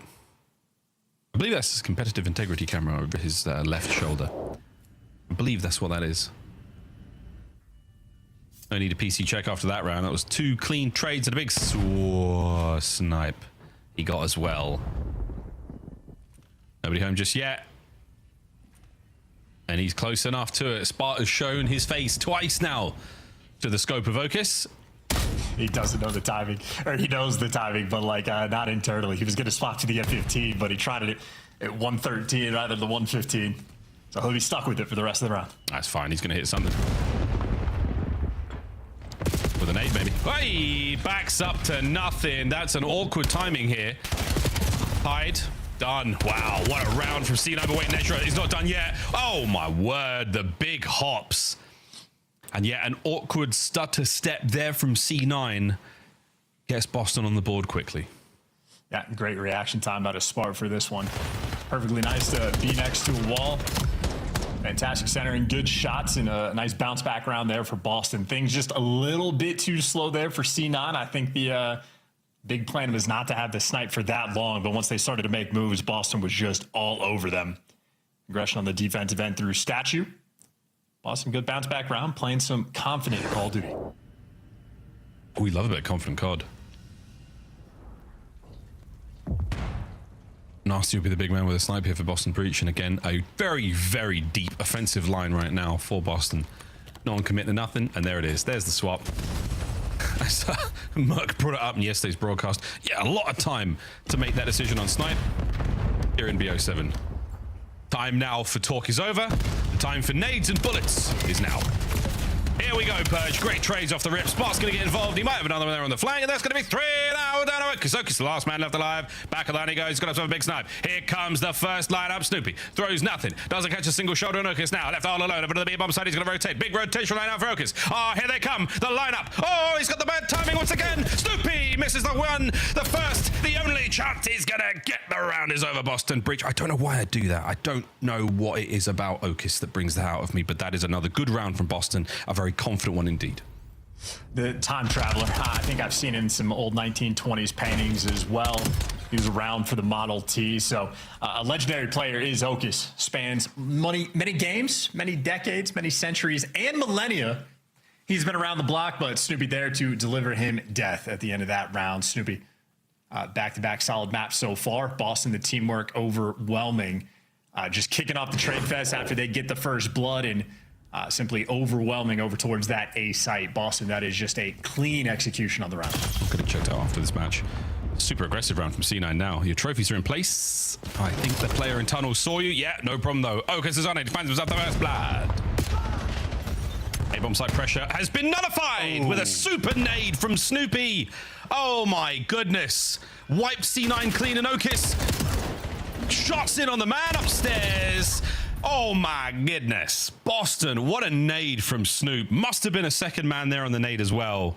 But Boston, a perfect counter to that attack on A. Yeah, you would hope. I mean, fingers crossed he had the help on that connection. Getting double naded, never a fun thing to have happen in a round of search and destroy. And well, here's the look. He does have Spark standing behind him. Is that going to be a single explosion or just him? I think he got it done by himself. A perfectly banked nade. Oh man, seeing those two skulls appear as a teammate is a devastating thing. Spacing. Very, very, very important in the Call of Duty world. Don't get collatted. Don't get taken out by the same nades. Here we go. Oh my word, we're right into this one. Good trades. Hyde coming out on top of the hit point fight as well, but not in the teamwork department. His boys have been taken care of, and Purge saw him as well. So now the hunt is on. Purge. The hunt is over. Boston again moving at light speed here on Colossus. Yep, just another, hey, let's hit him out. Let's go for the execution. C9 trying to match that energy, but not able to handle the chaos of those comms. Nothing really to break down or say about it, Boston. I mean, just clean and easy effort right now. 6-1 start for Spart. Snoopy's been on form as well, and I mean, actually just hanging out, having a good time. As you said, though, Spart, big S&D player. And he's been very helpful for Boston Breach since he joined the roster. And that is a clean-looking 6 spree. Can we get any longer there? Again, starting to think about Hellstorms. Netra with the intel play here. This is all just for knowledge. What do we got? Well, it's done. Not a huge amount done. But for those counting the concussive blasts and the explosions of frags, you'll know what's left. Come on, you can do it. You did it. Attaboy. Attaboy. 30 seconds. Uh-oh, it's 30 back. seconds in the round. Oh no, Encourage can't get away. Okis. Second attempt. No one showing nothing. Spart staying undercover. Nullifying the snipe entirely. Oh my good god, I thought he got it for a second. It's 3v3. Nobody home on the nades. Big old wrap now from Nezra towards the B-bomb site. And again, it's a late rotation from Boston. They will get there. We have pumped the brakes, C9. 30 seconds to go. C9 being forced to make the move as well.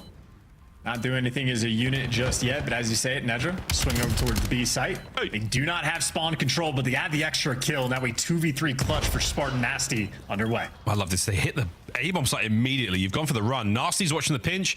Spart's going to try to find anyone through mid, and now back up top we go. Hyde finds himself another kill of the round. Nasty, though, takes care of the bomb planter. And this is absolutely doable. Staying alive on the back line, C9. Quick hydrate, because you need it, Hyde. You were absolutely spitting that round. Not bad.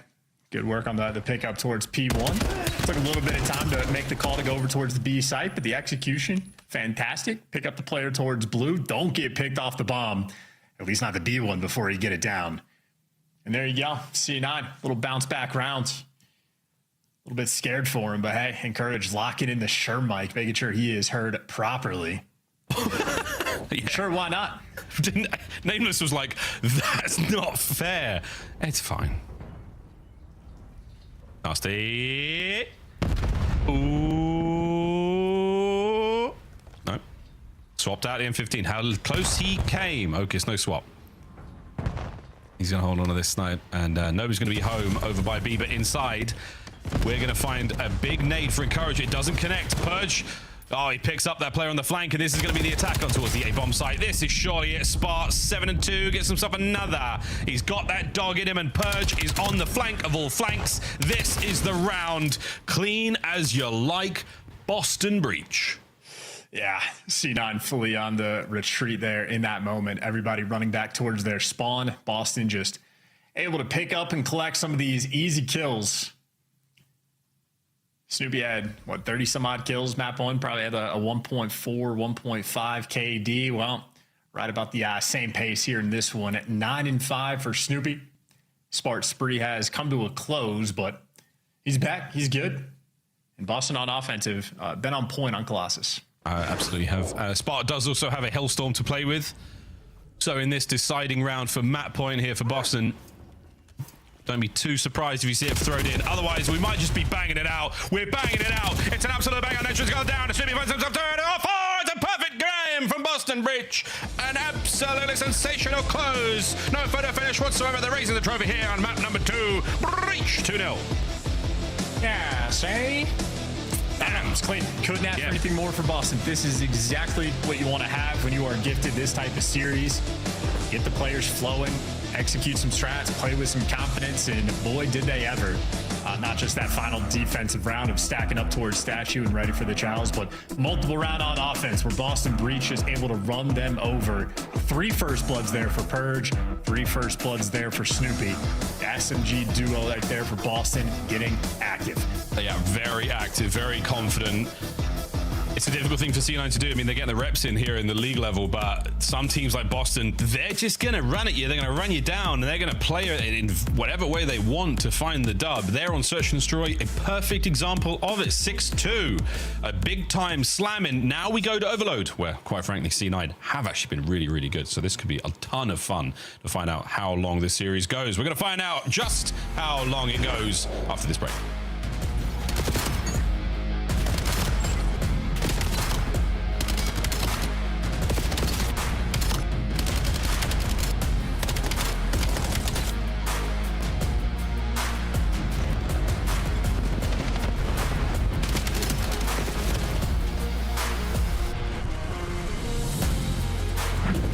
Scuff, official controller of the CDL. Monster Energy, the official energy drink of the CDL. COD Champs tickets are on sale now. Come see the best teams lock in for this season's grand finale in fabulous Las Vegas. All 4-day passes come with early venue access. Head to phasevegas.com or scan the QR code to get your tickets now.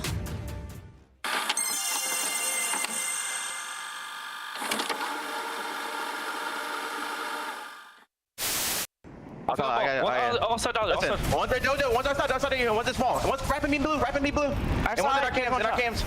What, blue? Yeah, low pass me, I think. Low pass me, 100% pocket. It's on me. Low pass me. He's low on me. I'm it. So what is happening, bro? I don't know. Where the f are you doing?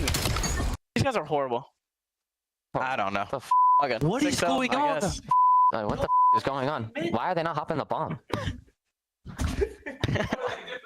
These guys don't know how to plant. They don't know how to hot bomb. The streak. It's 6 at us. What do you want to say to the fans out there that's been supporting you guys? F Optic, f the green wall. Vamos! And that's gonna do it for me and Vico here on the stage. Backwards. 2 in the mix. Nero's gonna get Go! Go! Holy shit! How many kills? Oh, hold on, they're actually big win. Wait, there's only one guy. Wait, they gotta get it, bro. What the f? What are they? What the f is Carolina doing? Bro. Come on. Hey, we got that. Orange challenge, bro. Go. Let's go. Holy shit. Let's go clutch up there.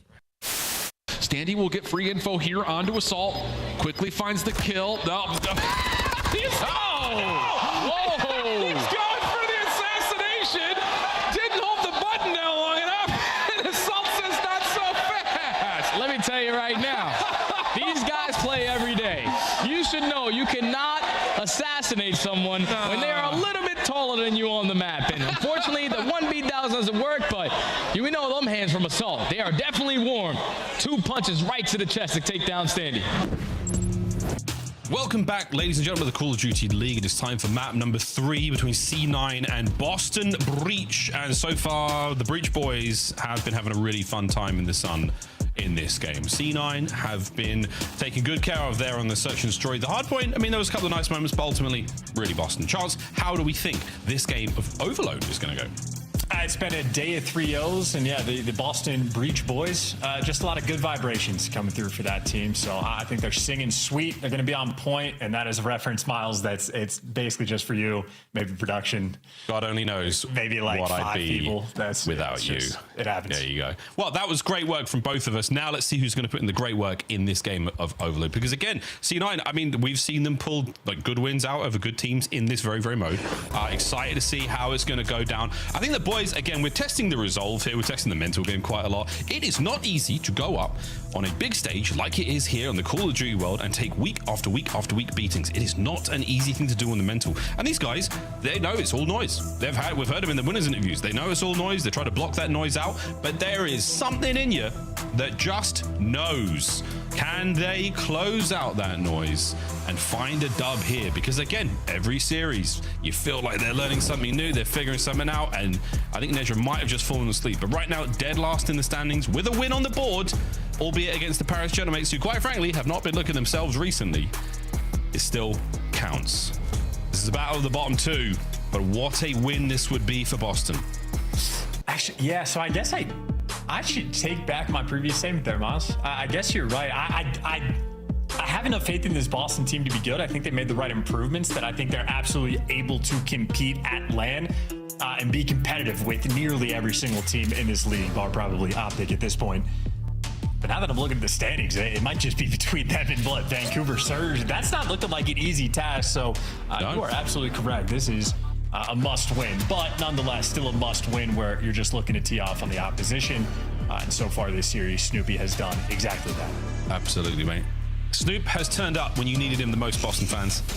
And in this Scar Overload, we'll see if he can't get fleet-footed and fight his way across that downed fighter in towards one of the 2 goals of the C9 boys. Here we go into map number 3. Will it truly be a day of 3-0s? Boston won it. Let's find out. Well, here's a test of the opening break. Nades getting rained out all across the map to help you out a little bit. Couple trades rolling through. The knife is nice there from Snoopy. I feel like he has just been collecting multi-kills in this series. Yeah, that boy's eating right. That's 3 dead, though. 3 dead right off. And Spark has got to back up and watch that EMP. His boys fighting their way out of spawn right now, but we've got a foot race right on. Here we go, Cloud9, opportunity to make their way forward. Here we go, Spot. He's gonna get the damage in, not enough for the kills. There's 2, 3, down. Oh, and that's gonna be the wipe there. C9, back to the stocks. Well, Oak is able to take down 2, so a couple players extra going to be back to the stocks, but Purge, front leading man. Snoopy's got the top lane covered. Oh, he's going to hide behind you, but taken care of. But now Purge is able to collect some kills, and this is his moment to fry. He has been called out. And right now, he's a distraction. He has 3 out of 4 blue arrows looking for him. He's playing zombies. Oh, and he's just pack-a-punched his knife. Oh, my God. He's got to board up those top windows. Can't get any more. It comes to a close at round 2. Tough one there. Spark picks up that position immediately. Spark finds himself another good shot in a Hyde. Hyde finds a wicked 2 with the Dravik there. Spark and Snoopy. See you later, boys. Well, at least able to keep up the map pressure. Opportunities for Boston, but they've not been able to follow through too well at all.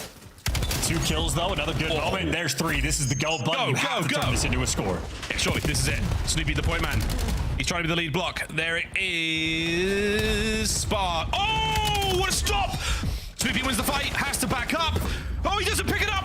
A little bit of a fumble there on the goal line, but Boston get it in 1-0. I mean, he's got those whittles down. Snoopy, 8-4. Yeah, he is just thriving in the KD department this series. Yeah. The KD is going to be one thing, but the scoreline is what we are really looking for right now. We're looking for the second. Snoopy. Oh my goodness, the second goal and the second kill on the backline of C9. Well, the spawns got real ugly because the boys have set up for the bottom side. So good work, Boston. Bad news, C9 have fought their way out of spawn. Hold it on. Nasty on a 5. He just wants to get a double kill if he can. Well, Nasty can't convert, so this Hellstorm's only going to be good for information. No one should die to this unless it's perfectly placed, and there you go. C9 at least have a guy up towards top green. Now you're actually a little bit fearful of him being out of position. If Boston find this guy and get the kills, they got the clearance, but no, Encourage is the smart thing. He does wrap back. Oh, good shots. Purge over the top! My goodness. God, it was nearly magnificent. Spark, it's now your turn for a bit of two-piece magic. Dodges the wall bangs, and Snoopy's there for the trade. Oh, Hyde on the trade as well, as C9 are doing their very best to keep up in the kills column right now. Yeah, and thank God Encourage right back, as he got 2 key kills just to make sure this play doesn't sort of spiral out of control. Once again, Nasty behind you. Would love to get 2 in this situation, and at the very least, he's gotten out with his life. Nezra on the chase, but now Nezra, you got to stop the device first and foremost. There you go. It's a good turn, but Boston have so much pressure. Yeah, it's a lot of players here. The C9 they've walked across them. A wave of kills now, as Nasty's trying to keep this very uncomfortable indeed. Nezra on a huge flank, and he's basically guaranteed safety towards the A goal, but Purge right through the glass, right up the attack, as we're still trying to run this one home. Spark's got to stop it. Finally does. In the air, takes care of Hyde, and now we get running. The B goal wide open. C9, it's a huge gap. It's a huge canyon in their defense. What a stop from Nezra. Nasty not able to stop it. I mean, they better score this, right? You just had C9 so far. No, this is hell. You just had C9 so far out of position. All you had to do is watch top blue for your teammates, and nobody on Boston able to pick up the cut. It's not going to matter long term, but that is not good Call of Duty being played. Less than a minute. 3 dead. Last man, there we go. Spark, grab it, send it. Surely the nades are coming in over the top. Here we go towards the back line, and it's a goal line stop again. No one in there for the kills. Another 3 dead for Boston. Well, Snoopy still behind enemy lines. Going to be a distraction. Has 2 arrows looking for him, but they clean him up. I got Hyde actually working on the Omega pinch, as it were. But he's forcing the spawns closer, which makes his team's job a little bit more difficult. They're trying to flip this up to the top side of the map. Okus looking for the clearance. Oh, they haven't any kills yet, so this spawn's not going to be a problem.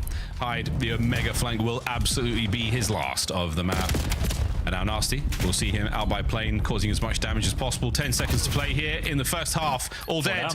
All dead. Somebody on the pickup. Oh, and that's bingo. Saved. We go to extra time. 30 seconds to play. You know, they're gonna wrap it through mid. They're gonna make this more difficult than it needs to be. No trophies, no problem. Get the nades up. Can we get a kill or 2? No, Purge. Stalwart on the defense. The back line, solid as a rock right now for Boston Breach. Less than 15 to play. Okis trying to get tricky with it. He's trying to get tricky with it. He's got, oh my goodness. And I absolutely tipped the attempt. And after a outrageous amount of kills, Boston, not the biggest scoreline difference there in the first half. No, quite a few missed opportunities of scoring on that B portal. Not the easier portal to cap on for sure, and the device spent a lot of time on the bottom side of the minimap, so it's not easy for C9 to get that conversion, or excuse me, for Boston to get those conversions, but some massively missed opportunities as well. I mean, there was one point where C9 were top green, out towards plane, watching mid-cut, another guy spawning boat. Meanwhile, the device was low, and the entire Boston team was there. So, missed opportunities, but not going to make a bit of a difference. Boston's still a comfortable lead. 2 is, I feel like in a game like this, it is a comfortable lead. You really do just have to hold C9 back. But now on this side, let's see how different this goes. Purge is 20 and 8. That is right, 20 and 8. He's having himself a lovely game so far. C9 right in the middle of the map. Big pressure. As it sort of looks like, according to the minimap, yeah, they're losing these fights. Excuse me. 3 dead. Take it all back. Here we go. And you got Hyde in position as well. Might be 8 and 17 for the moment, but can go for the spawners. You take care of the last guy. But even after getting a 3-man wipe, we had just now picked up that device. And by the time you do, they're also running it low. C9, good luck. Go, go, go, go. Go, go, go, go. There's a flag on the field for a funky attachment, but that's not a real problem right now. The real problem is the fact that the boys are getting pieced. Encourage. Keep your head down, love. Say your prayers. We'll see you back at base. He's been taken care of, and Hyde is on a big flank, and it might not be too much of a problem. They've ID'd it, and they've dealt with it now. Forward we fly, Boston. Forward we fly. Looking for that third with 4 minutes on the clock. C9 needs like they need someone to step up in the comms department and just be like the general that is moving all the puzzle pieces around for the team, that human UAV style role. 3. Well, they got 3 down. Hopefully they pick up the device a little bit quicker. Maybe you can't because you're getting met with both Purge and the nades. Again, for Boston, as long as they play keep away, they're happy. This is what the keep away game currently looks like. Perfect awareness there from Stoop on Encourage. That was a lovely, lovely turn. Once again, they're possession C9. calling this like it is right now. It's a great pinch, but not enough in the life there from Snoop. Only gets one, trying to get out through that P2 side. The motel is bumping right now. We're going to get a noise complaint, and Boston Breach are going to bang their way in and take care of business. Here we go. Yeah, last man done. Out. Whoa, the cut through mid-map. Oh, slammed. But no way Spark lets this get through. Well, finally, C9 have brought the device over towards playing heady. So now if they get this next set of kills, they can start making some moves. Problem is, you got Nasty on the pinch. Nobody's picking it up. Freebie kill there. And one man for him to beat. You could turn this into a score, but his teammates fall. So now Nasty just does not want to let them pick up the device. They just do instantly, and they're gone. Byron, what are we watching? Byron! It's going in! It's in! It's 2-1, and Hyde over the top. Spark cannot shoot him out of the air quick enough. Nasty. Oh dear, that's not been a great life for him. He's been brought down. Kills from C9 across the map going their way. That was an ambitious challenge from Nezra. We should have possession once again, C9, and this is still anyone's game. I've been encouraged from man. Back and forth, top blue and over towards the back. Well, he gets zapped. Pistol man fine. Wow, yeah, 4-man white. Boston taking care of business. Dodge some of those nades and get that train moving. Purge the front man in. The caboose is going to be Snoopy. But Boston had pumped the brakes. That train came to a screeching halt. All aboard the flying Bostonian. Choo-choo. We are looking at least one more kill before we can make a run for goal. Spark, will you be the man to get it? A little handy-dandy trophy there. Lovely shots. This is second. Here we go. Trying to make the run. Snoop goes high. Snoop gets cut down before he can make the play. It's another set of kills. Spark. Oh! It killed from a stun. And it has saved the capture. No detonation for Boston. C9 on the attack. He killed me with the stun. Look. He can't do that. Look. Either way, yeah, minute and a half left to play. Boston is still plenty of pressure. Snoopy continues to thrive. A 30 bomb for him. And another near complete wipe there in favor of Boston. I mean, they're spawning far enough up the map that their reinforcements so quick. Cool and quick. Over a minute. This is not safe for anyone right now. That's the cleanup, but the reset. No one picks it up. Back to the top side of the map we go. And everyone from Boston on the shuffle forward. Snoopy, we lose a man on the back line of 3. Looking for the last man. It's going to be Spark upstairs. Can he be the thorn in the side of C9? No, he cannot. Through the middle of the map we go. Hyde, can you get some entry kills here? Strong arm the attack. No good. Snoopy, a wonderful choice there on the defensive spawn. A great shot from top blue, and he has slowed the play down for now. Well, here comes Nezra into base. There's big 2 kills. The device, though, wrapped all the way around back through mid is going to be a tricky one. It's going to be a real tricky one, but wait, once you get lost on the inside of blue, it's anyone's game. My good God, with 30 seconds to go, we've equalized. C9 with a fighting chance. Shout out Nezra, 4 spree in the route to take it, and they still got 2 players crawling inside the spawn. Can't win the first gunfight, but Nezra still behind enemy lines in the good position. That's kill number 5 in a row. Nasty's going to fall as well. Next man in line is going to be Purge. You take him down, you might just win this game. He's trying. Find a few seconds. Are we looking for an absolute gold? Go on, son. Okus over the top. He's gone. Oh, they picked it up. And with that, they pick it up. Sudden death with Boston possession. Here we go. Purge, the first man to fall. Numbers to C9. And keep in mind, Spark, not only are they going to know exactly where he is at all times, only has the pistol. C9, you don't have to do anything. This map is yours. And he most likely has no lethal or tactical. Nezra. Perfect work on the second man. Spark has to retreat. The trades are good as Snoopy arrives just in the nick of time. Closer and closer towards the B goal we go, though. Complete coverage. Complete coverage from C9. This is a perfect setup. They just cannot lose the gunfights. And there we go. Hyde gets it. Last man for Boston. It was a 2-0 lead in the first half, and it is going to close out with a C9 sudden death win. They're on the board, and Boston have fallen to pieces in overload. Yeah, listen, Miles, maybe I should be nicer to my Diamond teammates. I'm watching Nasty up top, pro player.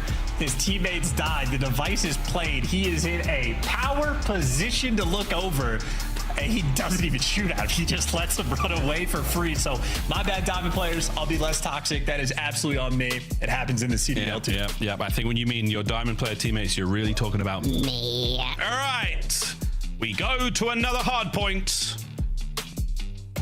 I mean, Purge, brother, 4K, 33 kills, 26 non-traded. But at the end of the day, Hyde with the big 2 captures. I mean, he got lost in blue. He nailed it. That second half was essential. I mean, essential for the lifeline. Boston just letting some opportunities slide. Not playing as aggressive as they should have. Not playing around the objective. Possession is key, man. Possession really does win you. Basically, I mean, every game of Overload right now. And Boston, aside from the end there, did not play it in the second half. No, and Nedra making the big plays as well. The 5 spree that he went on. It was like the first 3 kills that he found were really sealing the deal. But Nedra certainly the pop-off play to make those moments happen. And as it turns out, the multiple missed opportunities Boston had in this first half, at the very least, going towards that B portal, really made a huge difference in the long term. So credit to Encourage as well. On the defensive end, had some clutch moments. Hyde, great dance moves around to actually get those scores. And of course, we'll be taking a gander at Nedra eventually making the big play. Yeah, Boston just not quite able to make it through. The defensive stands on point. Nedra, I mean, hey, even that concussion kill made a big difference. That was actually one of the most insane moments, because you had a perfect look there from Boston, and that was it. Hyde just getting lost in and amongst blue. It is a wonderful thing to watch. And this was it. Nedra's first kill on a Purge. Superb. Absolutely sensational. The second one was even better. I mean, looking for the ace in a sudden death of Overload is a very, very new, novel thing here in the Call of Duty League world. But hey, man, all bets are off to Colossus. Hardpoint we go. Boston, you feel frustrated after losing that one. You feel a little bit annoyed. And C9, do you finally believe, do you really think, like, boys, we got this. We can win under tremendous amounts of pressure. We can win in a ever-evolving and changing situation we have basically no control over. You can do that in a hardpoint. Let's get it. Let's get it. Go. Let's see a reverse sweep. I'm on board. Good opportunity for him. And again, that battle to make it to Birmingham as well. Win against Boston is literally, you get the tiebreaker. It is against the team that you are neck and neck against in the standings. And I might want to rescind my statement on Boston. I know the SMG duo have been thriving in the kills department, but watching that Overload pulls a little bit of hope away for me for this team, draining my confidence as well. Even just to pick up the Overload device at the end, like that's the day one mistake. We've seen it. We should have that hammered home by now. I wonder if there's a perk you can equip to stop the confidence drain so quickly. Purge no. Kind of lightweight. It's fun. Yeah, maybe a bit lightweight. Maybe a lightweight. You know, a little quick fix. Confidence should be strong though still for Boston. I mean, a little annoyed, but I think this is a team that has absolutely taken a couple of tough losses. That game 5 against the Ravens, and then to beat FaZe 3-1, like, yeah, sure, let's get it, boys. Yeah, right, rocking and rolling. Well, Toronto Koi tomorrow, they're going to be going up against the Mates, G2, and Heretics after that. So their next 4 games are very difficult. You know, like this is a very difficult stretch for them in the Major 2 campaign. This is going to be rough, Chance. I mean, seeing that, it hurts for Boston. It does. It really does hurt. We need the dub today. What a map Colossus as well, just to make things a little bit mixy. Certainly the way the Purge and Snoopy have been shooting in this series, you have high expectations for Boston to close this one out, but this is just the type of map that after I collapse in a map 3, you reset on Colossus, that just goes one of 2 ways. Just seeing on the opportunity to, shock the world again. We'll see how good their opening break is, how if the nades and stuns on point, see if they can come out and dominate a P1. Map certainly plays a little bit more simply than the rest. Scar, they're having a little bit of trouble, but you're having tight setups on this map. That is, I mean, just the way the map is designed. I was going to say, you can just throw caution to the wind and play a tight setup and find yourself up 60. Here come the trades. The search and destroy was not great, but so far, whoa, Purge hitting a naughty one off the wall hop. That's a nice 2, staying alive. Yeah, we're not even reacting to the Boston players working in through tunnels, so not the most ideal start. And Spark going to be able to take away 2 lives. Okius, last one standing by the time. You at least make sure Boston not super soaking up a ton of it. But as you're spawning on the right side of the map is Boston to get the statue control, try to get these out of time and soak some up of your own. Hey. They get wiped off the board. C9 securing the P1. Ultimately, they win this hill. They don't win the rotation necessarily, but they're here with no trophies and plenty of time to make something happen. No trophy, no problem. Through the front, we are going. Encourage, just send it, dude. Just send it. Don't worry about it. I should have sent it. Snoopy walked right up there, and thankfully, Hyde is there for good trades. Spart, what shots at range. Nasty catches a freebie, takes care of business there, and once again, P2 in the hands of Boston Breach. Trophies will be on their way shortly. It's going to be a very loud and explosive P2 until then. Well, all guns forward. They were paranoid about that blue pinch, but they're getting the comms. Just look at the front side of this time. 2-2 split. Nasty cleanup crew. They do flip the spawns, but ultimately Boston, well, no, not still in time. Nasty a little too slow, so C9 there to take over. A mismanaged moment there, and C9 trying to capitalize. Purge. Great dance speed, great damage, not enough kills, but his teammates get the wipe. Nasty responds a 7-4 start. Now that was Air per Jordan, right? There's a J in there. Come on, you know I'm working with chat. You know I'm working with. That man was flying. Great damage, but the rotation to P3, not good enough. Boston down, C9 up. And what, they have the yellow side of the map open. Well, Encourage rotates to pick that bad boy up. Snoopy now has to make the decision. He's going to be going through tunnel. The rest of his teammates right through front. Well, Pudge getting it. Yeah, he's starting to play with insane confidence right now. I mean, them slides, he's just flying, dude. He's flying, Brett. Snoopy Nasty get theirs. Hide on the flank. Surely Spar's here for this. But again, you're keeping the pressure up here. C9. Oh, unlucky from Nedra. The tunnel pinch was there. So you lick your lips knowing you've got the opportunity to fly through there, but still Hide on time here. The caliber there of his driving not quite enough to penetrate that tin wall. And then we go. Purge and Snoop get their kills, clean the hard point once again, and Boston back on top. Yeah, I'd love to get a full secure on the final 20 seconds. Well, that nade's not going to let it happen. And they're just going to run you right over. Where are these players going to spawn? One player spawns in, but yeah, everybody else for Boston spawning out. Fortunately for C9, they did not count the players correctly, but they still win the gunfights. Purge on the chase, able to drop in Courage, and that is yellow secured for Boston. Yeah, great shots. Snoop loses it up front as well. Hiding Nedra again. This is what you want to see from C9. It is balls to the wall, flying at time, winning gunfights, keeping Boston away. And that is exactly what you're looking for here. Snoop just gets sent skyward. Hyde and Oakis for big kills. Down to the front of time we go once again. Purge, what you got? Okay, great kill. Next man on the contest. Yeah, good for one. How many more? A two. Good hops, slides, you name it. Purge doing it all. 17-7 once again with the pistola as well. It's so beautiful. It's so beautiful. It's a mighty fine. It's a leader change. Yep, and that'll be the first set of rotations nearly in. Final 10 seconds to figure out whether they're going to be tied up or if Boston are going to have the smallest of leads. Well, they're going to have about a 10-15 point lead going into new. Purge, the leading man, 20-7 on a 5 spree in 50 seconds in time for a 10-point lead. Somebody get that one Crimson guy in the game, and he's absolutely cooking. Oh my God. All right, well, Boston on the attack. C9 trying to mount the comeback. Let's go for a listen in. I killed on one. Flank yellow. He's spawning yellow steps. Spawn blue. Yeah, balcony. I spawned blue as well. That'd be a hard kill P4. Being a hard kill P4. I'm nading Balk as well. Waiting for you. You want that intercept? I'm gonna touch you. P4 done. P2.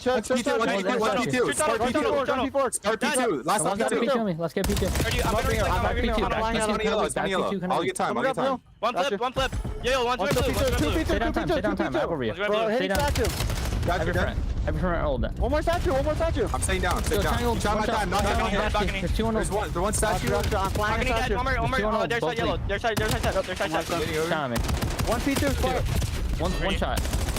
Nasty's a bull. One shot all there too. I'll hold your outer. Bang.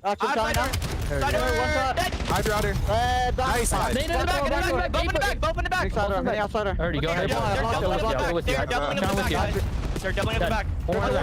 Only one back. Just splitting front. My plant dead. One more. Outer for palms. He's on time now. Ready, you in time? Back, bro. We gotta kill palms. Still out of statue. Outer statue not peeking. Far weak. Outer statue dead. Nice, so you can carry outer. One more outer dead. Let me get my side on you. I'm time. What's that statue? I'm dead. Kill time. Statue. Okay, can we rotate? I'm going to.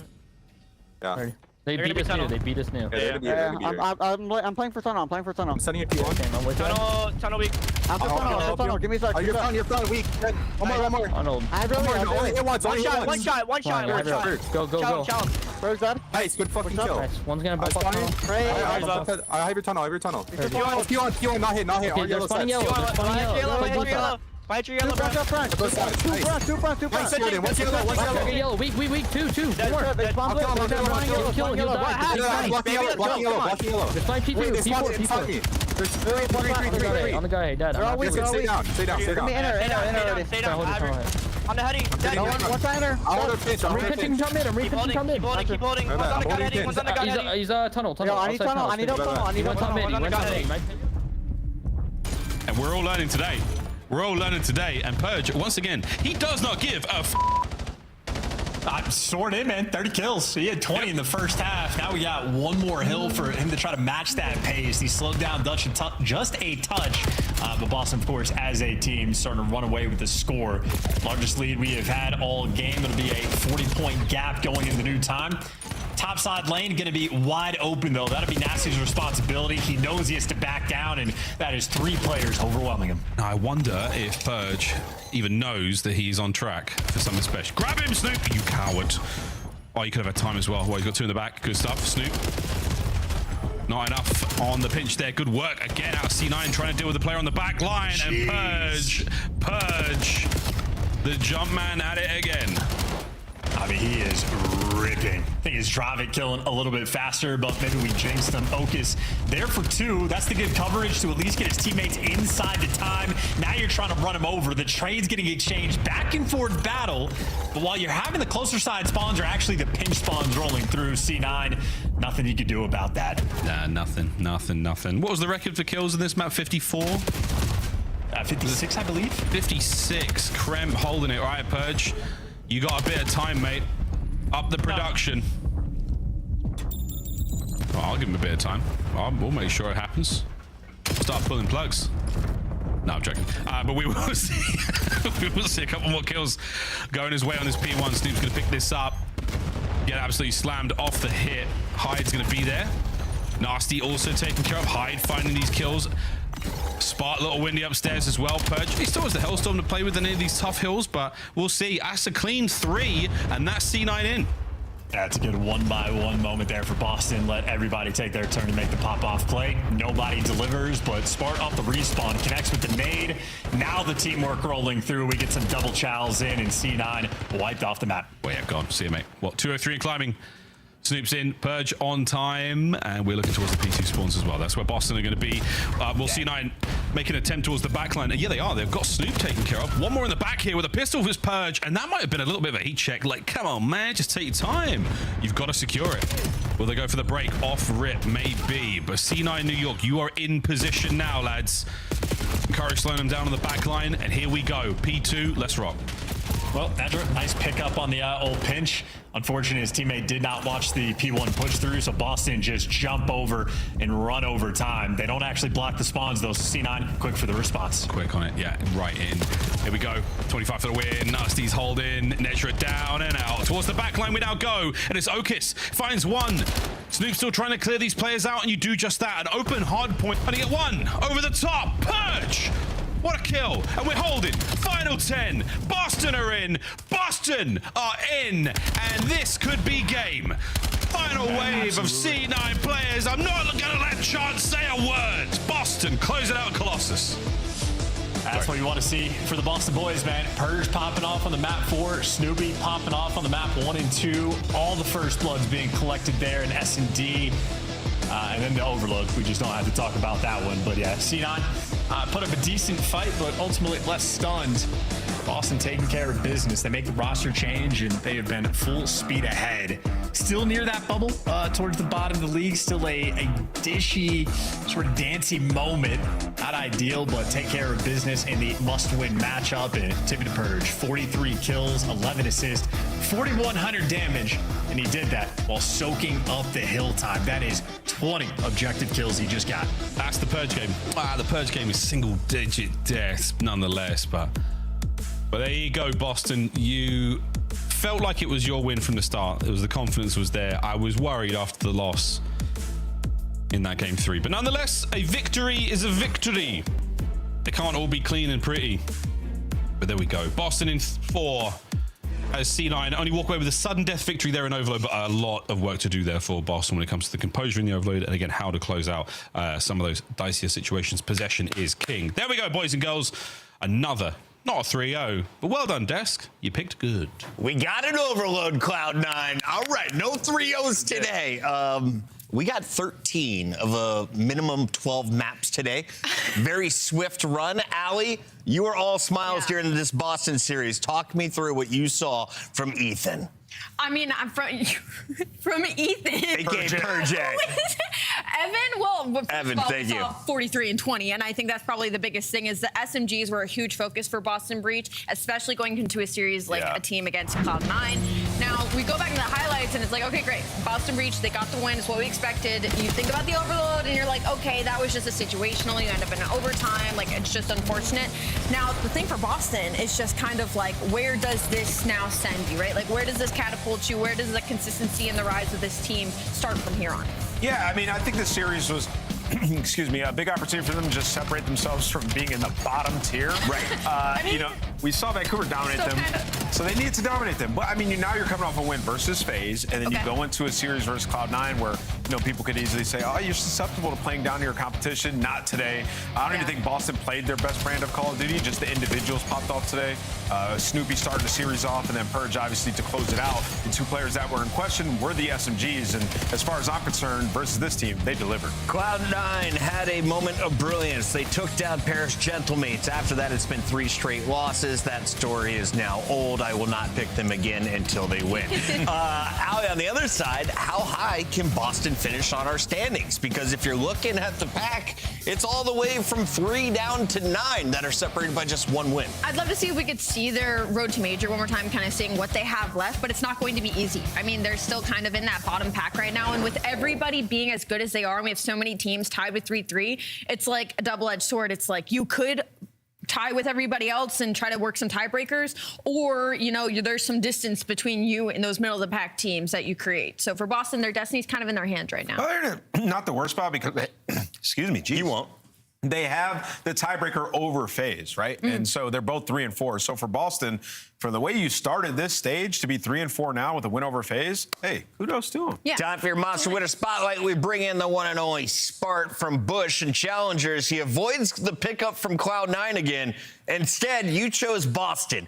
Talk to me a little bit about that transition, because you started the league with a 1.33 in your opening week. Now you're making your SMGs look glorious.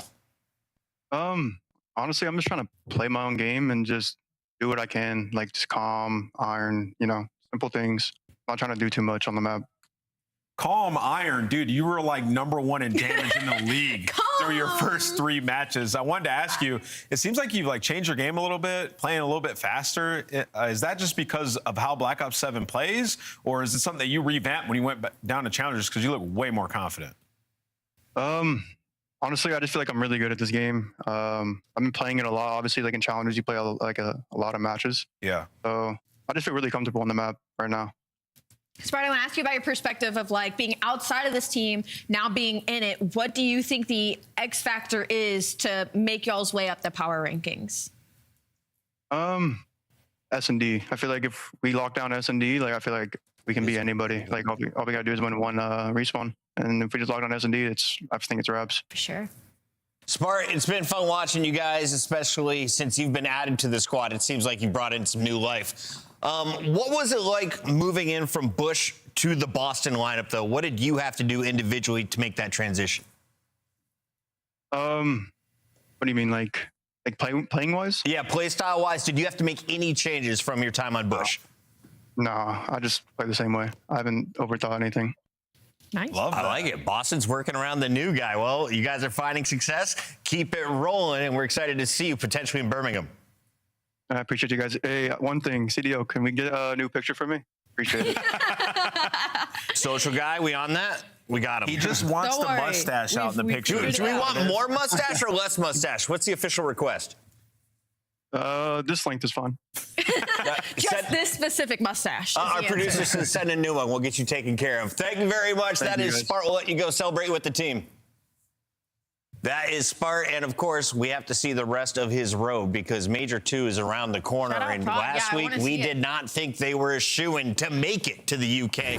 Allie, do you have faith now after today's win over the bottom feeders that they can make it? Do you see that lineup? That is insane. They have to follow up with a match against Koi, which is like, okay, Koi's been a little hot and cold, but then same with Gentlemates, same with G2, same with Heretics, because you look at this and it's like, I don't know what version of these teams other than Heretics you're going to get. So the question truly is, does 3 wins get you in?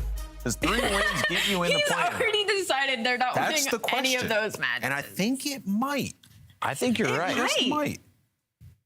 Vancouver also in that race to 3 wins. We'll take a look at our standings when we can. And of course, we've got your scout play of the game. It's young Snook, the takeover game 1. Hard point. This man was flying early, Allie. He put that pressure on Cloud9. This is what needed to happen, right? Like when we were talking going into this, I pointed out specifically, you know, we just needed to see more frontline energy from Snoopy. I feel like during the Scar, we definitely got it. It got a little bit scary. A little dicey. In the series, a little bit dicey, but Snoopy did have a really good map number 1. Again, it's just about him being able to apply this not only consistently, but throughout the series consistently as well. And this is what you want to see. You see the scoreboard up there? It's gone now, but 175-ish. He had 25 seconds in the hill, just slaying, bro. Get your ass out of the hill, run around, get some kills. I'll soak the time. It's exactly how Boston played last year. Got to do it again. Yeah, Purge, if I could give you a second play of the game, you're 43-20 with 20 objective kills. Pretty darn impressive on the day. But none of it compared to the start of the day because we had 9 straight games in a row as it was one-sided affairs. Let's take our clock all the way back to the start as we take a look at the Paris Gentlemates facing off against G2 Minnesota. Allie, all of us agreed it was going to be Paris's day. They got boppity bop with plays like this. Oh, yeah. This was a narrative changer for me in a way of that, like, Paris Gentlemates is clearly in a dry spell right now, and they've got some things to work through. And then on the flip side, that G2 is the real deal. I remember saying, like, yesterday, I was like, I feel like I have something against Minnesota because I don't pick them in these series, and I'm going to have to start picking them. They are unbelievable. I don't know what it is about this team, but it feels like once they broke that Game 5 curse, they have just been hitting the ground running. And who's higher in your power rankings after today's win? Oh, G2. Really? Yeah, G2. I mean, they top 4 Major 1. They can beat anybody, and they've had like straight linear progression across the board. One of the best search teams in the game. Their overload's getting better, and you look at them in the hard point, and it's like, okay, they have a little bit of a bag now. Yeah. True or false? This is the best roster Minnesota's ever had. False. All right, let's keep it rolling. How about Optic, though? Because you and Maven were in a heated argument in the greeter and saying, is this CDL lineup for Optic I literally heard them the best we have seen in the CDL history? Do you think it's true right now? Have they claimed that throne? Listen, mind you, he was wearing an Optic jersey arguing against Optic to me. But the discussion is kind of like, I believe Optic have entered this like next tier of like elite status Call of Duty team. I wouldn't compare them exactly to like the phase of Cold War. They won too many tournaments, right? So just a notch below that, but like the LA Thieves that we saw in Vanguard, right? Or the New York Subliner team that we saw win the World Championship. Optic have definitely entered that stratosphere in my mind. And for these guys to sustain this dominance from the last title into this one, extremely impressive. They're on another level. Allie, if we kind of zoom out in the big picture here, FaZe has been that team that was the powerhouse during the regular season. They were always a #1 seed entering our majors. Optic is a few wins away from locking up that #1 spot going into Major 2 for back-to-back events. They've been unbelievable. They've been a super team. I have to echo. I completely agree with what Ann said. And another team that's not joining that specific conversation, but is climbing the ranks is obviously on the side of Riyadh Falcons. I mean, from where they started the season to where they are at now, you can see such obvious progression, right? And a lot of that comes off of Exit and his individuality as a player, but also the team chemistry between all these players. You know, when I originally saw this roster, I felt a certain kind of way about it. I didn't know how the pacing was going to work, how leadership was going to work, and clearly they've started to iron that out as we start to see the success and them joining the top 4 conferences. After Pred has his little stumble when he was on Optic, wins the ring, and then kind of falls out of the limelight, I started thinking this is not a guy I would want in my starting lineup. After today's interview, hearing that he's the one that gets everyone prepared for every single practice to mentally lock in, I'm like, he's definitely a star. I think the Falcons have invested in the right places. I 100% agree. I thought it was a great move when they did it. Obviously, you know, looking forward towards the future. And you know, a fourth would leap them over LA Thieves, as they should have a tiebreaker. It has been a fantastically fast Saturday night. Nameless, I know you're going into ranked. Any tips you want to give the noobs who are trying to climb? Okay. He's taking this serious. There's a couple things. On P1 Scar. P1 Scar, hard point. If you have blue spawn, do not push plane. And if you jump top green, you deserve to be packed into a cannon and shot to the moon. Don't flip spawns. Yeah. Another one on Blackheart P1. Don't flank around when you have P1 control. Just sit in a hill and watch dubs. That's it.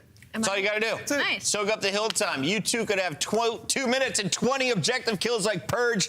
That's it for tonight's show. We'll see you at 2:45 p.m. Eastern for day 3. Really like In the hill.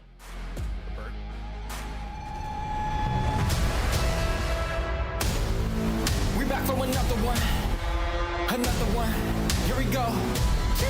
Come on like that. We back for another one. Here we go.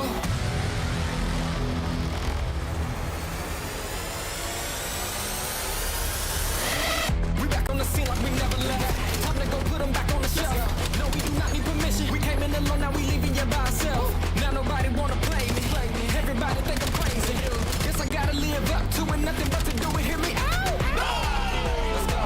They know we done been there before. They know I done been there before. I think we gon' do it again. I think we gon' do it again. I'm ready to go for the win. Tell them let's do it again.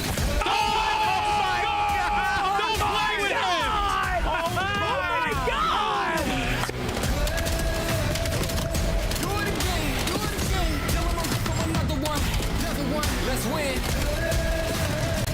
Let's do it again. Do it again. Oh my goodness gracious. Let's do it again. Do it again. You know what we doing. I like that. Do it again. Do it again. Tell them another one. How many times you got to go statue and get... Okay, well, map 2, 2-0 Boston. Okay, never do that again. I just lost so much for. I'm checking. I made you smile. I made you smile. Bad timing. Take over and search and destroy. Hold up. Mamba 1v2. Yeah. Oh my god. Oh my god. And number 3 is not there. That's easy read. Oh my god. He gets down. Wallbang. He's a sketch. Oh my god. Oh. Okay, Mamba. 1v. The boots with a 1v3. Bro. These kids. Bro. Go, come on, oh, hell no. Fantastic clutch from Mamba.